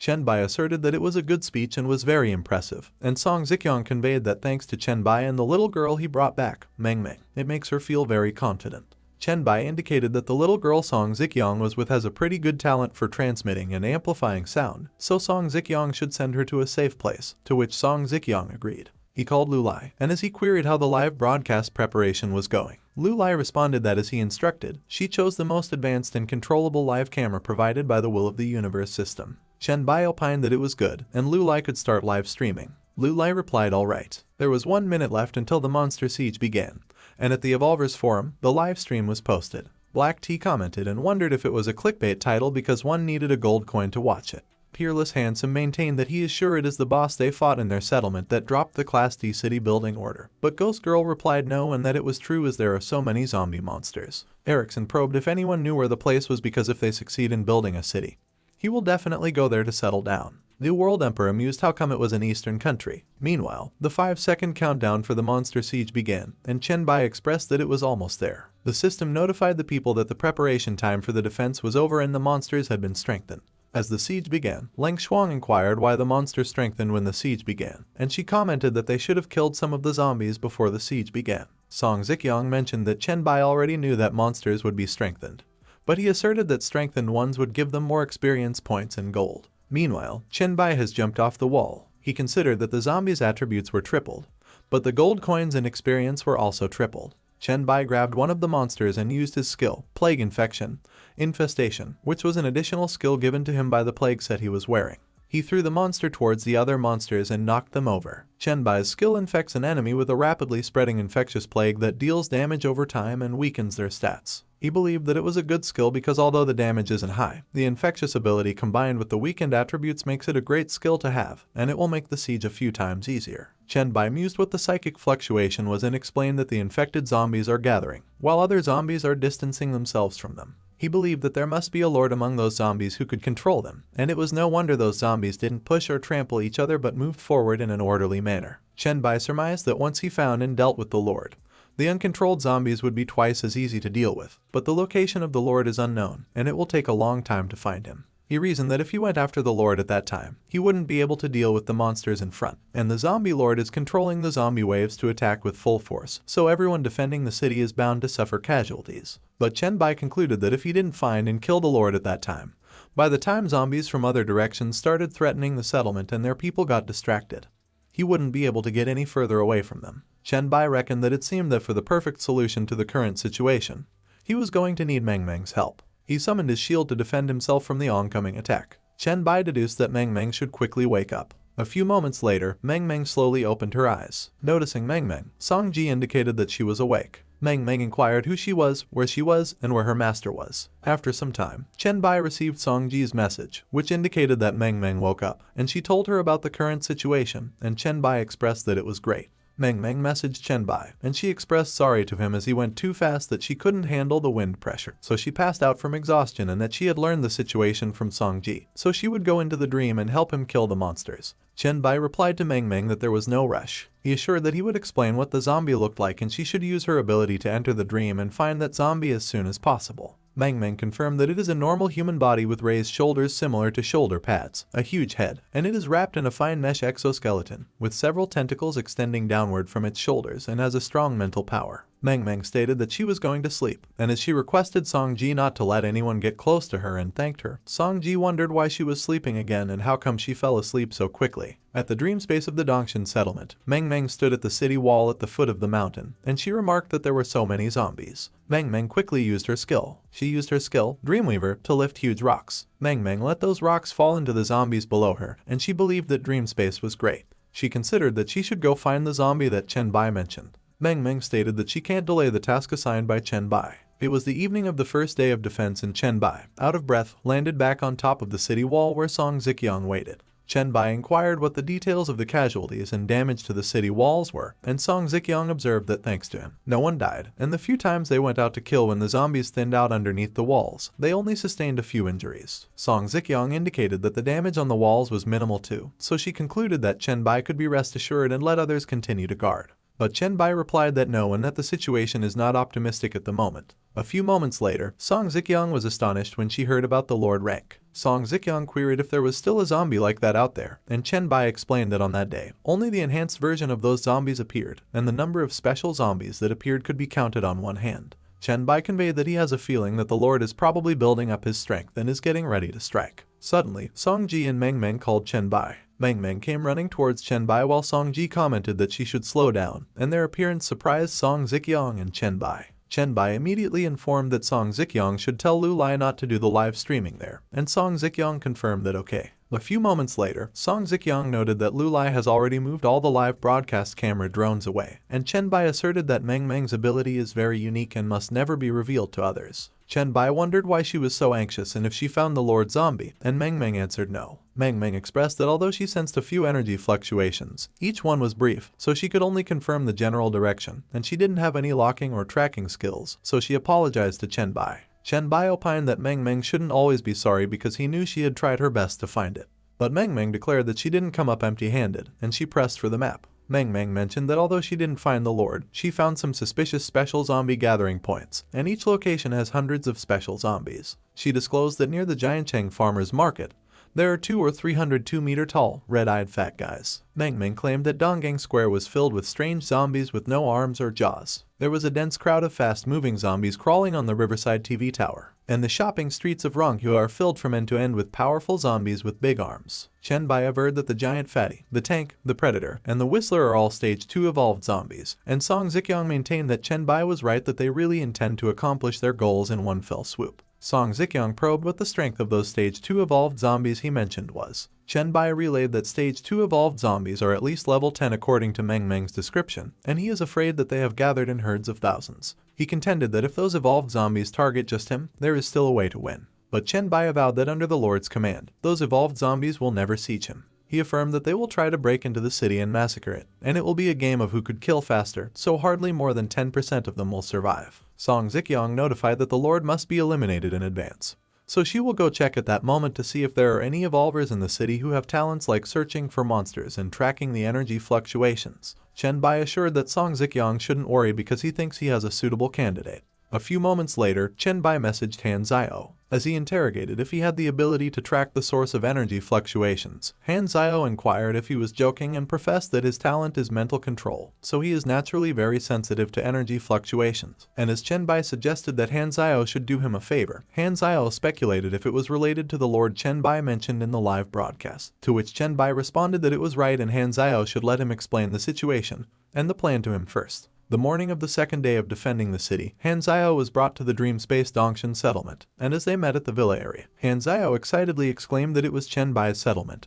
And the live broadcast only shows the city wall, so he didn't expect there to be such a large villa area. Han Zio inquired if he could get a villa to live in if he moved there, and Chen Bai attested that he could because there are many empty villas on the top of the mountain, and he could choose any one he likes. Han Zio affirmed that Chen Bai is so good to him, so he had to do his best that day. He insisted that he was ready and wondered whether they should set off. Mang Mang deliberated which special zombie they should kill first. Chen Bai proposed that they should go to the Riverside TV Tower. A few moments later, they arrived at the Zhongcheng East City Riverside TV Tower. There were a lot of zombies climbing on a slanted building. Chen Bai related that the Whistlers are the only zombies that could ignore the city walls, and it is also the species that poses the greatest threat to settlements. He declared that the Lord will definitely not let them kill the Whistlers, so it will all depend on Han Zio's performance, and Han Zio replied that Chen Bai should leave it to him. Chen Bai advised that Mang Mang should come with him, and Mang Mang agreed. Being left behind, Han Zio wondered if he should also learn how to fly with his psychic abilities too. A few moments later, Mang Mang used her skill, Sonic Blast, on the Whistlers climbing the building. Mang Mang laughed and proclaimed that she is the strongest in the dream space. Suddenly, the Whistlers came charging towards her even if she kept her distance from the building. Mang Mang reflected that they were so fast and that it was over as she didn't have time to dodge. The Whistlers all jumped off the building and reached out to grab Mang Mang. Chen Bai called Mang Mang and declared that she shouldn't move. He moved swiftly and used his skill, Hellfire, to burn all the Whistlers coming at Mang Mang. Multiple dark spikes emerged from the building and impaled the remaining Whistlers. Chen Bai and Mang Mang quickly worked together to eliminate the remaining Whistlers. A few moments later, Chen Bai remarked that it was the last one, and the system notified him that he had devoured the elite mutant third-stage speed-type hunting zombie. So he gained 200 virus points and 50 exclusive black light virus evolution points, but had the multiple devourers yield adjustment of 60%. Mang Mang stated that there were 297. And it was only the second day of the siege, yet so many elite zombies had gathered in there. To which Chen Bai noted because speed-type zombies gather quickly, and those are probably all the zombies that could be brought from the entire Zhongcheng city and even nearby towns. Chen Bai mentioned that there will be more later, but by the Lord should be dead, and without the Lord's leadership, their scattered attacks are worthless. Mang Mang inquired if they should go and clear out another gathering point. Suddenly, Chen Bai noticed a dagger flying towards him. He asserted that it seems that there was no need for them to clear out another gathering point. Chen Bai explained that it was from Han Zio, and he has already pinned down the Lord's position. A few moments later, they arrived at the mountain area in the northeast of the settlement, and as Han Zio observed that the source of the psychic energy fluctuation was right in the mountain pass ahead. Chen Bai added that it was actually behind them, so it seemed like the Lord was not lacking in intelligence. Han Zio asserted that they should head straight for the boss because he can't wait any longer, but Chen Bai maintained that he had to return to the real world to fight the Lord, and Han Zio inquired why. Chen Bai explained that it was to live broadcast it because the Lord is the best stepping stone to becoming famous. He remarked that Han Zio helped a lot at that time, so if anything drops that is suitable for him, he will keep it for him, and Han Zio thanked Chen Bai. Chen Bai indicated that he should already wake up, and as he queried if she could take Han Zio to go and clear out some stage 2 elite zombies, Mang Mang wondered which type. Chen Bai expressed that it would be the Screamer because those types of zombies are of the spiritually evolved type, and Mang Mang could just suppress them, and they don't have the ability to fight in close combat, but they can scream and are a threat as the elite enhanced zombies. Mang Mang acknowledged that she understood, and Han Zio confirmed that they would make sure to complete the mission. A few moments later, Chen Bai went to the northeast of Zhongcheng settlement in the mountain area, and he believed that the Lord was there. Chen Bai considered that it was very close because although he doesn't have detection abilities, he could sense the scent of a high-level evolved virus. Suddenly, a hunter lunged at Chen Bai from behind. There were 2 of them, and Chen Bai managed to quickly evade their attacks. Chen Bai assumes that they were a speed-evolved type that is even more advanced than the normal hunters. He figured that they are most likely the Lord's bodyguards and that kind of zombie likes to fight freely, and its speed is not much slower than his. Chen Bai concluded that he had to pretend to be weak, reveal his flaws, and trick them into attacking him. He reckoned that otherwise, if he startled them and started fighting, it would drag on for a long time, and it would be bad if the Lord took the opportunity to slip away. Seeing the other hunter positioned behind him, Chen Bai recognized that it was coming. Chen Bai quickly used his strength to swing the hunter he was holding towards the hunter charging at him. The 2 hunters were too surprised and confused, and they could not react. Chen Bai took the opportunity to punch their heads and smash them into pieces. A few moments later, the system notified Chen Bai that he had devoured the stage 4 speed-type hunting zombie, so all abilities of the black light virus were enhanced. He gained 1,900 virus points, 750 exclusive black light virus evolution points with the multiple devour yield adjustment of 10%. The system notified Chen Bai that the black light virus has gained a new form, the blade form. Suddenly, Chen Bai felt a mental shock, and he perceived that it was such a strong psychic energy. Chen Bai stated that he believed that the Lord would take that opportunity to escape. He queried if it surmised that it could kill him. Chen Bai maintained that the Lord was gravely mistaken. He quickly went and slashed the Lord in half with his blade form. But Chen Bai deemed that the boss was a bit weak. He was surprised when Song Zikyang called him. Song Zikyang thanked Chen Bai for killing the Lord, and as she noted that it was much easier to deal with the siege without a commander, Chen Bai queried what they were doing there. Song Ji mentioned that they were there to celebrate with the bad guy Chen Bai, and as Lu Lai remarked that Chen Bai is so reliable, Qin Ling Yu addressed him as master. Chen Bai expressed that the Lord accurately grasped his weaknesses and preferences, but his face suddenly turned serious. Chen Bai swung his arms and sent all the ladies flying as he slashed them. Song Zikyang and the others' image slowly disappeared. Chen Bai insisted that it was better for the Lord not to bring out illusions of that level and embarrass itself. He opined that although the Lord created a perfect illusion, it did not interfere with his basic judgment, so from that, it seems that the Lord's mental energy is lower than his. The Lord was astonished, and it trembled in fear when it saw what Chen Bai was capable of. Chen Bai addressed the Lord as Mr. Zombie Lord. Comments flooded the livestream broadcast while Chen Bai faced the Lord Zombie, and they were surprised to hear about the illusion because they couldn't see it. Suddenly, someone commented and said that everyone should switch to stream 3 because the attack on the front line has begun. Huge zombies appeared at the Zhongcheng settlement wall, and it grabbed one of the normal zombies. They were the second order, physically evolved zombie, Berserker, and they were throwing the zombies in the air. Multiple zombies flew above the wall as the Berserker threw them. Song Zikyong warned everyone and said that everyone should be on guard and kill any corpses that are thrown. The evolvers with B-level talent, throwing expertise, C-level talent, arrow control, and C-level talent, invisible resistance quickly worked together to defend the settlement. Huge rocks and arrows were thrown into the air to hit the zombies falling into the settlement. A screamer managed to set foot in the settlement. It roared loudly, and everyone was in pain as they covered their ears. One of the men said that the 4th sector wall has been broken, while another man said that the berserkers have started throwing zombies at the 4th sector wall. Song Zikyong said that the men shouldn't panic and that they should keep their position. She used her skill, Amethyst Spinning Blade.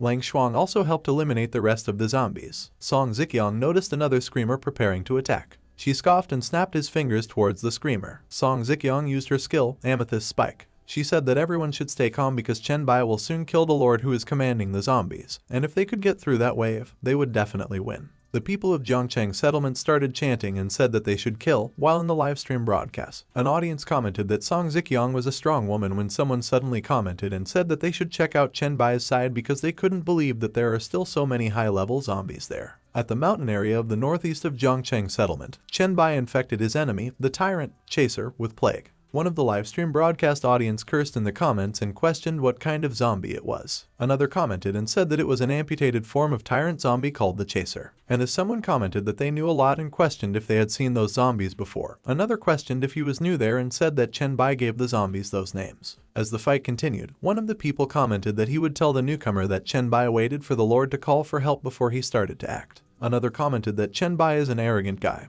and he will definitely pay the price for his arrogance. And another commented and said that some guys just couldn't stand seeing others do well. Suddenly, a huge explosion occurred, and Chen Bai managed to step away from it. It was the attack from the apostate, and in the livestream broadcast, someone explained and said that it was a psychic mutant on the same level as the Lord. And as another questioned if it was an offensive type and why Chen Bai was ignorant of it when it had been attacking him. Another commented that Chen Bai was going to fight with the Lord first. To which another agreed and commented that if the illusion interferes with a combat like that, it is over. Chen Bai jumped off the ground and charged towards the meat mountain. One of the people on the livestream broadcast commented that it was the last helper of the Lord, a physical mutant meat mountain. Another commented and said that he had seen an even bigger mutant and he was not bragging. But the whole city of Quan was swallowed by a meat mountain that looked like mud, and he was in the neighborhood of Quan so he could see it from a distance. Chen Bai questioned if it wanted to stop him. He used his skill, Hellfire. The Lord Zombie panicked when he saw that Chen Bai had managed to pass through the meat mountain. Chen Bai questioned Zombie if it wanted to run and said that it was already too late. Suddenly, Chen Bai noticed that the meat mountain was reaching out to grab him. A huge explosion occurred as the meat mountain slapped the ground. But instead of grabbing Chen Bai, the meat mountain was holding onto the Lord Zombie. While the Lord Zombie was trembling in pain in the meat mountain's hand, Chen Bai quickly jumped in the meat mountain's arm. Chen Bai questioned who gave it permission to eat him. As Chen Bai cut the meat mountain in half, one of the audience questioned why he doesn't absorb monsters. Another commented and said that he thinks it was because it's inconvenient during the battle. Another commented that when Chen Bai was fighting against the zombie wave, he absorbed them casually. And another commented and questioned how those minions could be the same as those mutants. The Chaser swung its tentacles towards Chen Bai. Chen Bai quickly maneuvered and evaded the Chaser's attack. He said that the Chaser's strength is weaker than before, so it seems that the plague has weakened it quite a bit. The Chaser was taken aback when Chen Bai suddenly appeared in front of it. Chen Bai said that the Chaser is pretty good at resisting psychic flames, so he would borrow it. He used the Chaser as a shield against the apostate's flames. Chen Bai quickly moved and sliced the apostate in half and said that he was done. Chen Bai looked at the zombie corpses around him. Lucky him, he never expected that the material he has been wanting for so long would come together so neatly.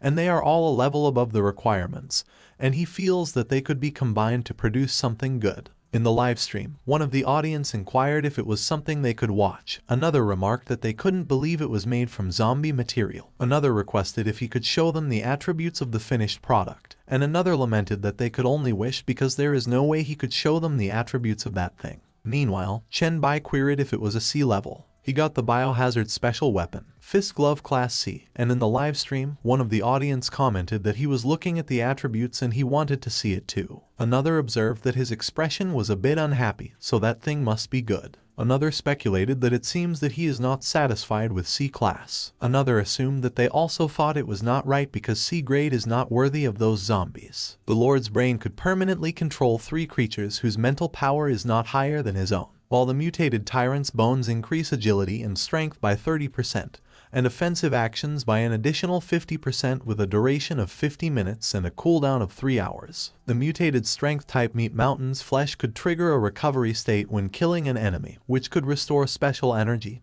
mental strength, injuries, and physical strength. And every time an enemy is killed, all basic attributes except mental strength will be increased by 1 without a stacking limit with a duration of 20 minutes. While the apostate's heart releases a mental magnetic field that is both offensive and defensive to defend against mental attacks and release mental oppression. The equipment triggers the rare forge effect, giving it the special ability Catastrophe Evolution. And after killing 100,000 biohazard hostile targets and 100 high-level mutants with that equipment, it will evolve into a growth-type weapon. He mentioned that although some of the key parts of those guys were removed to make materials, they still have high absorption value, so he doesn't know if Blacklight Virus will evolve more. He devoured the 4 mutants and obtained 5,200 virus points. The Blacklight Virus also acquired a new form, Palm Whip, unlocked the ability Thermal Tracking, Virus Tracking, and Earthquake Slam, and achieved 30% of its base awakening, so the advanced skill tree was unlocked. He tested the new form and opened the Blacklight Virus Awakening panel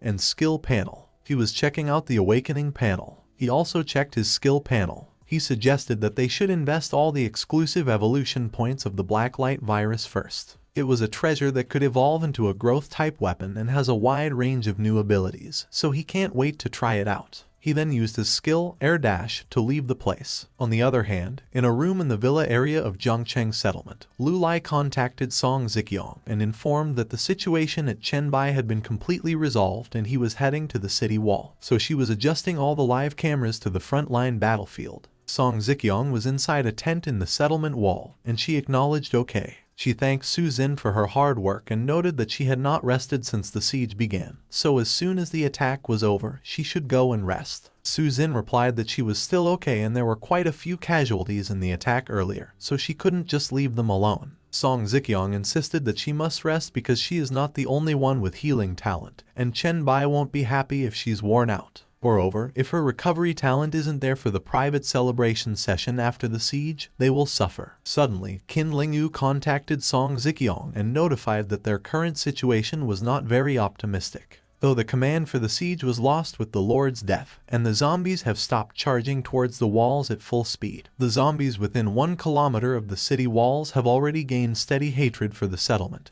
and are still attacking in rage. What was worse, the Lord's gathered high-ranking mutants, although they have lost their command, are still all together, and according to Wai Shihu's observation, they have 3 sections of the wall that are about to be breached. The most dangerous area is the West 6 to West 8, where the tanks are gathering, and their firepower is completely useless to stop them. At the lookout point inside the walls of the Zhongcheng settlement, Song Ziqiang contacted Wai Shihu and inquired how she was doing. She replied that according to her analysis, the western 6th section of the wall could hold out for a maximum of 3 minutes, so she needs backup, and the wall of flesh and blood is being eaten faster than it could restore itself, so it won't last much longer. She was using her A-level talent, at a glance, which could zoom, mark and lock any target in the field of view and consumes mental energy to quickly combine all the information in her field of view. Qin Lingyu explained that since the siege began, Wai Shihu has been using her abilities to observe the overall battlefield and help with mobilizing commands,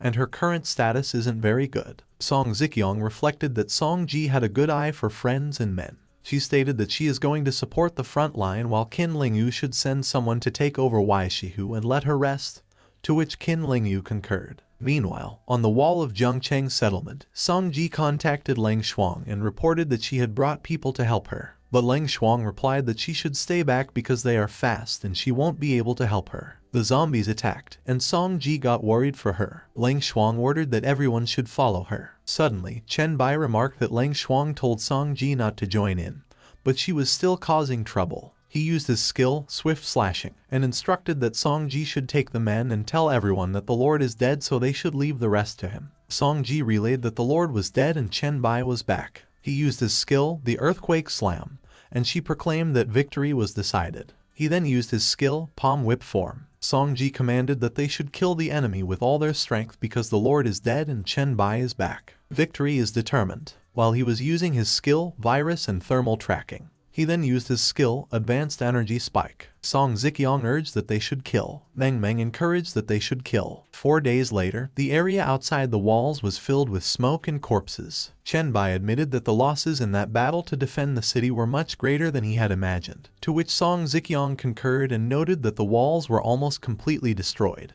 and that was 5 days of constant fighting. They both overestimated everyone's endurance and underestimated the intensity of the battle.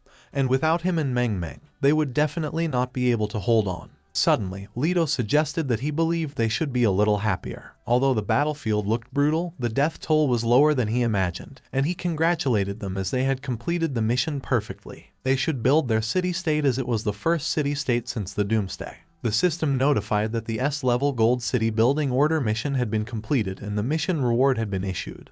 And Song Ziqiang inquired if that was all it takes to build a successful city and nothing else, but Lido denied it. Chen Bai suggested that she should come and they should go to the place where they were going to use the order to build the city. On the other hand, in the Zhongcheng residential area at the foot of Dongshan Mountain, a resident wondered what it was, as another resident replied that he didn't know as it just came out of nowhere. Another resident warned that everyone should be careful. The system notified that it was the heart of the city, and only Song Ziqiang and those authorized by her could use it.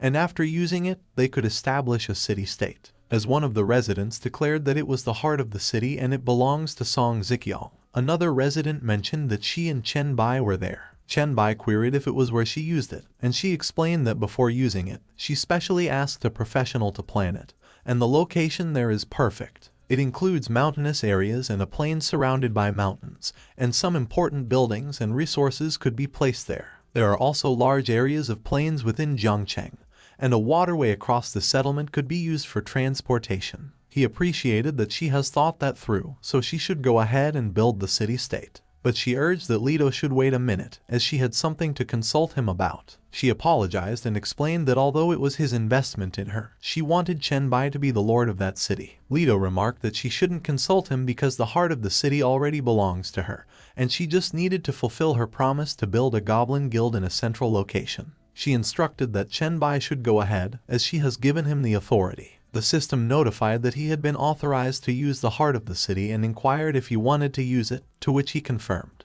The system requested that he name the city-state numbered S1, and he contemplated that it was time to renew the hatred. He named it White Emperor City, and the system notified that the naming was successful, and it unlocked the city-state management panel. The system notified that the possessor of the heart of the city would gain 20% in experience and explosives, and within the White Emperor City, all attributes are increased by 100%, while hostile forces inside will have their attributes reduced by 50%. The system then notified that she had been granted the highest level of management authority by the Lord, increasing all her attributes in White Emperor City by 80%. The system notified that Chen Bai founded the city-state White Emperor City and gained 10 reputation points, and the city defense mission they participated in has been completed, so they will receive 100% experience rewards of their current level, and 3 free attribute points based on their contribution. Lido laughed and commented that it was good. Song Ziqiang wondered if he was happy. He replied that Chen Bai gained the lordship of the city and she had supreme authority and dependence, and that was just the way he liked it. It was the perfect deal and everyone got what they wanted. The investment has ended, and he is very satisfied with the results. It was time for him to continue his journey, so Chen Bai had to complete his investment task as soon as possible. Chen Bai admitted that he knew how difficult the task was. He chuckled and affirmed that he believes in him. Chen Bai gave Song Ziqiang 2 items and explained that it was the gold-level city building he just got. As he queried if she hadn't done some initial planning, he proposed that she should put them in a better arrangement. It was a Galaxy-class supercomputing core and an integrated fully automatic production line. He elaborated that the vehicles, guns, and other things it produces could all be used in trials, and with those things, the settlement will be way ahead of the game. She noted that things are already different and it didn't matter even if guns existed. He clarified that the guns produced on that production line are not the kind they used before the apocalypse, but they have attributes, and she needs to get rid of some of the concepts before the end of the world. As she could see, the city-state's management system doesn't seem to be anything special at the moment, but in the future, there will be more and more exclusive city-state building blueprints, and she will be dazzled. For example, the S-level Blueprint Biological Backup Center could clone her body and give her a second life. The S-class anti-gravity base allows them to build a city in the sky, and those are the blueprints that only S-level city-states could use. She acknowledged that she could see that their city-state will definitely become the strongest city-state in the future. Suddenly, Meng Meng called Chen Bai. She mentioned that she had a great time in the dream world at that time, as she got 3 new skills, and he should take a look. She shared the skill description with him, and she got the Dream Totem Enhancement, White Noise, and Sleepiness, and he remarked that it was a good choice because the Dream Totem could already lead people into dreams without staring at them, and combined with Sleepiness, that could also be used in battles in the real world. She revealed that it was the combination he told her after he looked at the skill tree. He should look at the third one, as it is the new unlocked skill tree she chose herself. It was the enhanced ability to enter and wake up from dreams or send the dreamer back and return to reality at any active dream totems, and he pondered if it was like a teleportation ability. She confirmed that it was right, so if she pulled Han Xiao into the dream at that time, she could then use the dream totem he uses to teleport to him.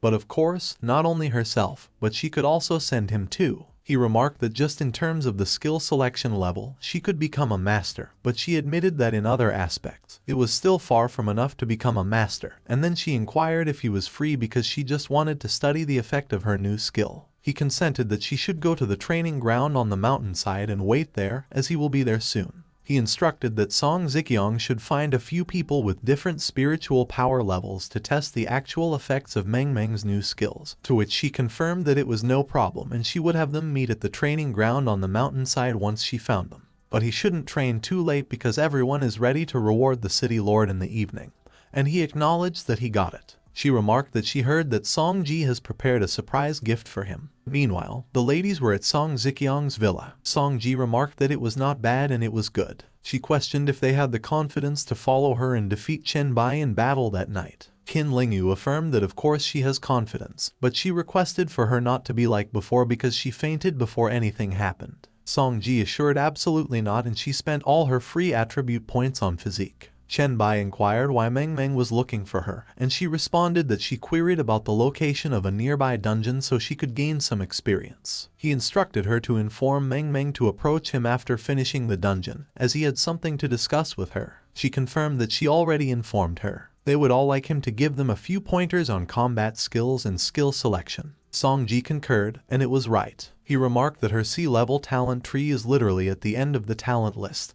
and there are barely even any branches.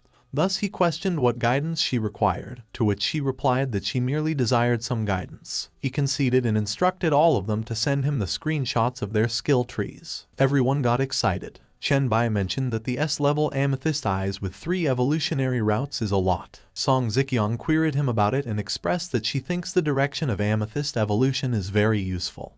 But he clarified that she is a queen and not a warrior, so her upgrade focus should be on upgrading Amethyst evolution, and secondary upgrading should be spirit enhancement. Amethyst Eyes and Profound Noble Eyes are abilities that let her understand her opponent, and even control them, so those are more suitable for her. She elaborated that Amethyst Eye could see through attributes, and with enough mental power gap, she could even read the opponent's mind. With Profound Noble Eyes, if someone makes eye contact with her, they will enter a confusion state and will lose their sense of direction. Thus it was magnificent. He summoned Wai Shihu and indicated that next up was her A-level skill, but she stated that she only has 2 skill trees. He assured that it doesn't matter if she has few skill trees and advised selecting the threat view first, as it highlights targets in view that could pose a threat, and afterward unlocking the See What I See, as it allows her to share her highlighted vision with her teammates. In the future, she will be an indispensable god-level support. She affirmed and promised she would unlock those 2 skills as soon as possible, and he approved because her basic skills were already very impressive. He summoned Lu Lai and declared that her B-level illusionary image actually has a skill that could create miracles, yet she responded that she has carefully reviewed all her skills, but none of them seem to have any damage capabilities. He disagreed and directed her to consider recognizing the false as true, as the skill has a strange effect where if the enemy fails to see through the illusion will become the reality to the enemy. He verified if she comprehended and explained that if they believed that the nuclear bomb in the illusion was real, then they would really be bombed by a nuclear bomb. It was also the reason why the skill has no damage description because everything is possible. Song Zikyong wondered if her ability was too abnormal, and if it was really a B-level skill. Yet he clarified that her talent does not include the ability to disguise energy fluctuations or auras, and pure illusions are actually very easy to detect, so the success or failure depends entirely on her skills. He then stated that it was Su Xin's turn with the B-level rapid recovery. She could evenly add points to the 3 recovery abilities of stamina, flesh and blood, and spirit because all of her skills take effect on her first. She can't help others until she uses them actively. Her abilities are simple but practical, and so far, he has not encountered a better medical talent than hers. Song Ji queried if Su Xin was done and if it was her turn. However, he clarified that C-level weaklings come last, so next is Qin Lingyu's B-level concentration, and she laughed and thanked him. He observed that her ability seems to be just a quick brain, but it is a god-level talent in a one-on-one fight. She should set a goal and focus on it, and it could speed up thinking and discard all irrelevant information. Thus, she has to choose skills that could help her make judgments about the battle situation, and she should also practice her skills in 1v1 battles against enemies with different talents. She expressed gratitude and requested that he let her express her gratitude for his guidance through actions,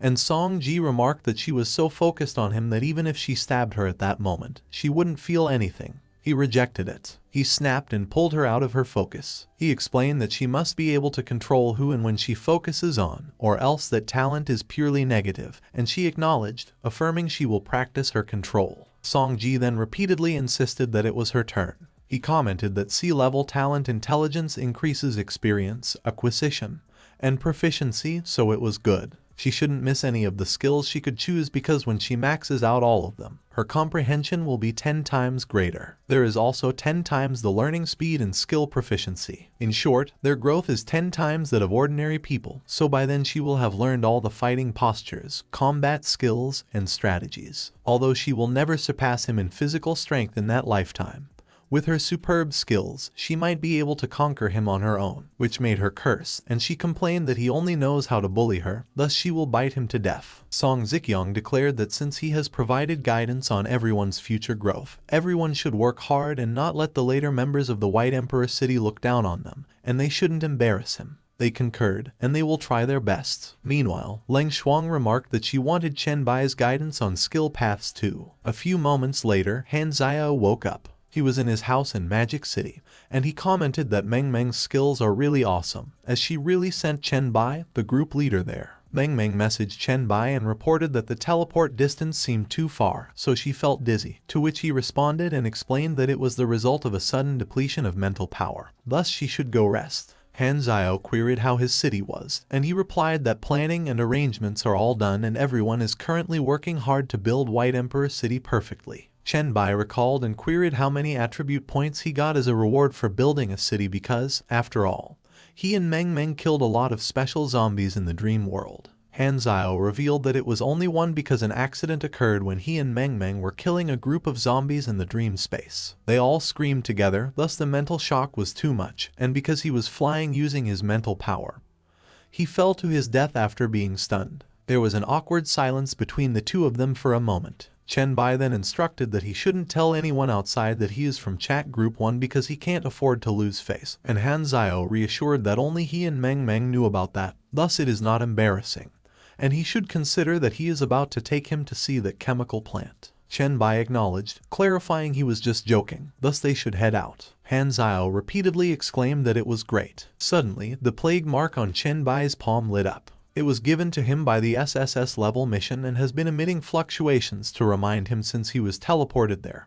Thus it seems it is indeed related to the chemical plant Han Xiao mentioned, where there are plague zombies. Han Zhao summoned him and directed that they should go that way. Chen Bai rushed there as soon as White Emperor City's order was restored, and he pondered what kind of rewards there would be for the SSS level mission. Chen Bai was afraid to look at the mask in Zhongcheng in case Lido found out that he had hidden it. He didn't expect that those bloodline potions could be purified into an S-level essence, and the most important thing is that there is no requirement for usage. Han Zhao called him and informed that it was just up ahead and that was where the green mist was. The two of them landed safely on the ground. Chen Bai inquired if he knew the interior of the factory, and he confirmed he knew it before the doomsday. Chen Bai acknowledged okay and they should get going, but then he wondered if he had to go too and remarked that the green mist gives him a dangerous feeling. Chen Bai reassured that he shouldn't worry and he should just stay more than 10 meters away from him and he would be fine.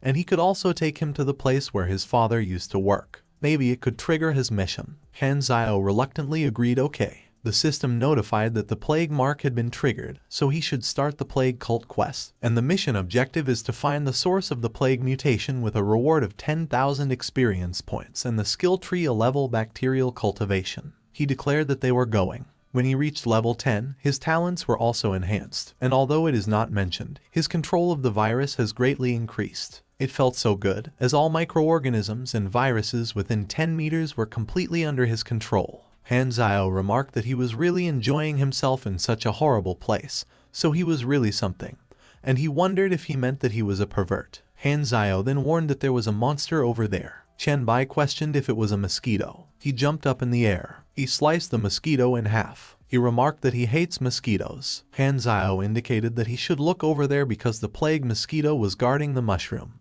and it could be a source of plague. Chen Bai cautioned that he shouldn't touch it, but if he wanted to die, he should just smell it, as it should be less painful if it starts in his lungs than if it starts in his hands. It was a combination of plague virus and bacteria. Han Zhao advised that he should be cautious, but he reassured that it was okay as he is immune to those things, and the system notified to absorb the deadly fungal virus and gain 150 virus points. Chen Bai remarked that it was good because the amount of virus in one bite is equivalent to that of several elite zombies. They should go to the factory where his father worked and to the lounge, and Han Zhao agreed okay. A few moments later, they arrived at the Plague Factory employee dormitory in Magic City. Han Zhao explained that he had checked his father's work area, and there was nothing there, so it seems that the clues to his mission were not there. Chen Bai suggested that he should join him in finding the source of the plague, but if he tells him to run, he has to leave immediately, to which he consented and promised that he wouldn't hold him back. Chen Bai mentioned that the concentration of plague and virus is the highest there. He queried if he knew what that place was, and he answered that it should be the sewage disposal tank. The sewage from the chemical plant is collected there. There are 2 very large and deep pools inside, and he has been in there once, but the air in there makes him feel dizzy. A few moments later, they came down to the sewage disposal pool.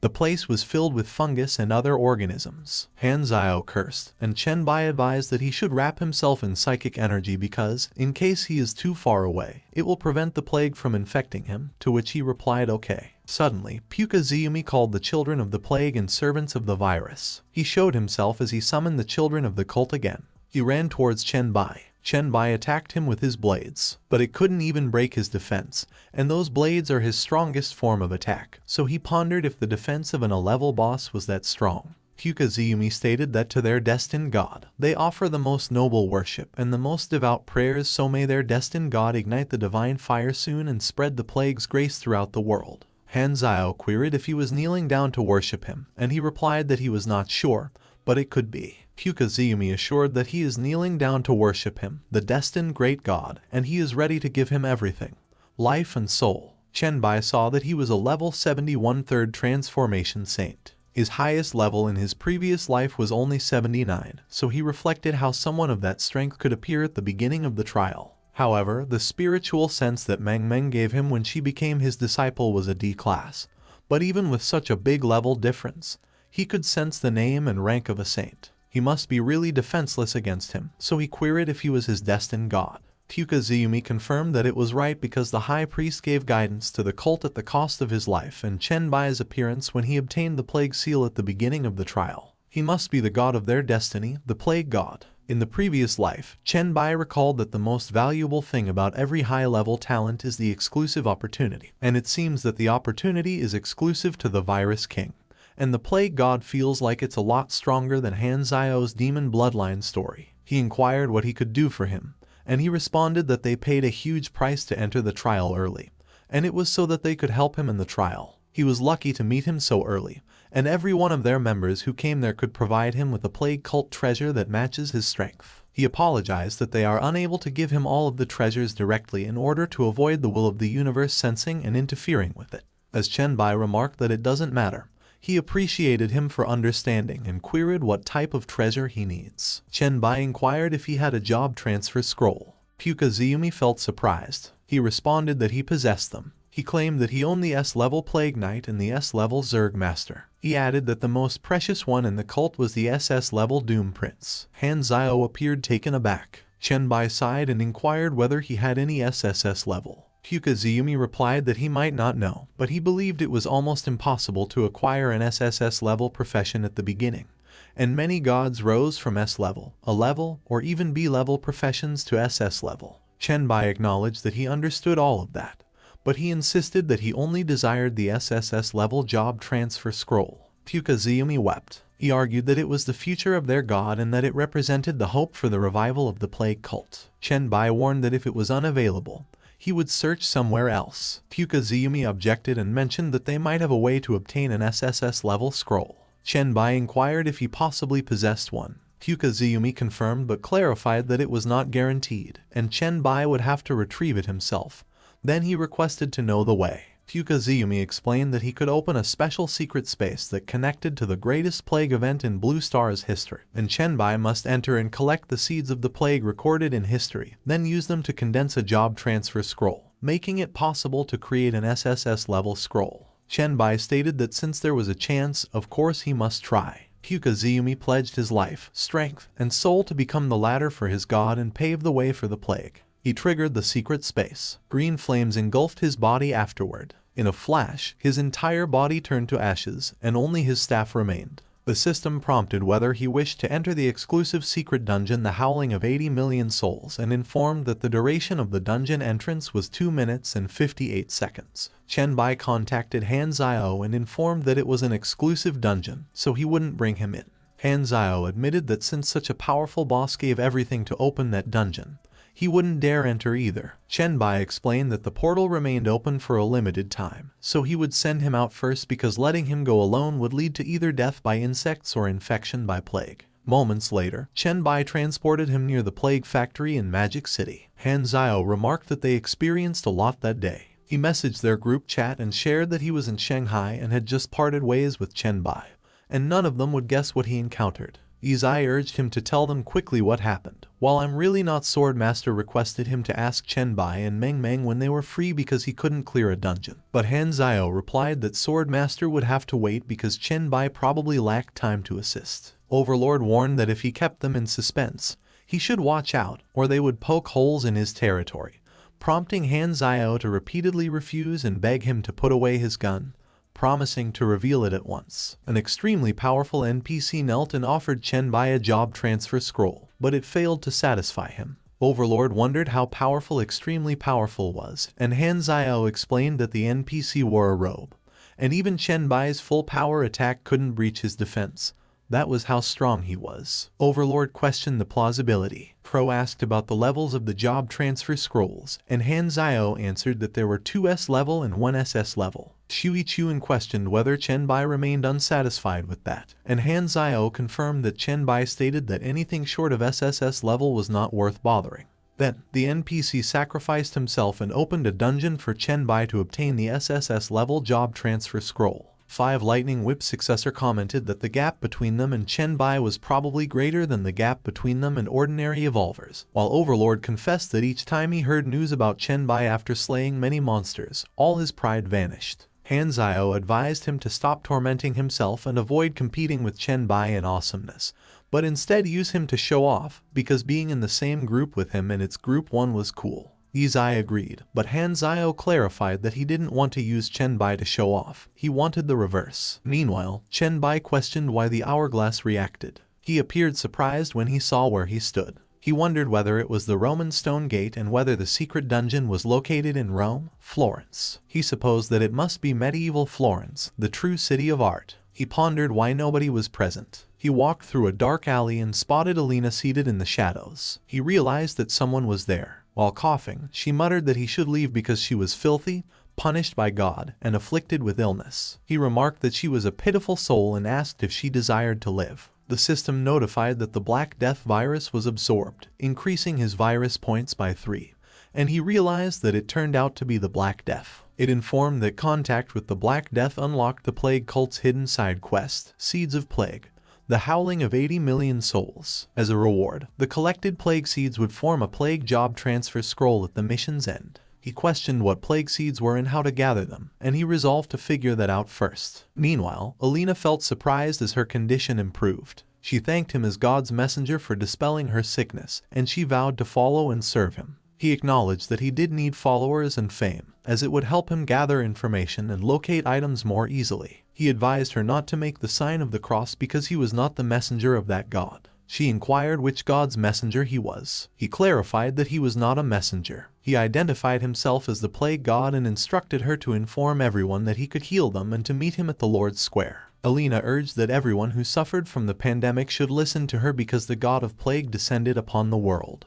And at that time, he was at the Lord's Square. She insisted they should go to the Lord's Square because the god of plague would cure them. Someone curiously peeked through their door and watched her. She repeated that everyone who suffered from the pandemic should go to Lord's Square. She warned that if they didn't believe her, they could come out and see her, and she inquired if they all knew her. A man questioned who was shouting outside, and the wife explained that it was Alina and remarked that the poor girl was probably so sick she lost her mind. Alina declared that she was the daughter of Henry, a wealthy merchant who gave his entire fortune to the church, but her family still died of disease, and she urged them to come out and see because she, Alina Henry, was healed. An old lady wondered if she was really okay. As she observed they heard her shouting on the street for so long, she inquired if they heard her cough even once. She proclaimed they should see that the god of plague healed her, and they didn't need donations, they didn't need to bleed, they didn't need to pray, they just needed to go to Lord's Square. One of the ladies touched her forehead to check her temperature. She affirmed that it was real because she wasn't coughing,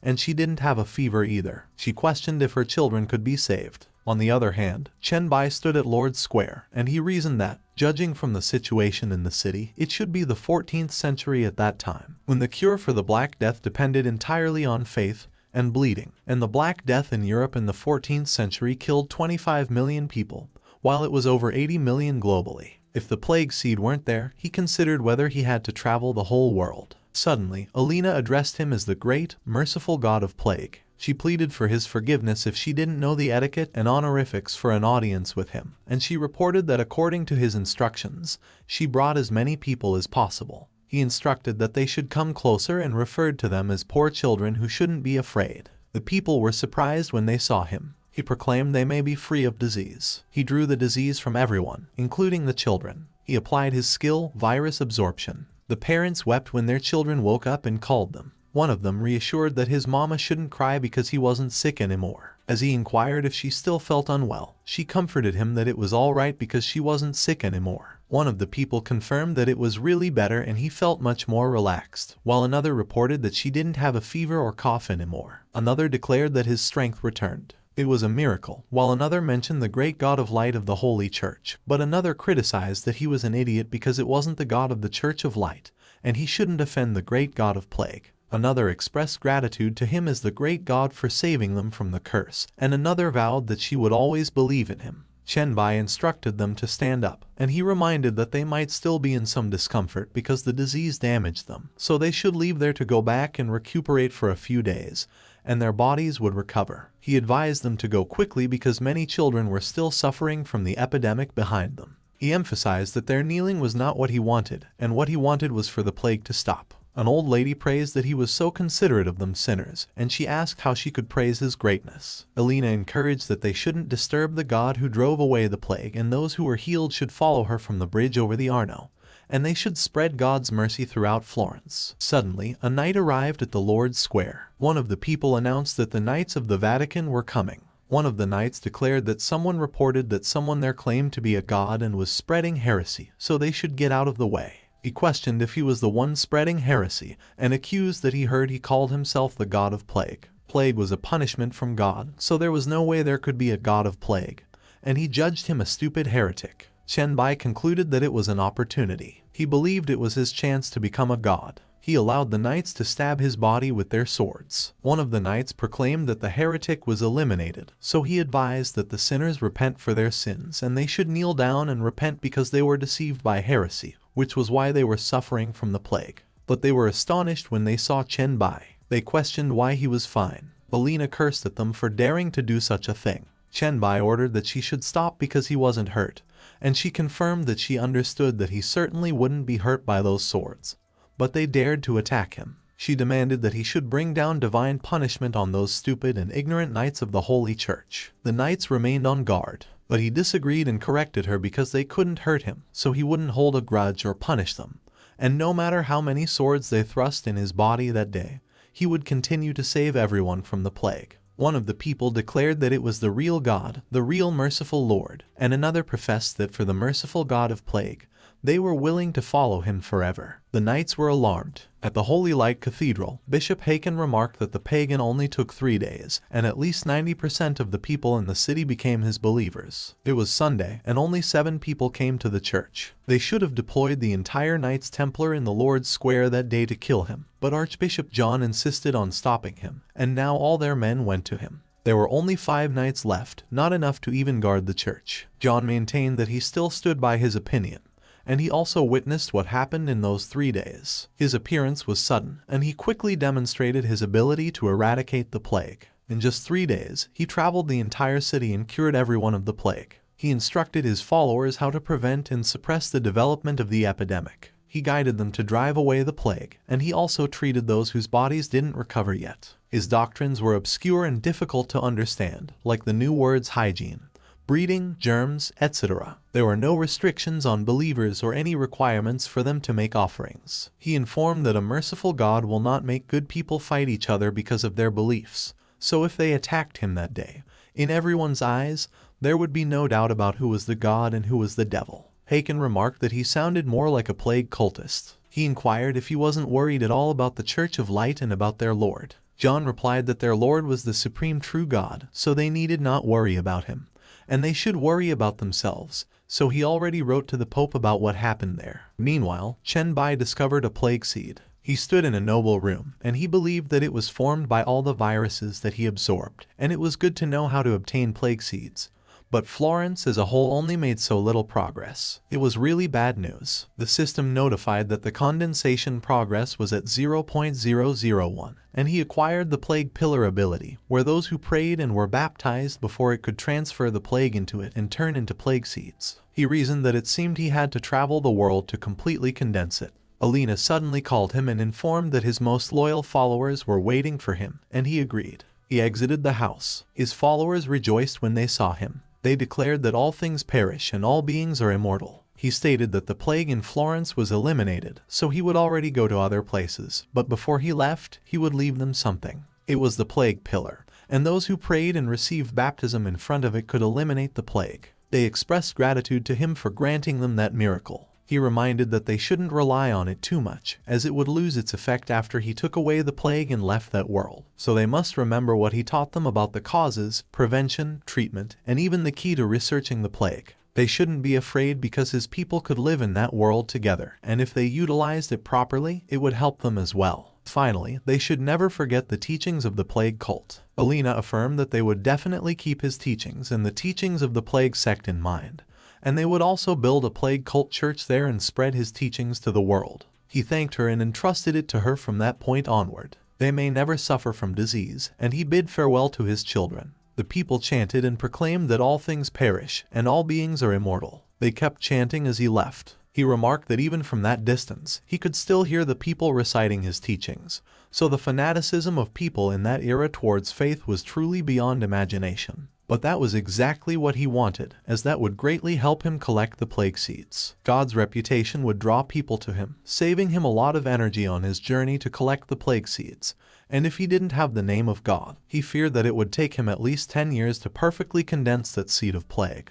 But it should be much easier at the moment. He should complete that dungeon as a god. A few days later, at St. Peter's Basilica in Vatican City, Soren hoped that the god may bless the Pope and inquired what he wanted to see him about. And the Pope explained that the failure of the Eastern expedition greatly disappointed the god, so demons took advantage of that opportunity to release the plague to harm all living beings. At that critical moment, a pagan took advantage of the plague to rob the followers of their glorious church. Soren, the Grand Master of the Knights of Templar, asked if he referred to the guy who called himself the god of plague and could drive away the plague, and he wondered if those guys who didn't have firm beliefs had brains because they actually believed in such a scam. The Pope denied it, stating that he came all the way from Florence, and he did indeed eradicate the plague. Soren questioned if he actually eradicated the plague and if it could be real. But the Pope clarified that he could eradicate the plague, so he must be a demon because demons release the plague and take it away, using it to mimic a miracle and urging followers of the Holy Church,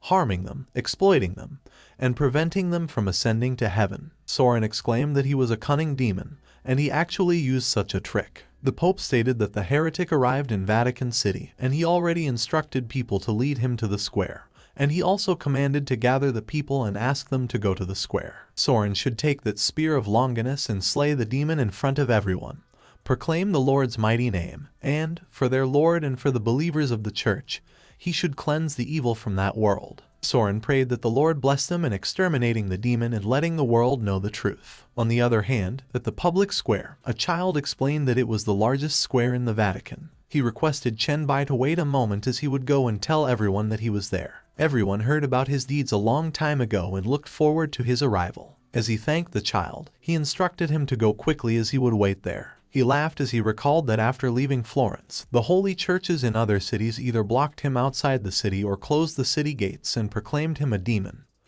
But in there, he was greeted by someone who wasn't even sick at all. He remarked that it was such a clumsy method. He stood by the Holy Church emblem sculpture. He assumed that it seemed they couldn't bear it anymore and decided to get rid of him once and for all in their main camp. But it was exactly what he waited for, an opportunity to completely resolve that troublesome Vatican. So they should come and let him see what methods they would use. One of the people remarked that they should come quickly because the Vatican intended to judge the pagan who cured the plague. He inquired whether he could really cure the plague, and another insisted that it must be fake. Otherwise, there was no way the Vatican would judge him. The Pope declared he was a demon and the Lord God issued a decree to destroy him there, while Soren proclaimed that the spear of Longinus was there, so there was no escape for him. Chen Bai assumed that, judging from their attire, they were the Pope and the Knights of Templar, and it impressed him because they even built the stage. He addressed them as servants of the glorious Lord. As he claimed that he came into the world to take away the plague, he challenged them for daring to slander him as a demon in the name of the Lord God.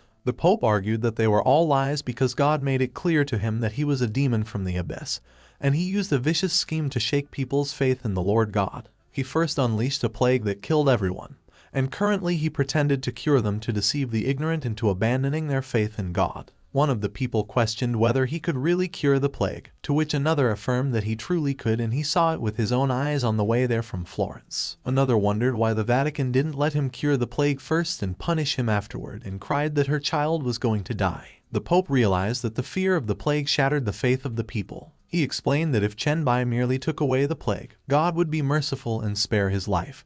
But his mistake was that he secretly bewitched them, so their souls would fall into hell forever after death. As one of the people acknowledged that it turned out to be like that, another accused him of being a vicious demon. Everyone shouted that they should kill him. Soren vowed that he would follow the calling of God's believers, so the demon must die. But Chen Bai blocked the spear with just the tip of his finger. It trembled as it struck toward him with such force. Chen Bai urged him to give up because that spear already committed one wrong act, hurting the Son of God, and currently it didn't want to make another mistake, so he shouldn't force it. Soren couldn't believe it. Chen Bai explained that all the way from Florence, he kept wondering why the church repeatedly prevented him from taking away the plague. Now that he saw him, a demon disguised as the Pope, he finally understood. The Pope laughed, and he mocked him by asking if he was kidding. One of the people laughed, and another wondered how the Pope could be a demon. Chen Bai responded that whether he was a demon or not, everyone would soon find out. He punched the unguarded Pope. One of the knights shouted that he killed the Pope, and another urged them to save the people. Soren confessed that he was bewitched by him and got distracted by his questions, so he was indeed a demon. But Chen Bai countered that the demon who seized the throne of the people should reveal his true self. Soren was stunned. The Pope grew horns and transformed into a demon. One of the people screamed that those were demon's horns, and another questioned what happened to him. The Pope declared that he would kill Chen Bai. Chen Bai concluded that it was just as he expected. His abilities were too great for the people of that era, and using his power would only make people completely believe in the Pope's slander. Debating with him was foolish, and releasing a virus that killed him wouldn't convince anyone. But luckily, when he went to pick up Dreamy, he gathered the 11 demon blood essence. So he smashed it into the Pope's body and also injected the zombie virus as double insurance. Whichever one took effect, the Pope would be exposed to the public and become a real devil or demon. The Pope gathered a fiery energy in his mouth. The people screamed that it was a demon and they should run away quickly. Chen Bai surmised that demon horns and demon fire were the demon bloodline essence effect, so the stage was set as the A-class demon bloodline was very powerful. Soren admitted that the Pope was actually a demon. Chen Bai believed that his body would soon completely collapse because it could not withstand the power of demons. He stated that the demon from hell usurped the throne of the Pope, distorted the teachings,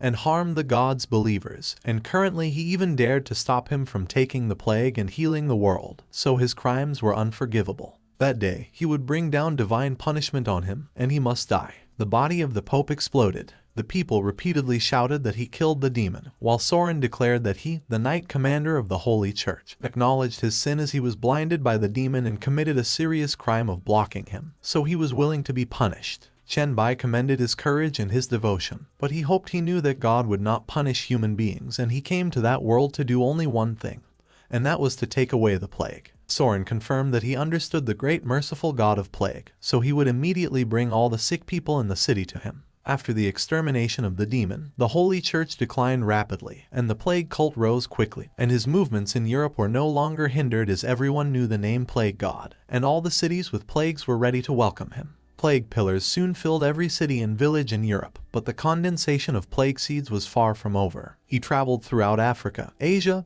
and Oceania, and he saw different races, religions, and dynasties. He recounted that it was 1 year, 5 months, and 12 days, and it was finally completed. All he needed to do next was recover the plague in the plague pillar, and although that dungeon didn't have any powerful enemies, it was deadly difficult. He regretted that if he knew it would take so long before he entered, he really wouldn't have set foot in that side quest because, after all, 1.5 years was a very precious time in the pre-apocalyptic times. The system inquired if he wanted to collect all the plague seeds in the plague pillars. He affirmed yes. At the courtyard with the plague pillar in Florence, Alina expressed that may the great plague god's journey be smooth and he may finish his plans early. She was stunned when she noticed the plague pillar. One of the knights questioned what happened, and she explained that their god had completed his journey and was already returning to the kingdom of gods. They should recite the teachings given to them by him and let him know that they have memorized them. The knight agreed. She explained that they are called plague cult not because they believe in catastrophe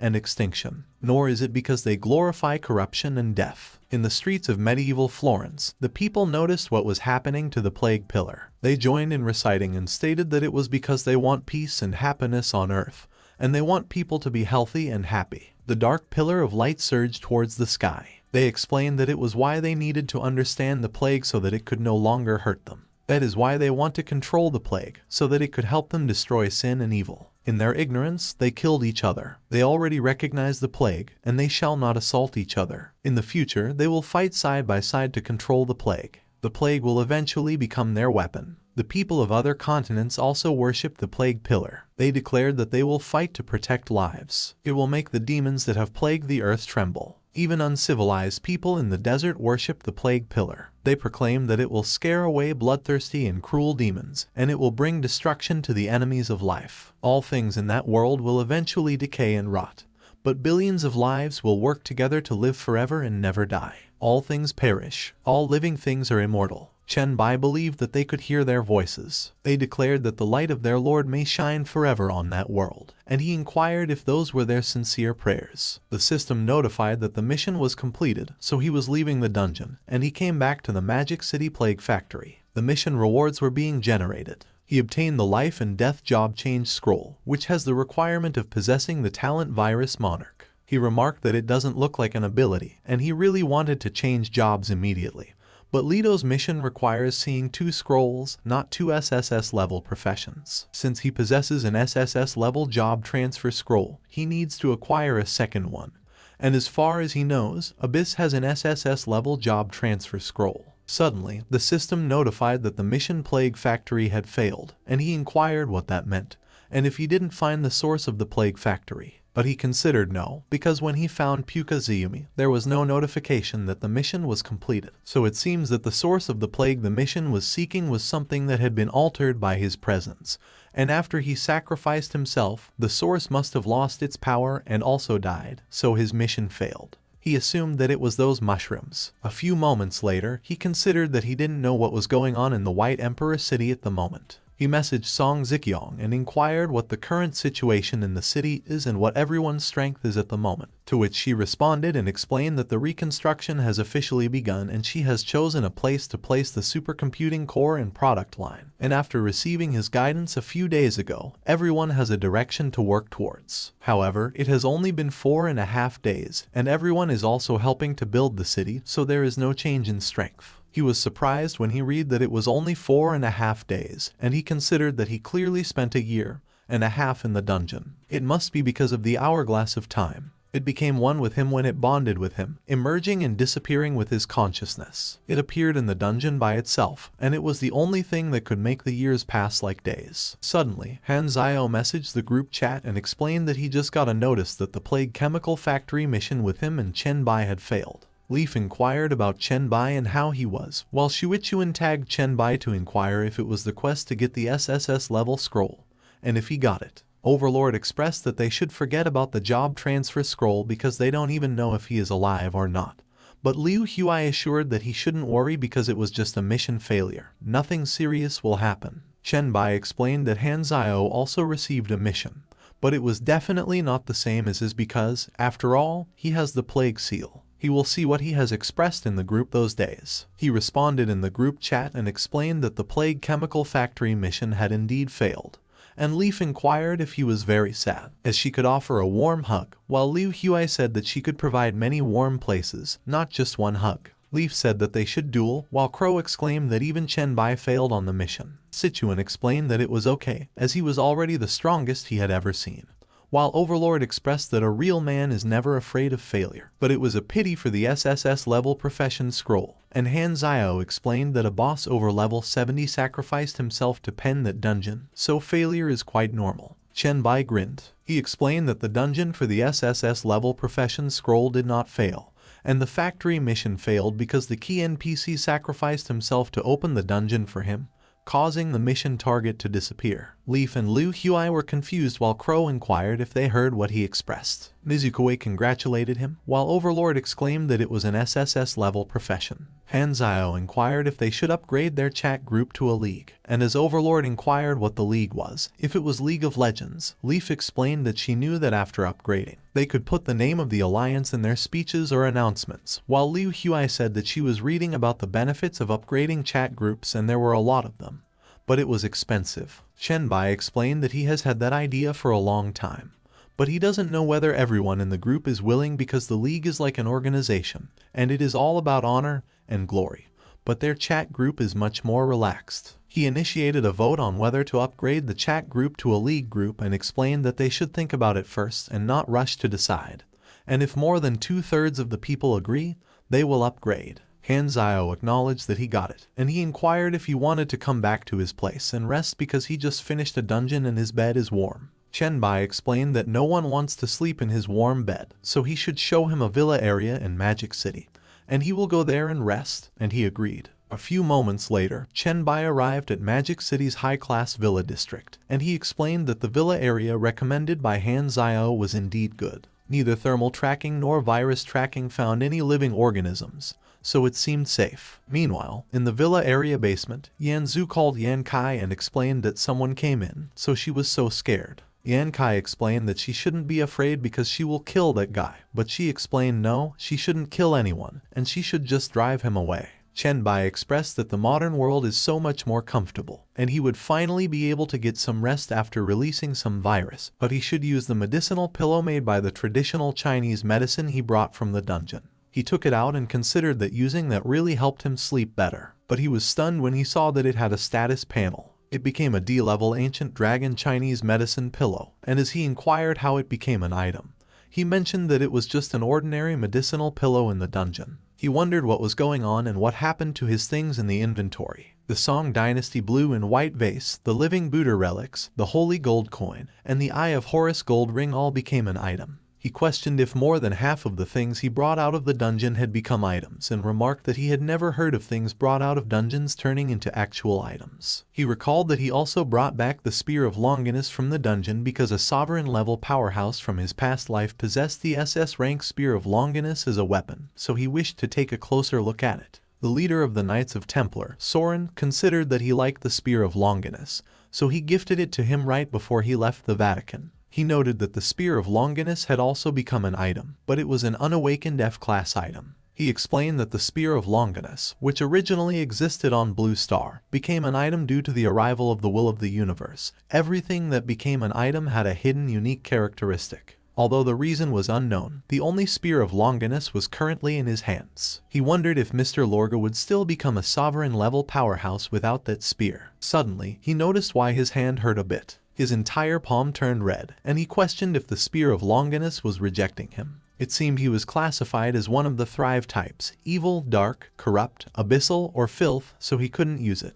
It was only F level, and it could burn him, and if it were upgraded to S rank, he feared it might melt him, so it was truly a weapon that countered him. He decided to let it eat dust in his inventory because that way, there was one less thing in the world that could threaten him. Suddenly, the door to his room opened. He was puzzled as he considered that he clearly locked it. A knife suddenly came flying towards him. He managed to catch it with his fingers. He couldn't see it with either his virus detection or thermal vision, so that should be a spiritual being controlling the knife, and it could only manipulate objects to attack, so its level should be quite low. Using Hellfire would kill it instantly, but the bedroom would be ruined as well. It was a headache because he possessed nearly 300 spiritual power, but he only had one skill that could harm spirits. He resolved to use the virus points he collected from city defense and dungeons to find some more cost-effective skills. He mentioned that the Black Light virus didn't seem to be proficient in spiritual power, so he inquired about the Spirit Power virus series. There was no virus, and it couldn't unlock the tree skill, so they should see what that could have towards spirit power. He already had enough points. The system notified that the virus had been strengthened successfully,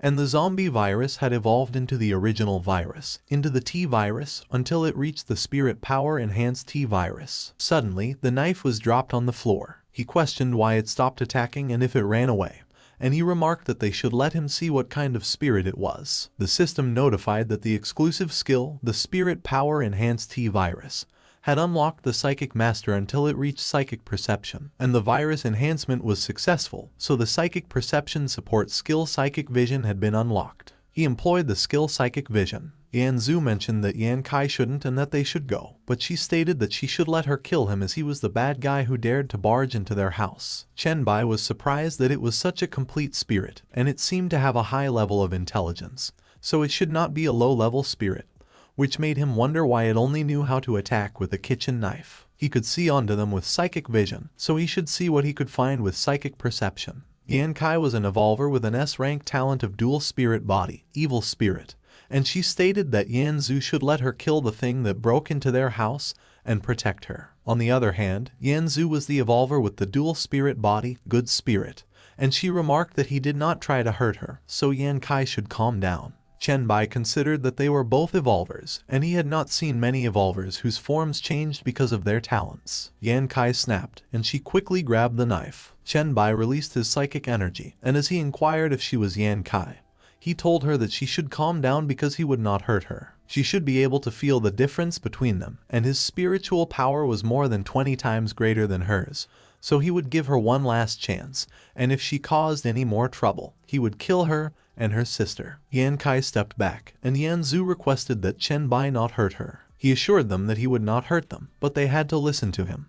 But Yan Kai claimed that he had some kind of perverted thoughts, so he should come at her and not bully her sister. He questioned if he had any perverted thoughts, and as he observed that it was she who had perverted thoughts, she hissed and threatened that she would kill him. He instructed the two of them to stand there as he intended to ask them a few questions. He inquired if they knew what happened in that world and if they could use the Evolver panel. Yan Zhu replied that they knew what happened and knew how to use the Evolver panel. She even read the Evolver forums while Yan Kai scoffed and expressed that, of course, she knew that a lot of people had died, but they were a bunch of pests, so it was a good thing they died. Chen Bai questioned why. If that was the case, they were only level 2 and if they were too scared to go out and kill monsters to gain experience. To which Yan Zhu admitted yes, it was she who stopped her sister. She wondered if they were not once human and claimed that she could not bear to hurt them because, after all, they could not hurt them. He declared that they were foolish because someone who could hurt them would appear sooner or later, and he asked what they would do then, if they would face them with their level 2 strength. They should remember that their talent was very dangerous because their power was tied to their emotions. They should not be controlled by the emotions tied to their power and become foolish saints and crazy idiots. They should close their eyes, carefully feel their power and control it, and use their minds to think about what they should do. Yan Zhu stated that she should help others and be a good person and do her best to help everyone, while Yan Kai declared that she should kill every bastard in that garbage world who bullied her sister, and anyone who might bully her sister must also be killed. He remarked that it seemed their rationality had been severely eroded. If he did not discipline them properly, soon they would become 2 low-level spirits acting purely on instinct and become pure monsters. Chen Bai believed that in order to train those spirits tainted by emotional energy, the first thing to do was reduce the energy's influence on them. He considered using telekinesis to play with them, and he could also refine his control over it at the same time. He decided to try full suppression first, and while Yan Zhu expressed her pain, Yan Kai inquired what he was doing. He explained that that was it and they should resist with all their strength until they ran out of energy. He assumed he should practice shaping and controlling with telekinesis because, after all, in his past life, he did not specialize in mental skills, so he was not very strong in that area. The sisters struggled and tried to resist as he controlled them. He noted that if he controlled 2 spirits at the same time, he could manage their overall positioning, but the finer details were lacking. Plus, they were still resisting, so the movements looked a bit off. A few moments later, the sisters stopped struggling. Chen Bai inquired if they were not resisting anymore and remarked that they obviously still had some energy left. He questioned if it was because their reason had recovered a bit, and they believed he wouldn't harm them. He commented that it seemed like both of them still hadn't figured out the gravity of the situation, and if they couldn't learn to control their emotional energy, they would eventually become mindless, vengeful spirits. Then, it would be better to kill them at that moment. He ripped their clothes off them. Their moans echoed throughout the room. A few moments later, the sisters were tired and were resting under the sheets. Chen Bai questioned what they would do if they encountered a zombie attacking a human. Yan Zhu stated that she would save the human being and kill the zombie, while Yan Kai replied that she would do what she could, and if possible, she should kill the zombie first. He approved and observed that it seemed like both of them had already regained their rationality. Although one was still good and the other evil, they hadn't been influenced by the energy to become an extreme of morality. Yan Zhu expressed gratitude, while Yan Kai scoffed and predicted that sooner or later she would make him taste the consequences of his brutal treatment of them. He explained that previously, they couldn't control the energy, but their talents, absorbing yin and gathering yang, could automatically absorb energy, so they would start from scratch, and he would teach them a simple, basic technique. They should try to release the energy that was gradually accumulating and manifest it in the form of clothing. The sisters appeared flustered, but they manifested clothing like they were told. Chen Bai stated that the remaining energy within the body should be determined according to one's own ability once fully mastered, so he would take advantage of those few days of rest to help them slightly improve their levels. A few moments later, they went to the Magic City Red Star Mental Hospital dungeon. Yan Zhu used her skill, Good Spirit, Benevolent Pacification. On the other hand, Yan Kai used her skill, Evil Spirit, Twisting Evil Thoughts. She applied her skill, Absorbing Yin, Extracting Evil Thoughts, while Yan Zhu applied her skill, Gathering Yang, Collecting Good Thoughts, and the system notified that the small boss, head nurse, had been killed. Yan Kai addressed Chen Bai as big brother and inquired how they performed. He warned that she shouldn't secretly invade his body with evil thoughts since it wouldn't work. She responded that it must be because he was inherently a bad person, which was why evil thoughts were ineffective. Suddenly, Chen Bai saw that Meng Meng sent a message. She revealed that the Sword Immortal wanted to help with a secret nightmare-level dungeon, and he acknowledged that he must help if he had time. Chen Bai stated that they should send him the dungeon details privately, and as the Sword Immortal agreed and promised to send it right away, Yi Zai inquired if there was another team slot and if they could give it to her little sister. The dungeon was at Shushan Mountain Path, which had the entry requirement that only I am really not a Sword Immortal could act as the team leader. The team size must not exceed 4 members, and the level cap was 10. Chen Bai assumed that it was no wonder they were in such a hurry because there was a level restriction. It seemed he hadn't heard about Sword Immortal in his past life, and perhaps it was because he couldn't find reliable teammates and ultimately perished in that dungeon. He responded that it was perfect timing because he hadn't switched classes yet, so his level was locked at 10, so they should form a team. Overlord mentioned that the last team slot must be decided by rolling dice, fair and square, while Liu Huai stated that she was there. But Jiangsu Buxu argued that Sword Immortal had already arranged with the channel that he would be accompanying at that time, and he apologized to everyone. Han Zhao questioned why there was a backdoor deal going on and if the old Taoist sold his dignity to Sword Immortal, while Overlord asked how much he offered and promised to pay double. But dignity was off the table, and Izai complained that it wasn't fair. Sword Immortal urged everyone to calm down because the dungeon was tied to their Dragon Nation's traditional cultivation, which was why he decided to bring Jiangsu Buxu along. But they would make sure to prioritize everyone next time they had a dungeon. Chen Bai chuckled. He declared that they should stop there that day and go home. Yan Kai questioned if they were not continuing and stated that she could still kill. He insisted that it was enough because they wouldn't be able to handle the monsters ahead, as the boss was especially skilled in mental attacks, and if they went at that time, it would be like handing themselves over for nothing. Yan Kai scoffed while Yan Zhu stated that they would listen to him. A few moments later, Chen Bai arrived at the base of a hill amidst the Shushan range, a thatched hut inside the dungeon. Meng Meng greeted him. She introduced Jiangsu Buxu, and he requested that they just call him Jiangsu. Suddenly, Chu Zixun popped out behind him. He called Chen Bai and revealed that he finally got to meet him. He explained that he was the one from the group called I Really Am Not a Sword Immortal, and his real name was Chu Zixun. Chen Bai expressed that it was nice to meet them. He questioned if he had a weapon-based talent with so many swords in him. Chu Zixun confirmed that it was right and he could see it. He possessed an S-level talent, Sword Immortal,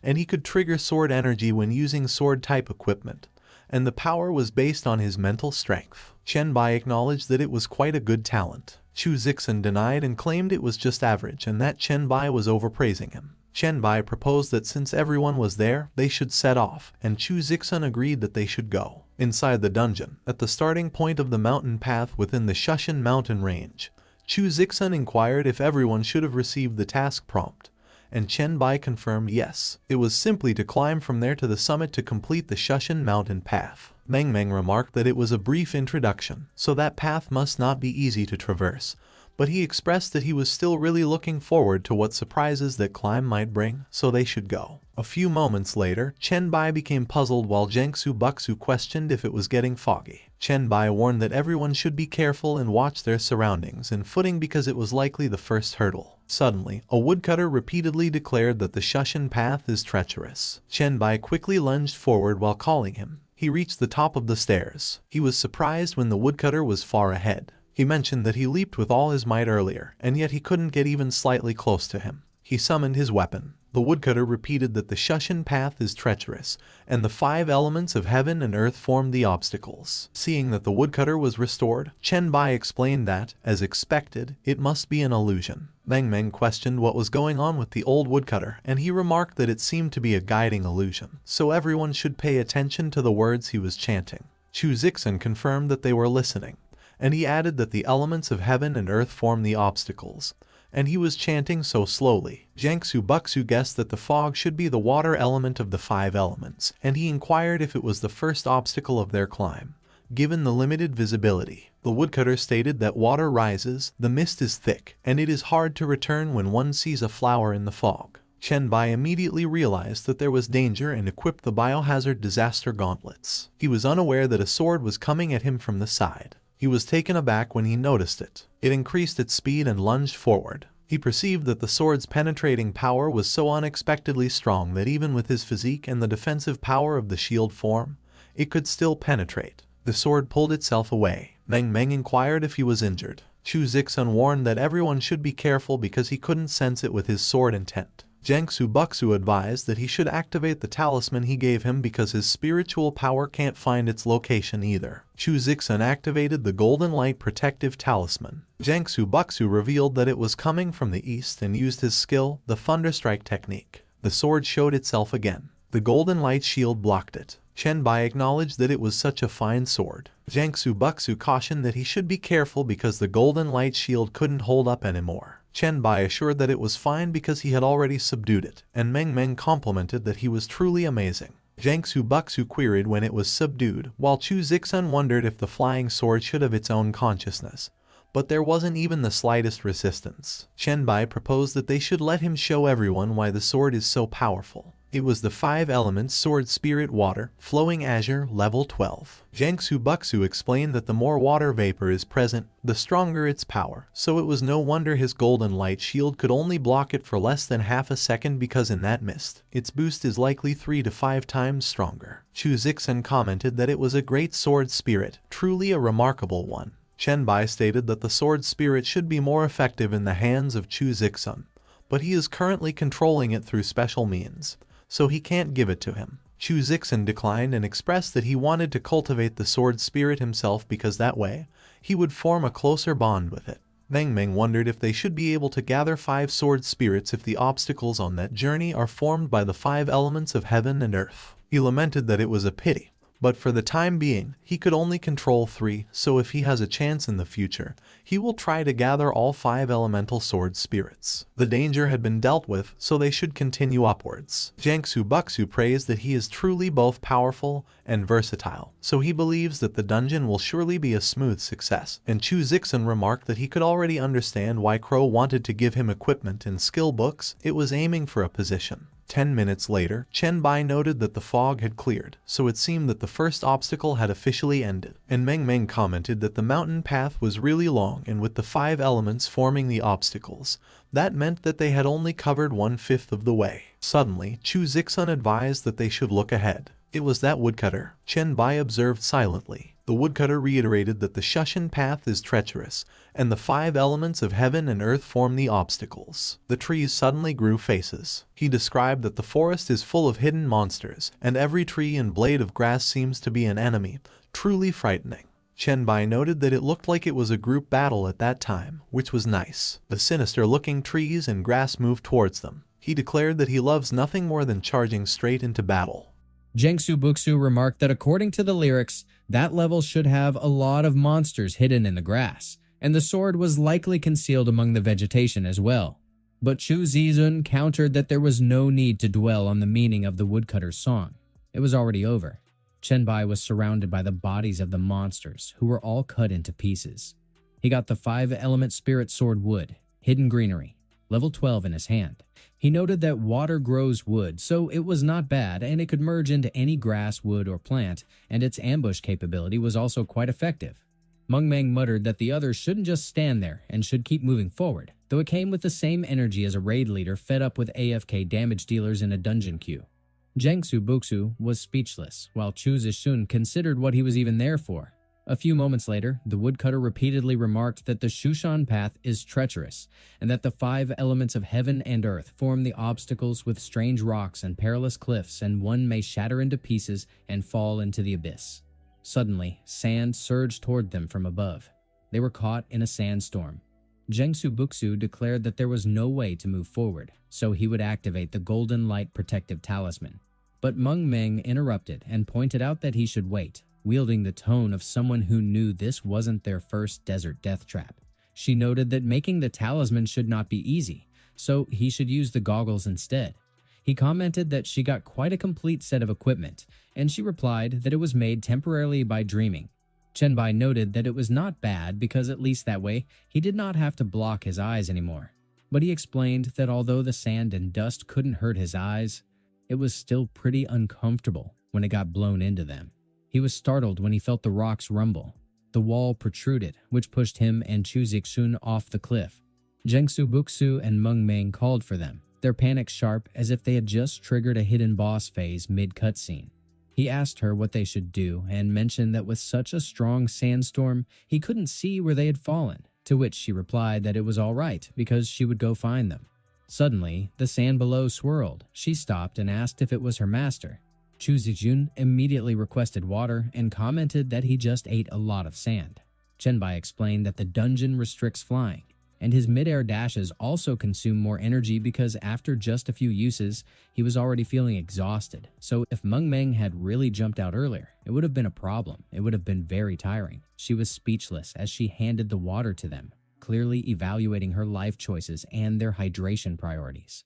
A few moments later, Jiangsu Buxu pointed out that they need to think about it for a moment, about how to avoid being pushed off by that sword of the cliff. The sandstorm could even block spiritual power detection, so he had no way of predicting the time and location of the next attack.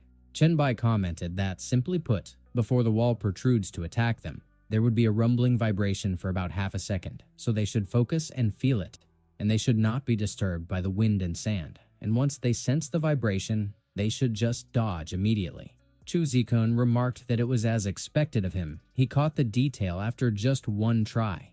Chen Bai stated that it was enough, so they should all stay there and wait for the next attack. And if anyone couldn't react in time, they should just stay close to him, to which Meng Meng agreed. Chu Zishun also gave his agreement, while Jiangsu Buxu confirmed that he got it, though his tone held the same dread as someone re-entering a notoriously bugged platforming segment. A few moments later, everyone heard the rumbling of the rocks. They all quickly ran forward to dodge the protruding wall. Chen Bai commented that it was very good, as it seemed that the problem of avoiding the sword of the cliff had been solved, so they should clear that level as soon as possible. Meng Meng asked him if she was right that the Earth Spirit Sword should be there, and if he did not want it, to which he declined.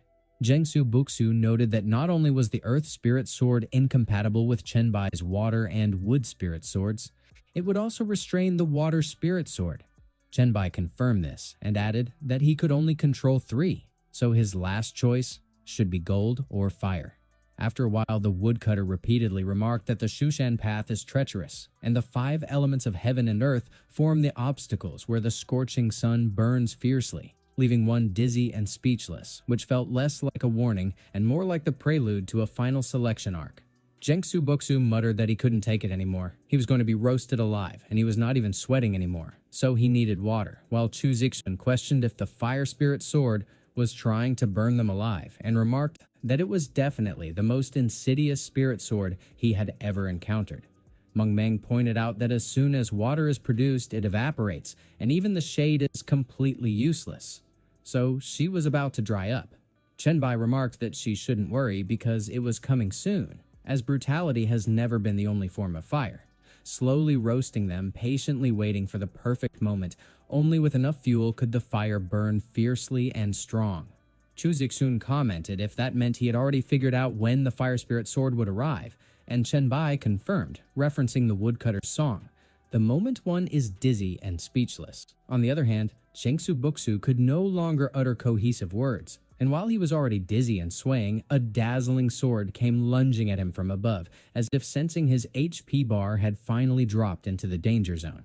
The sword stopped right before it hit him. Chen Bai remarked that he got it. He grabbed the 5-element sword Spirit Fire, Heartburn level 12. He stated that the Fire Spirit Sword had already been tamed, so they should quickly finish that part of the journey and properly rehydrate themselves. A few moments later, Chu Ziyun commented that it was cool. Suddenly, the woodcutter repeatedly said that the Shushan path is treacherous, and the 5 elements of heaven and earth form the obstacles. So with a flash of golden light, the head and body parted, never to be reunited. Chen Bai considered that it sounded like the Golden Spirit Sword was a battle trial, just perfect for venting all the frustration he had been carrying. And the Fire Spirit Sword had been tamed by him, so he could only make the Golden Spirit Sword suffer, which, by this point, basically made him the Ichigo Kurosaki of 5-element sword tamers. Chu Zixun remarked that up ahead appeared to be the territory of the Golden Spirit Sword, to which Meng Meng agreed, and noted that it resembled a straightforward combat stage. A dull sword had been lodged in the center of the arena. Chu Zixun inquired whether it was a sword that hadn't been completely forged, while Jiangsu Buxu questioned how it could emit a flash of golden light without undergoing tempering or polishing, and commented that it didn't seem simple at all. But Chen Bai dismissed the speculation and remarked that there was no need to overthink it. They should just fight, and they would find out. The sword intercepted his attack and forced him back, and then he bombarded it with his attacks until it crumbled, only for the sword to regenerate, naturally pulling a full Majin Buu on them.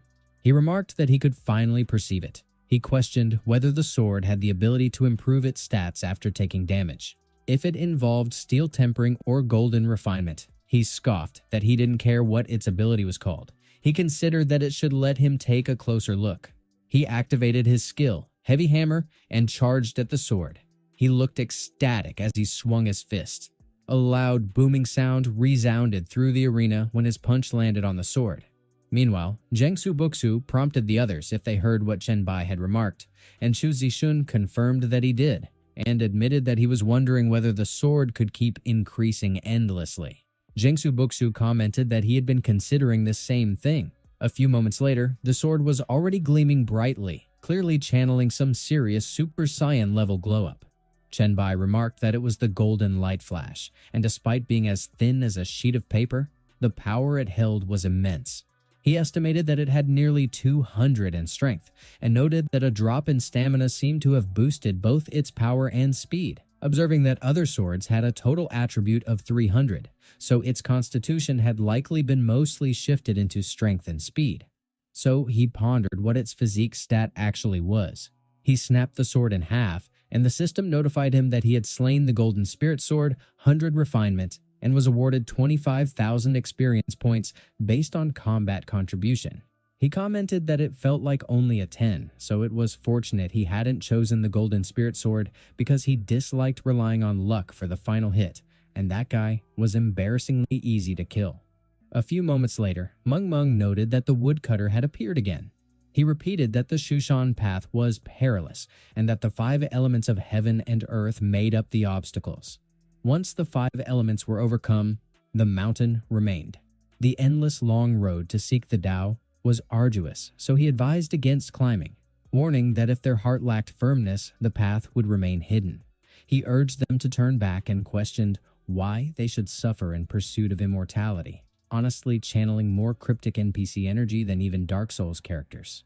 Meng Meng turned to Chen Bai and asked how the woodcutter had gone down, and he replied that it was not favorable. He summoned Chu Zixun and instructed him to lead, because they still had a long distance to travel from there. Jiangsu Buxu remarked that he finally comprehended that the endless long road to seek the Tao was harsh, and if their heart wasn't firm, the path would not appear, concluding that since it was his instance dungeon, only he should possess the heart to seek the Tao.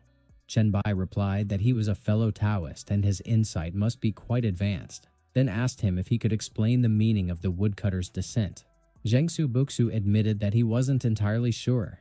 Chen Bai commented that he felt it was a trap to mislead opportunists, causing them, after enduring a lengthy and exhausting journey, to believe the true path lay in descent. Furthermore, he mentioned that when the old woodcutter passed by them, he experienced a chill down his spine, and suspected he might kill anyone who tried descending the mountain. Chu Zixun muttered that he was doomed because he had noticed nothing at all, and as he questioned whether he truly didn't deserve to clear it, Chen Bai replied that having the heart to seek the Tao was sufficient, and encouraged him to remain determined because he didn't want to keep walking the endless road for too long. Chu Zixun declared that, of course, he had the heart to seek the Tao, and it was unwavering. 4 hours later, the system announced that the Secret Realm Instance Dungeon Shushan Mountain Path had been cleared. Suddenly, golden lights rained down from the sky, cue that Final Fantasy level clear shimmer. The system informed them that players who passed the level received a special reward, the Shushan token. Jiangsu Buxu and Chu Zixun both obtained one. The system notified them that rewards had been distributed and they could exit the instance at any time, as it would be converted into a one-time normal dungeon for all evolvers. The Shushan token was a unique item that granted access to the special map of Shushan levels 10 through 89 and was account-bound, making it non-transferable, non-giftable, and non-loanable. Chen Bai considered it an incredible map and acknowledged that Shushan was truly formidable.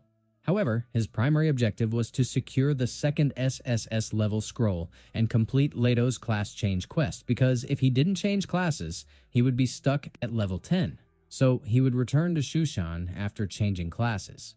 Chu Zixun called out to him and requested that he choose his reward first, and he thanked him. Chu Zixun remarked that Chen Bai would pick first, with Meng Meng to follow. Jiangsu Buxu reassured everyone not to worry about leaving anything for him because he was already immensely grateful to have received the token. Chen Bai's body was asleep back at the villa area. He finally awakened. Yan Shui noted that he was awake while Yan Qi scoffed and remarked that he must be ridiculously weak to be sleeping in the middle of the day. He responded that even if she tried her hardest and turned herself into a form that couldn't interact with matter, she still wouldn't be able to knock him down. But she retorted that he was boasting, and as she challenged him, she remarked that she believed she could knock him down in 3 seconds, pulling a full one-punch woman energy on him. He revealed that earlier he had obtained a skill book from the secret realm that was ideal for both of them. If she succeeded in knocking him down, the book would be hers. Yanqi replied no, she couldn't do it anymore as she was about to dissipate, while Yan Shui muttered that she too couldn't. Chen Bai remarked to Yanqi if she had finally realized the gap and commented that he hadn't even resisted at all. She questioned whether he had someone he liked and whether he always had to be somewhat careful when dealing with people. He remarked that it was just that his physique was strong, but he could still control his strength. Seeing how hard they had tried, it served as a reward for the two of them. But when Yanqi attempted to catch the book, it passed through her hands and dropped on the floor with the grace of a bugged loot drop in a gacha game. Chen Bai stood speechless. She remarked that they should just wait until they had recovered to learn it because the skill book wasn't going anywhere anyway. He replied that she could learn it whenever she wanted. It didn't matter, as he should get busy with his own things already. And Yan Shui asked if he was already leaving and whether he hadn't claimed he would take them to River City. He noted that his matter was more important, so he would take them with him once he was back. Yan Shui acknowledged it and commented that they would wait for him to come back. With the Demon Hunter promotion task scroll in his hand, Chen Bai considered that he had already improved to the limits, so it was time to get that SSS level promotion scroll from the Abyss. After all, if he doesn't complete Leto's task, he will be stuck at level 10 forever, a permanent side character in a world of broken power ceilings. As he opened the task scroll, he recalled that when he first got it, he hadn't planned on going after that promotion scroll because it was described as a trial that even the gods cannot pass. But at that point, there were no other leads to another SSS level scroll, so he would just have to give it a try. He was brought to the first layer of the Abyss, and as one of the demons questioned whether he was a human, another announced they should eat him. He replied that in his previous life, after being promoted to Demon Hunter, he often came to the Abyss, so at that point it actually felt a little like coming home, if your home came with murder attempts and lava rivers. The system assigned him a task to kill demons, and the progress for the fallen demons was 3/100ths. He must kill 100 inferior demons and 100 fallen demons to complete the task and leave the Abyss, and he estimated that once the task was completed, he would be sent out of the Abyss, so he figured he should hold back a little. After all, he was just using it to enter the Abyss, and his real goal was the trial at the Abyss Well. A day later, Chen Bai complained that it was quite annoying that he couldn't finish that task because there were just too many fallen demons and inferior demons in the first layer of the Abyss, and they were so dumb they only knew how to keep chasing endlessly. Even if he shook off one batch, the next batch would quickly gather as soon as he slowed down, as if they were coded with the same AI as low-level mob respawns. He saw that the Abyss Well had erupted. He muttered that it was bad luck because although the eruption didn't affect the trial, it would fill the Abyss with energy and all demon-blooded creatures would become stronger. He calculated that it would also spew out countless demon blood eggs, giving birth to numerous new demon creatures, and remarked that there were tens of thousands of enemies coming down from the sky, so he couldn't stop, otherwise it would be easy to get surrounded. He predicted that if he accidentally completed the task while fighting his way out, he would be immediately sent out of the Abyss. Suddenly, he spotted a sword coming at him from behind. He immediately dodged it, and the sword got stuck on the ground. Fergus stepped on the sword. He was a level 16 demon warrior. In demon language, he announced that he found a fine dinner, and declared that the human better kneel down and express his gratitude, because, after all, he would fill his, Lord Fergus's, stomach. In demon language, Chen Bai questioned whether he was a pure-blooded demon warrior, and as he remarked that they were quite rare in the first layer of the Abyss, he demanded to know if he was coming from a deeper level. Fergus confirmed it and mocked that he, who could only run away, actually knew quite a bit about demons and could even speak demon language. However, there was no meaning for food to have knowledge about its owner. Chen Bai challenged him, asking if he knew why only the low-intelligence inferior demons and fallen demons were chasing after him. Fergus confessed ignorance but taunted that he could let him give the answer before dying, and for that, he would mercifully start eating from his head. Chen Bai replied that he would tell him immediately. Fergus sneered that it was impossible. His lifeless body crashed on the ground. Chen Bai remarked that it was because he had killed all other species.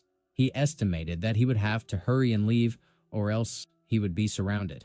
6 days later, at the abyssal well, Chen Bai exclaimed that he finally made it, and it was like seeing that the mountain was close, but it was actually really far away. A spiritual sequel to every filler arc escape attempt. He recalled that in his past life, when he first changed to a demon hunter, he sought refuge there because most of the demons on the first layer didn't dare to approach that place, so it was the perfect time to rest for a while and start the challenge again. He remarked that he would feed those demon bloodline potions he had collected over the past few days to the mask because both his bag and secret storage were packed full of them, and he speculated what level of bloodline essence would be synthesized from those tens of thousands of BD-grade potions. Suddenly, in demon language, Kuo Tao noted that there really was a human there and commented that it was interesting. Chen Bai snapped alert. Kuo Tao explained that he received a report from his servant that a human was heading toward the abyssal well. He was a fish demon, Submariner Der 17 level 18, and he confirmed that he also heard the human had killed all other types of demons except for the inferior demons and fallen demons. It looked like it was him. Chen Bai recognized Kuo Tao and calculated that it was not something that should appear in the first layer. And in demon language, he challenged what it mattered, and if they all liked to come up there and stroll around when the abyssal well erupted.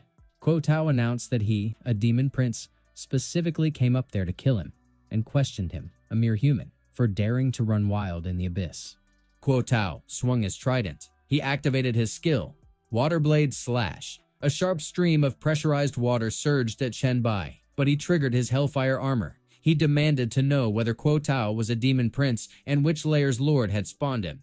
Kuo Tao confirmed that his royal father ruled the 17th layer, practically name-dropping his lineage like he was flexing bloodlines in a shonen tournament arc. He hurled an insult about Chen Bai being worthless for wielding such inferior hellfire, and he demanded if terror had already gutted him. Chen Bai activated his skill, Muscle Reinforcement. Kuo Tao flinched when he realized Chen Bai was reaching for him. He got slammed headfirst into the ground. Chen Bai remarked that it had just gotten ready to devour something decent, but Kuo Tao's arrival interrupted it, likely triggering the equivalent of a boss fight cutscene. He noted that the thing in his inventory was not pleased. As compensation, Kuo Tao's bloodline would serve as a light appetizer. The mask opened its mouth, and demon bloodline potions clattered out as they poured in. Chen Bai noted that the bloodline potions filling his backpack and inventory probably numbered in the tens of thousands, so he began to consider what sort of high-quality synthesis might result, like some gacha whale tallying up how many SSRs he might pull. He obtained the Blackwater Trident, a C-class polearm, granting underwater breathing and dark vision when equipped. Chen Bai remarked that underwater breathing wasn't bad, since it might prove useful eventually. With all issues resolved, it was time to begin. He stood at the edge of the well. He mentioned that once he stared into the abyss, he would receive that prompt.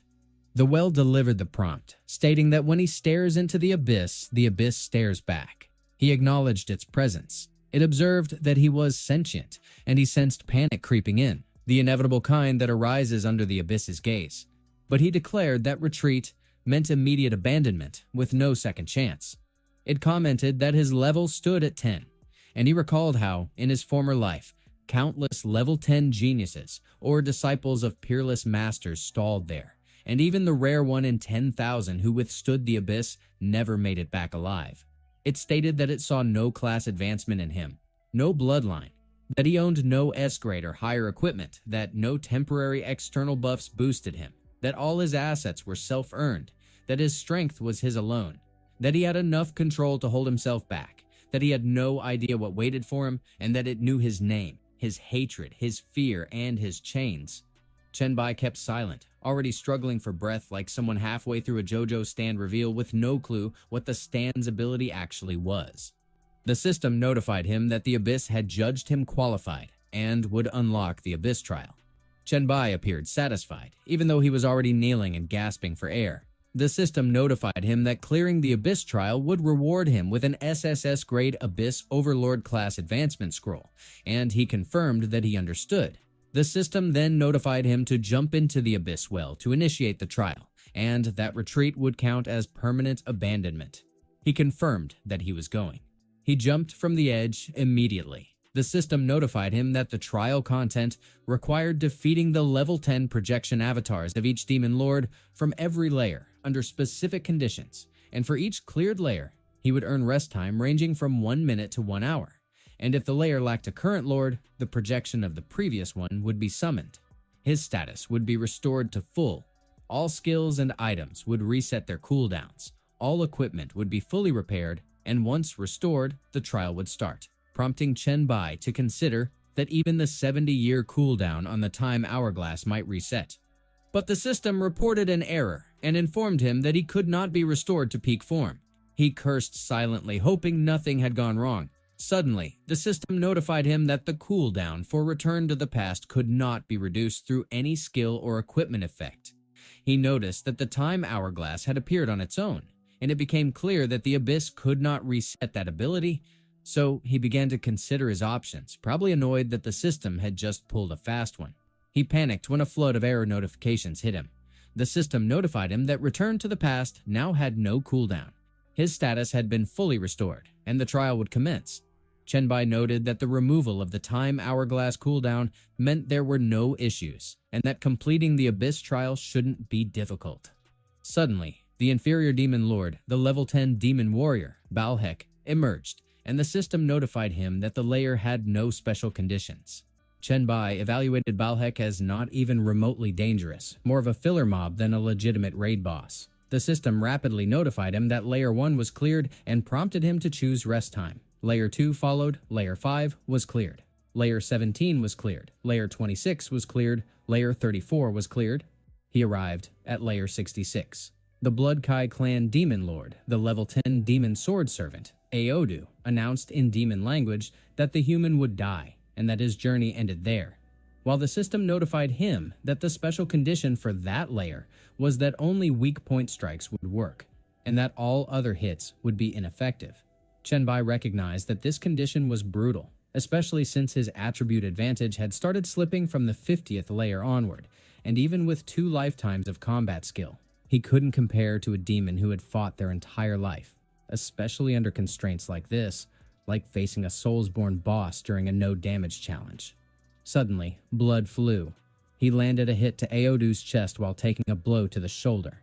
He acknowledged that without superior combat skills or stats, and with the need to locate weak points, he had no choice but to trade wounds.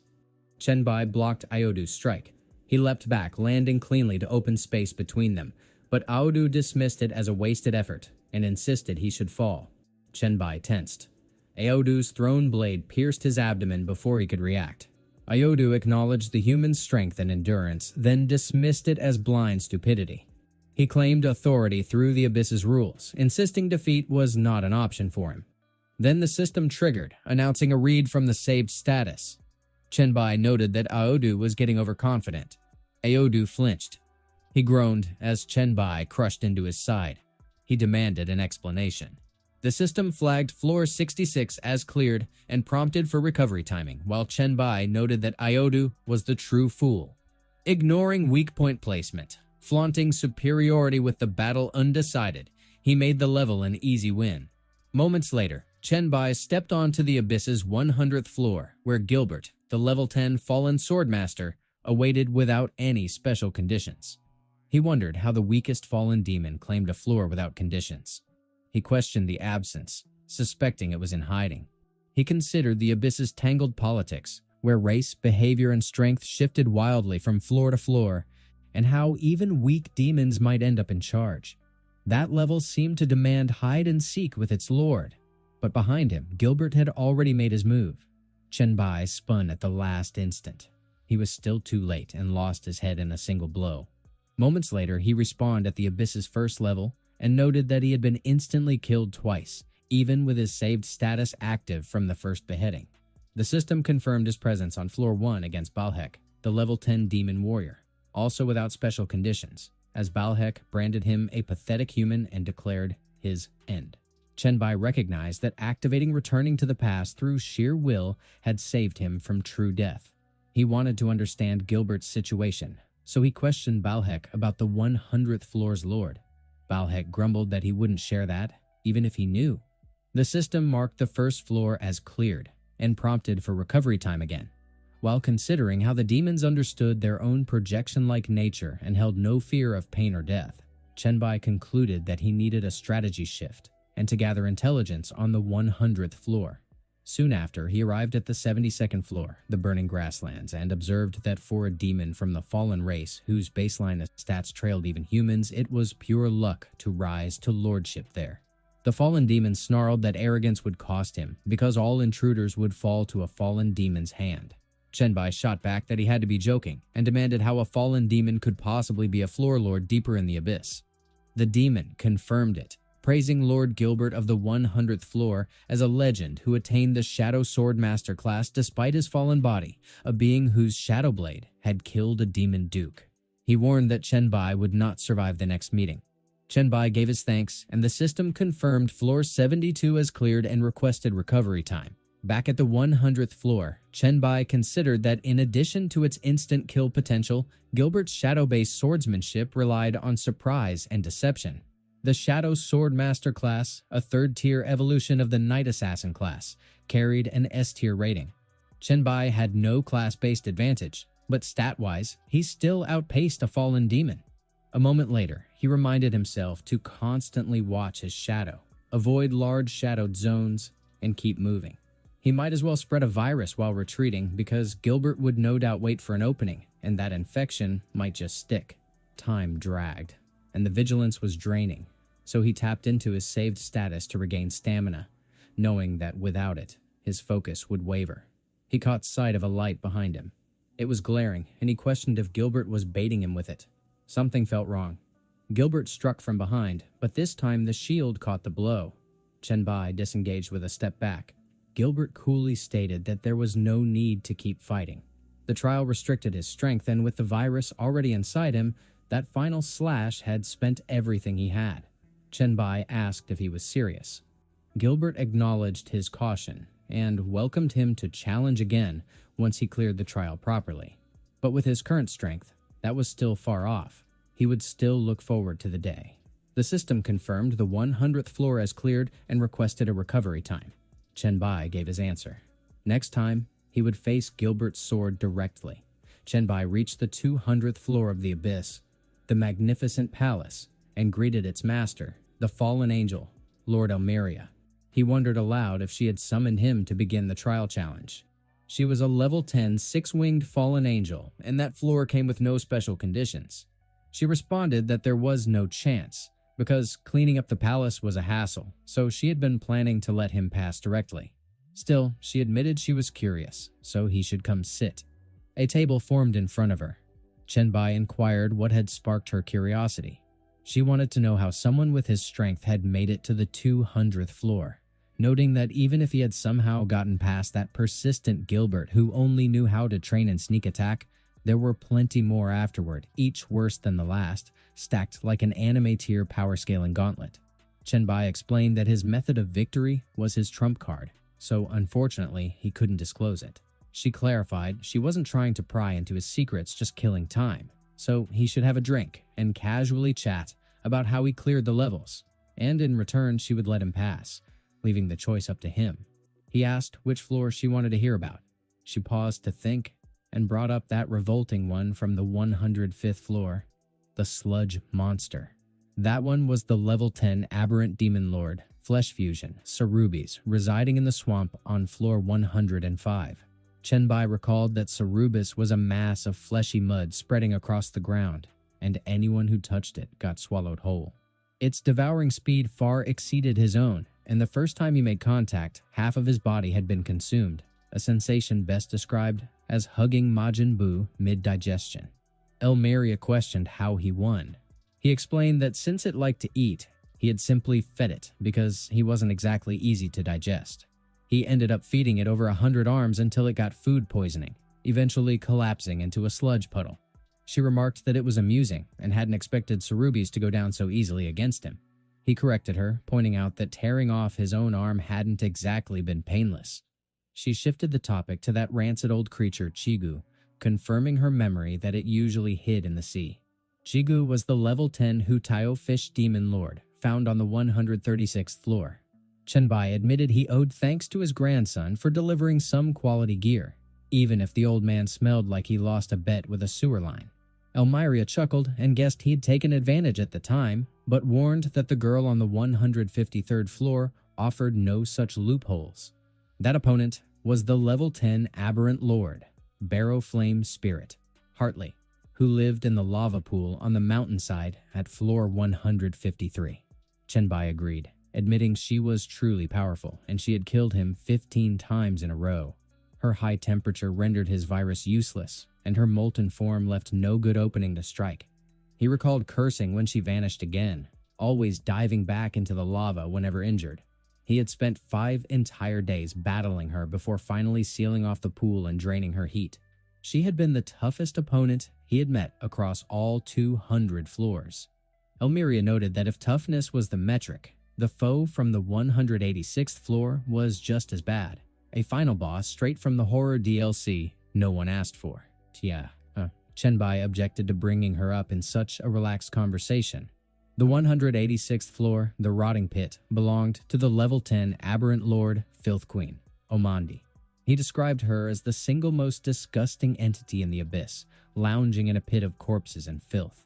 He had finally purged the stench from memory, and now she had forced it back, ruining his drink. Elmira admitted Omandi wasn't all that powerful, but no other demon had the nerve to take her territory. She added that she hadn't taken a sip of wine either until he brought that memory up. Chenbai claimed he wouldn't dare drink wine born from the fallen angel's mental energy, since it might kill him. Still, he dismissed that idea, noting that he had already died once from drinking, so he had no plans to repeat the mistake, even if the label promised 100 proof divine punishment. She sighed, revealing that once he drank it, she could shatter him with a single thought. She called it unfortunate, guessing she couldn't take him down while lying down. He offered to fight her if she wanted to get up. She declined, declaring she was too lazy to move. He remarked that her laziness was something else. She waved him off, telling him to get lost because she planned to sleep. There were still many more ahead, and making projections drained too much energy. Plenty of strong foes still waited above, including 6 who held divine titles. Basically elite raid bosses preloaded with cheat codes. So she saw no need to act at all. The system announced that floor 200 had been cleared and requested him to select his recovery time. He brought up the 6 true gods bearing divine titles. He figured that while he could use the hourglass's backtracking to challenge the other lords repeatedly, it wouldn't work on those 6. Moments later, the system confirmed entry into the recovery space and started the countdown while he pondered the nature of the divine title holders. Each one possessed authority over a rule. He could only hope their authority wasn't the kind that could erase him outright. He believed that as long as he could rely on the hourglass's backtracking, even if it was a god, he would find a way to kill it. Chenbai reached floor 235, the wilderness. He lingered in a daze while the illusion took hold. The level 10, aberrant lord, Abyssal Eye Demon Clan, Salisbury, imposed unknown special conditions for his floor and observed that the human should slumber forever within that illusion. Chenbai met the remark with a sinister laugh. Salisbury mused over what kind of sweet dream had managed to captivate him. Inside the illusion, Heloise addressed him as Divine Lord Chenbai and pledged her allegiance. His dreamscape surrounded him with his girls as Heloise bowed before him. She declared her willingness to offer everything in service to him, whether as a servant, slave, tool, or even toy, and claimed it would be her greatest honor. Chenbai inquired what she would do if he ordered her to surrender her power and die. She froze as tears streamed down her face. She replied that he still lacked trust in her despite her absolute loyalty. He remarked that she should stop pretending, that he knew her true nature and recognized survival instincts masked as devotion because ambition had always crowded out loyalty, and the word had never existed in her world. He added that he could still spare her, and she gave thanks and reaffirmed her willingness to do anything for him. He instructed her to wear it, bind herself to the gate, and serve as a watchdog. She bit her lip to smother the contempt when he dropped the leash in front of her. She gave no response. He prompted her, asking whether she had lost the will to obey. She responded that she was willing to be a dog for the Divine Lord and that it would be her greatest honor. Back in reality, Chenbai queried why she was speaking and confirmed that yes, it was the sound a dog should make. Salisbury clicked his tongue and commented that he really knew how to enjoy himself. He added that there was no reason for fear because once he absorbed his soul, they would eternally share sweet dreams. But Chenbai's swords began floating into the air. The system provided Chenbai a hint that the special condition for that floor required him to see through and break free from Salisbury's illusion. He stated that although the dream had beauty, it was not real, and staying forever would have been unbearably dull. Salisbury demanded to know when he saw through the illusion and how he escaped without alerting him. Chenbai replied that the flaw had not been difficult to detect since Salisbury failed to replicate the overwhelming presence of a god, and while his true form might have managed it, in that trial he remained stuck at level 10. He noted that the method of breaking free was even easier because the sword spirits remained untouched by the illusion, given their independent thought, anime side characters running on protagonist immunity. Salisbury admitted he could have killed him long ago but had chosen instead to toy with him. Chenbai replied that there had been no intent to toy with him. He merely needed a break because trudging through over 200 floors of the abyss had left him utterly drained. He considered that those 200 floors and nearly 1,000 resets, filled with battles, conspiracies, and schemes, had pushed his limits, and while stamina could recover, mounting stress and disorientation could not. If not for that illusion, his will might have crumbled entirely by then. Fortunately, it had reminded him of his original goal, pulling him back from the brink of madness and a floor count with no clear end, and he remarked that he owed Salisbury thanks for that. Salisbury inquired if he truly used the illusion to wrest from over 200 floors and muttered that he really was just a brat. He advised him not to worry, since few battles remained, and Chenbai asked if that meant they were nearing the final floors. Salisbury replied that fewer than 300 remained, but many were already empty. Chenbai responded that he seemed unaware the abyssal will summoned previous floor lords without successors to face him. The smoke demon on floor 215 had also ruled floor 192, and he had already encountered 3 such repeats. But Salisbury clarified that his use of empty meant something else entirely because those floors had collapsed into full voids due to earlier fights. He explained that some powerhouses' clashes could annihilate multiple spatial layers in succession, and the deeper the level, the more frequent that collapse became. Chenbai asked if that was truly the case. He gave thanks and remarked that if he cleared the trial, he might visit him again. Salisbury laughed and promised to offer him the most flawless illusion then, and if he failed to crack it, he would not escape. The system notified Chenbai that floor 235 had been cleared and asked him to select the recovery time. He selected 1 second and noted it as the ideal interval while at peak condition. The system notified him that floors 236 to 238 had collapsed and that he was entering floor 239, and as he wondered whether those were skippable, he realized collapsed floors could be bypassed. He pondered how many levels he might end up skipping. The system then notified him that he was entering floor 279, prompting him to question if he had really skipped 44 floors and how so many could have collapsed, and he mused that next time he reset, he might ask Elmyria or Salisbury. Moments later, the system notified him that the floor featured the level 10 Bull Demon Lord, Beast Sovereign Baphomet, and that the special condition required him to traverse the maze and defeat the enemy. He recalled familiarity with the Beast Sovereign Baphomet, deity of the Minotaur tribe and faith of the Barbarian class, one of the 6 true gods Elmyria had mentioned. He observed that he stood upon blood-soaked ground within a dimly lit labyrinth. He noted that although the first 200 floors had been brutal, the real trial was only beginning because this one was built to strike down any intruder, and he would need to stay alert. Suddenly, Baphomet appeared behind him and was preparing to strike. Chenbai registered the loud thud of Baphomet's hooves. Alarm shot through him and he spun around. He caught its fist in time. He swung his shield and forced it backward. His right arm morphed into a weapon. He slashed Baphomet with it. He allowed his skills to dissipate the moment it collapsed to the ground. He evaluated whether it had died. Then he noticed the body sinking. He launched forward, fist ready to strike. It vanished entirely, and his punch hit the ground. He recognized it had liquefied into blood and vanished, and while he considered the possibility of a blood clone meant to stall intruders, He noted that his knowledge of the beast's sovereign came only from scattered rumors, so he would have to piece things together gradually. 10 minutes passed before the echo of hooves filled the chamber again. Chen Bai inferred that Baphomet had returned.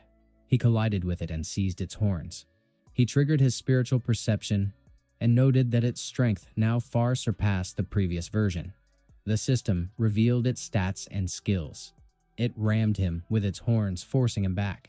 He questioned whether this was only level 2 and cursed its broken innate trait with the frustrated disbelief of a rookie watching a pay-to-win boss dominate ranked matches. He cast Ground Thorns. He deduced that Baphomet had likely been level 1 when he first entered the maze. Moments later, he took down a level 3 Baphomet. He followed that with a level 4 victory, observing that each layer deeper summoned a stronger version. He came face to face with a level 5 one next. He calculated that he might end up fighting 10 Baphomets, but the level 5 already matched his own stats. He considered the implications of a level 10 version, then dismissed the thought, recognizing it wasn't the time to hesitate, so he pushed forward. 30 minutes later, Chen Bai cursed under his breath, recognizing the stat growth per level far exceeded expectations. A level 7?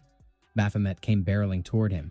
He realized that the spiritual power gap now rendered spiritual perception useless for exact readings, but during the clash, he gauged its stats to be roughly 1.5 times his own, pushing toward double, the kind of scale that would make even an S-class protagonist start sweating bullets. It crashed into the wall he'd been pressed against. He acknowledged that its numbers crushed his own, and weakening it with the virus would take too long, so he debated his options. He decided that gathering more data through exploration was necessary to find a viable method of defeating Baphomet. The maze spat him back to the entrance, and he confirmed the reset. He intended to run tests now, pondering what might happen if he didn't kill the lower-level Baphomets. Facing a level 1 Baphomet again, he resolved to slip past. He reached the spot where level 2 had appeared. He questioned its absence. Moments later, he realized he had already crossed into the zone where level 7 had spawned, an area previously unexplored. He theorized that skipping the kill on level 1 might let him bypass them all, but something about it felt off. Then he sensed Baphomet diving at him from behind. He turned quickly. Too late, his blood sprayed across the floor. Moments later, he noted how close it had been and that he almost failed to trigger backtracking, with its speed now outpacing his reflexes. That must have been level 8 or higher, but he questioned how such a high-level version had shown up while the others didn't. He finally recognized that there might only be one Baphomet in the maze, and that he had been marked. He concluded that if he killed it early, it would respawn deeper and gain levels. But if he let it live, it would hunt him down. When he first entered, its level had been low, and its stats weak, so shaking it off had been simple. But as it pushed deeper into the maze, its level surged. That triggered a sharp spike in stats, meaning it was only a matter of time before it caught up. If so, then he could still weaken it with the virus, but its stat jumps with every level up resembled the kind of scaling that would make even Frieza raise an eyebrow. Just in case, he needed to check whether his remaining virus points could unlock any upgrades. The system revealed that Mental Worm could now convert spiritual energy into a parasitic entity that infected the target, destabilizing its spirit and invoking negative emotions severe enough to cause mental instability or self-destructive tendencies. He noticed this development for the first time, that the new skill had emerged after unlocking telekinesis. Those negative states could suppress Baphomet's berserker surges, lowering its buffs, so it should prepare to die. Chen Bai remarked in a blunt tone that Baphomet came off way too weak at level 1, like he was hardly even worth dragging forward into battle. He yanked him along by the horn with this lazy irritation, pulling as if the whole chore barely merited effort. He looked utterly vacant, drifting so far gone that no strength remained in him to resist at all. Chen Bai urged him to cling on a little longer, hinting that the next level up lurking around the corner would bail him out. After what felt like a short drag, they finally stumbled to the marked destination. Baphomet wheezed for air and snapped back into his senses with a harsh gasp. He scrambled up onto all fours in frantic motion and then, in a flash, hurled Chen Bai into the air. But right after, a vicious jolt of pain ripped through his frame as the lingering negative buffs clawed into him. He hacked out coughs and trembled violently under the torment of lung infection and the mental worm chewing away at his mind. Chen-bai concluded with sharp certainty that, just as he figured, the level up never reset those curses. It only acted like a flimsy partial lift. He felt ironclad confidence in his chest about seizing victory at that point. An hour dragged on before they reached the maze's core arena. Chen-bai calculated with cold clarity that forcing Baphomet's level up midair would hand him the cleanest follow-up strike. Baphomet had clawed his way up already, surging to level 9 in the process. Chen-bai conjured up a blade and hurled himself skyward with sudden force.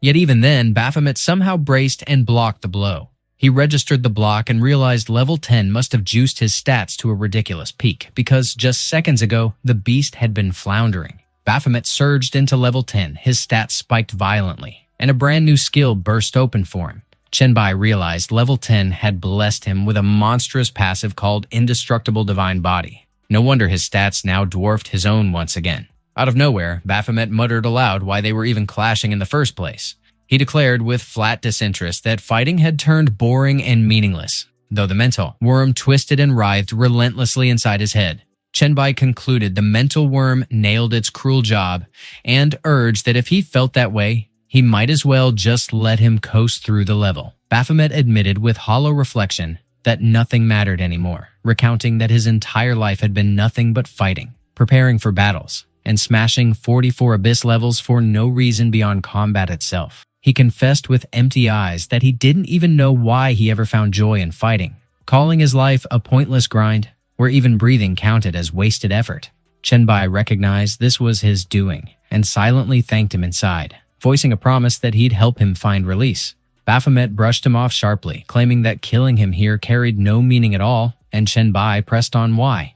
Baphomet explained flatly that in that arena, both of them revived with full health endlessly. He declared that true victory only came when one willingly yielded, and he pressed if Chen-bai found him mentally deranged. Chen-bai confirmed he was a bit twisted, and admitted it had been a razor-close call, since if buffs had cleared after revival, he would have been wiped instantly. Baphomet finally surrendered, remarking with grim flair that he should move on while he lingered behind to brood over the meaning of life and whether there was anything worth chasing outside of endless battles. The system pinged with a chime that level 279 was cleared and shoved a prompt in his face to pick a recovery time. Inside the so-called rest space, Chen-bai brooded on how downright terrifying it was that Baphomet's final stats had rocketed to around 3,000 each, while his numbers barely scraped an average of a bit over 500, hammering home that the mental worm skill practically dragged him through. He declared with blunt confidence that the first god was already taken care of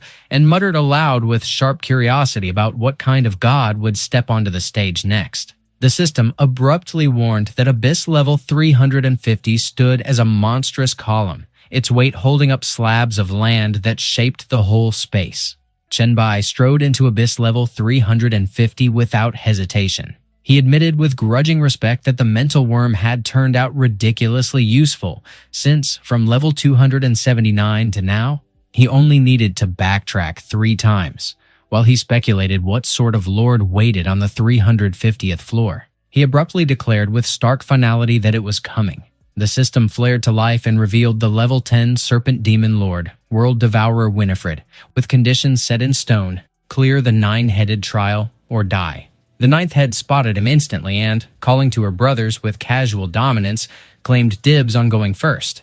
Chen-bai realized with cold recognition that this was the second god, the fabled 9-headed World Devourer, that wielded the terrifying authority of devouring, and with so little knowledge, he steeled himself for multiple deaths. The 9th head mused with a teasing edge about testing him, remarking he looked pleasing, and playfully needled if he counted as one of the most handsome among humans. Chen-bai thanked her with smooth charm, praised her delicate scales and luminous eyes, admired the flower perched on her head, and guessed she had to be the beauty among serpents.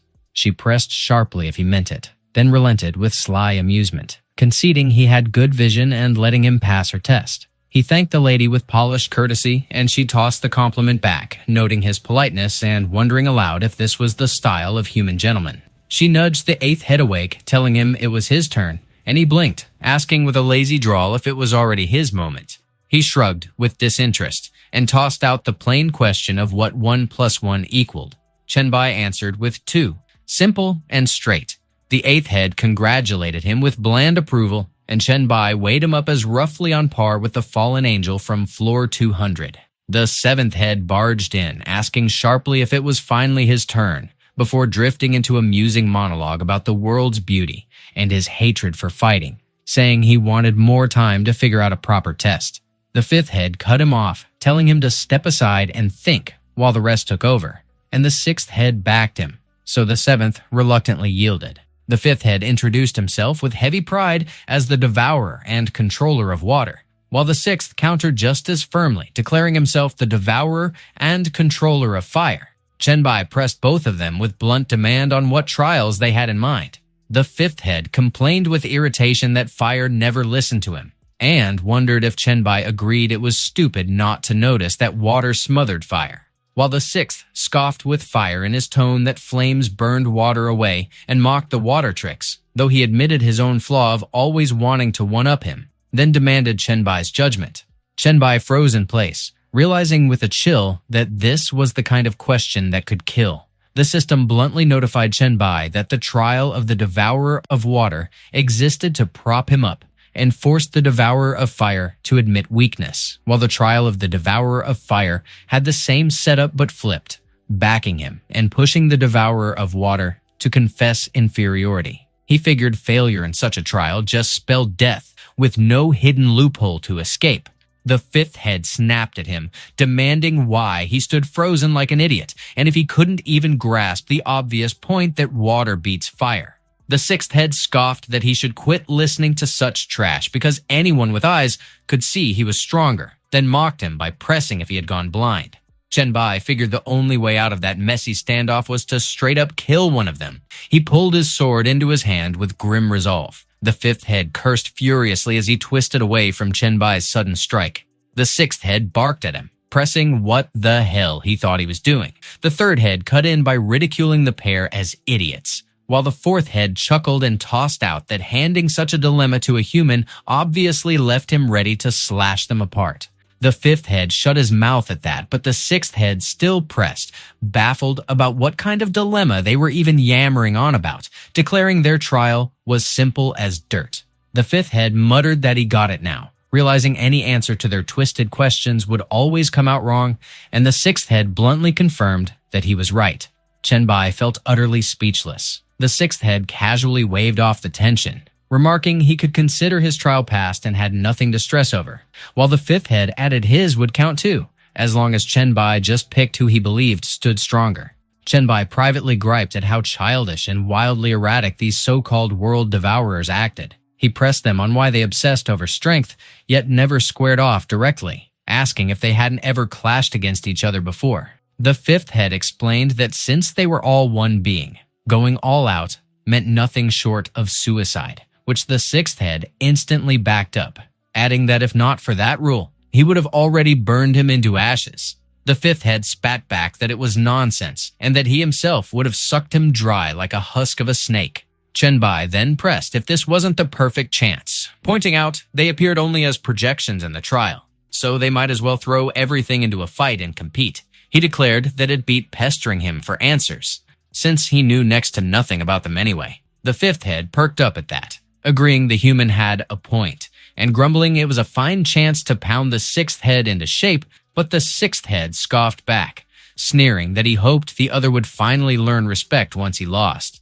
The first head cut them off sharply, ruling that enough was enough, and they could fight it out once the trial ended, and both of them instantly bowed to their elder brother's word. The fourth head then announced his trial was as plain as anything, saying he was born with the cosmos itself, roaming across the stars. So, before the cosmic trial started, he had never set foot on Blue Star, and he pressed Chen Bai to tell him a story or some history of that place. The seventh head chimed in quickly, saying he wanted in too, and pressed if Blue Star held any stunning scenery or tasty food, insisting they should chat about that, and then his trial could count as passed. Chen Bai stood there utterly speechless as the three looming heads boxed him in on all sides. The second head remarked with a weird sense of pride that he liked mulling over whether humans had any so-called famous thinkers or philosophers, and demanded that Chen Bai spill their ideas if he wanted to count as passing the trial. The third head butted in, grumbling about why they were dragging out a pointless chat conference, pressing how long this ridiculous trial would take, and snapping that they should let him go first because he didn't have the patience to sit through dull rambling. The little brat was supposed to take that move without hesitation. It was the very first skill he had created after hitting level 10 and unlocking the power of devouring, and the brat needed to brace himself to receive it head-on since dodging wasn't an option. Chenbai marveled over whether he could already forge a personal skill at level 10, muttering inwardly that it was no wonder the guy carried the title of god. The projectile's flying speed came off as sluggish, and the devouring range felt narrow, but the suction force was monstrous. So he figured blocking with telekinesis should be his first try. He failed to block it, and as he wrestled with the thought that this was the true power of devouring, he admitted it outclassed his blacklight virus, which could only gnaw through flesh and blood. The third head chimed in with a smirk that this was just the prototype of the devouring bomb, capped at level 10, poking if it could be that Chenbai was too weak to block it at all. Chenbai ignored his chatter completely, throwing all his focus into resisting the skill. The second head observed casually that he was retreating in rhythm with the projectile's sluggish pace, trying to sacrifice his regenerative powers to feed the skill, while the third head admitted he was clever for realizing the devouring had a limit. The catch was that once the skill reached that devouring threshold, it would burst into an explosion. Chenbai tensed instantly at that revelation. The third head coldly added that the blast damage would triple whatever energy it had absorbed. The ninth head teased with a sly voice, asking if she was right that he didn't actually want to blow the human into a bloody pulp, while the seventh head chipped in that someone as peace-loving as him couldn't stand such a mess anyway. The ninth head chuckled that it was perfect, since the human still seemed alive. Chenbai admitted grimly that the explosion had been brutal, but it wasn't enough to finish him instantly, and he called out to the third brother to ask if he had cleared the test.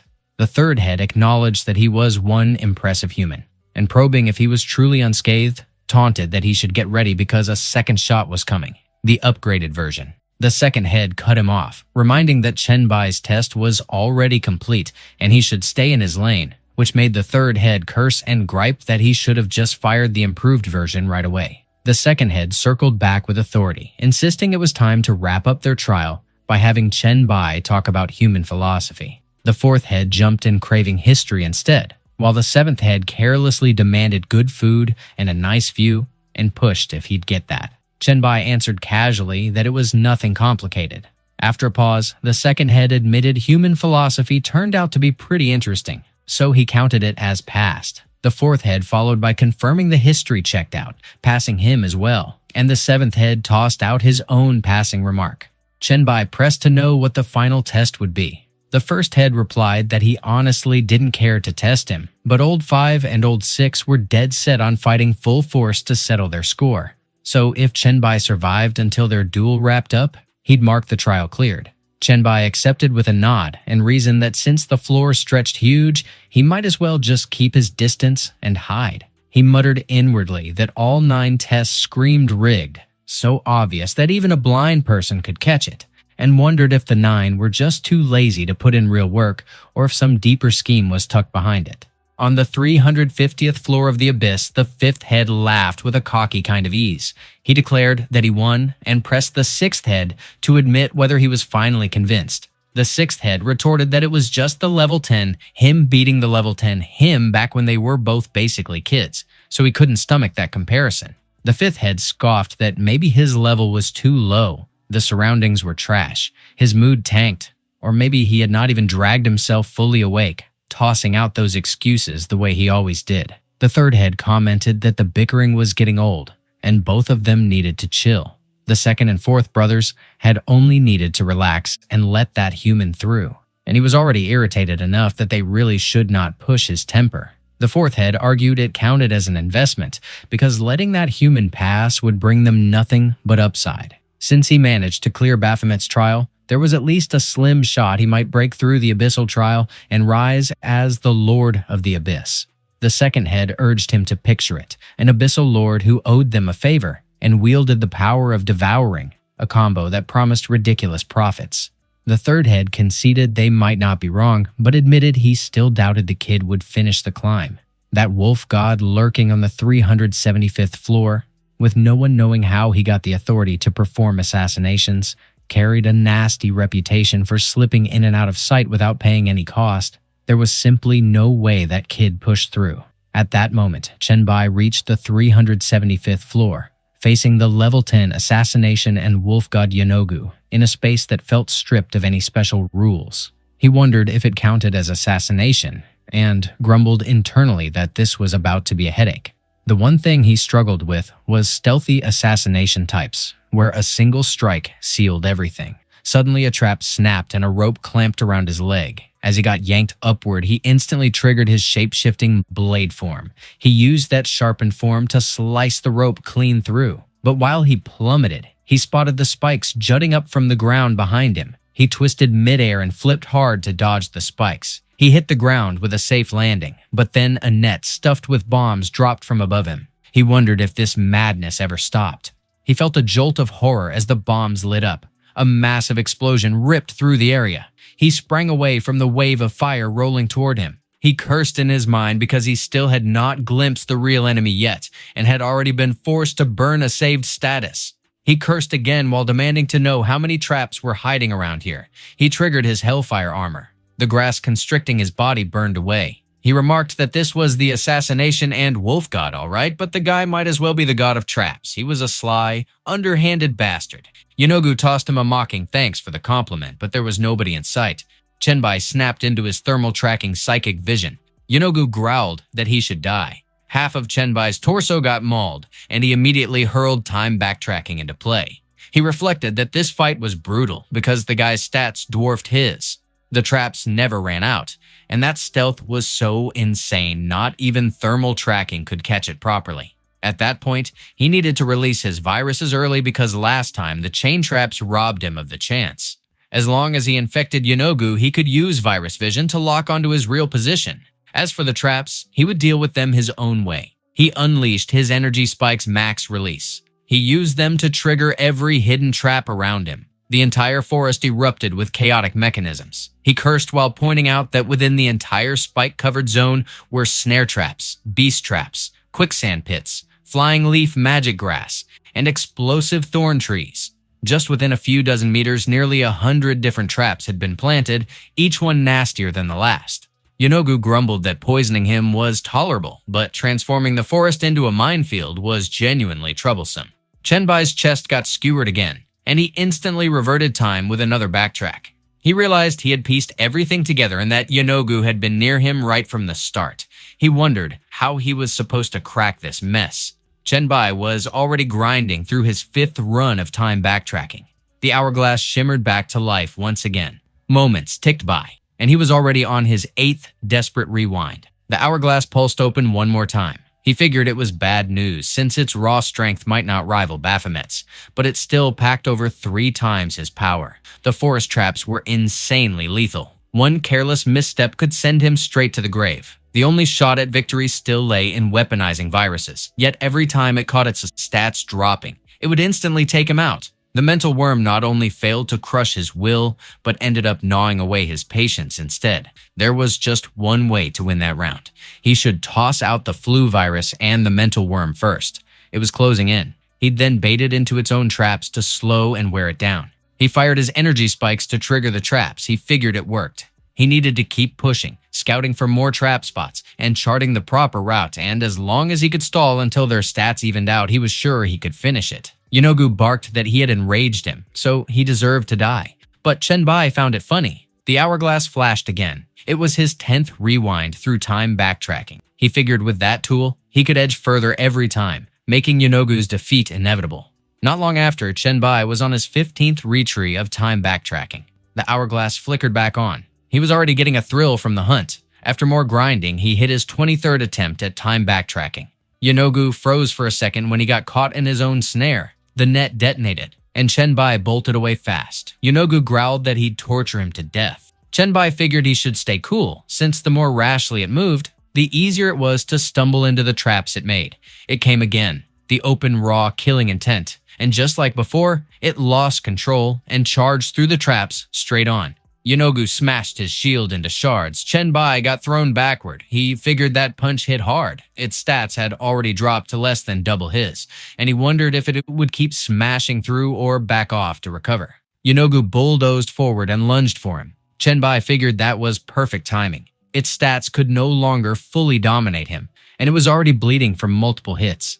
It was finally a fair fight. He drove his blade straight into Yonogu's chest. The clash of steel and fury roared through the forest as both traded savage strikes.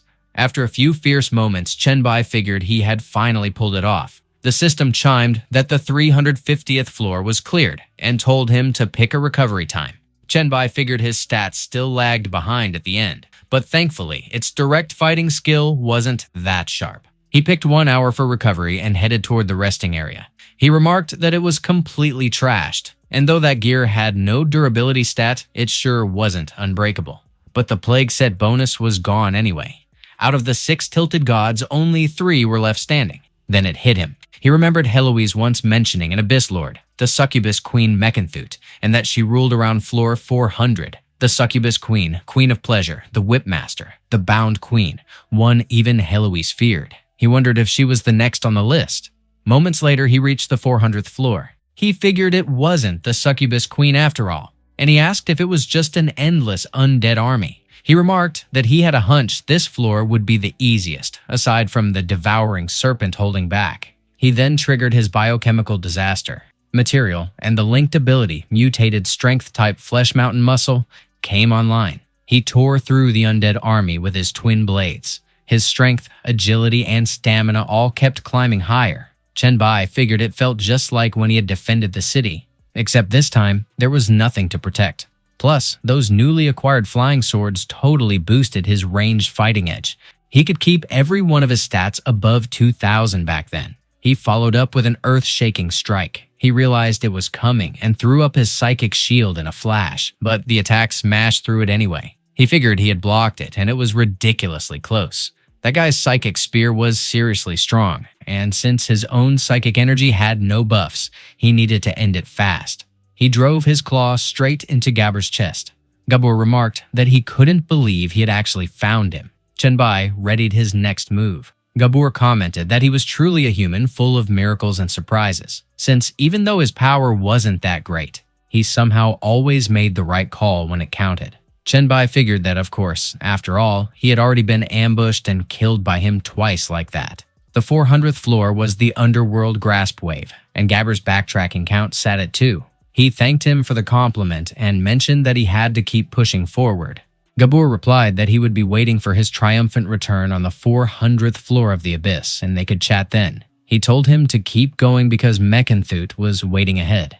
Chenbai thought about her. Not long after, Chenbai reached floor 473, where the level 10 succubus queen of pleasure, Mechanthut, waited, and the floor had no weird conditions. She remarked that he was the human challenger of the Abyss and had actually come this far. Chenbai moved toward her. He figured it was Mechanthut, and she was stunning, her presence downright breathtaking. Then he froze up. He figured it was bad, and that he had almost fallen for it. It was a succubus's trick, and he absolutely couldn't take the bait.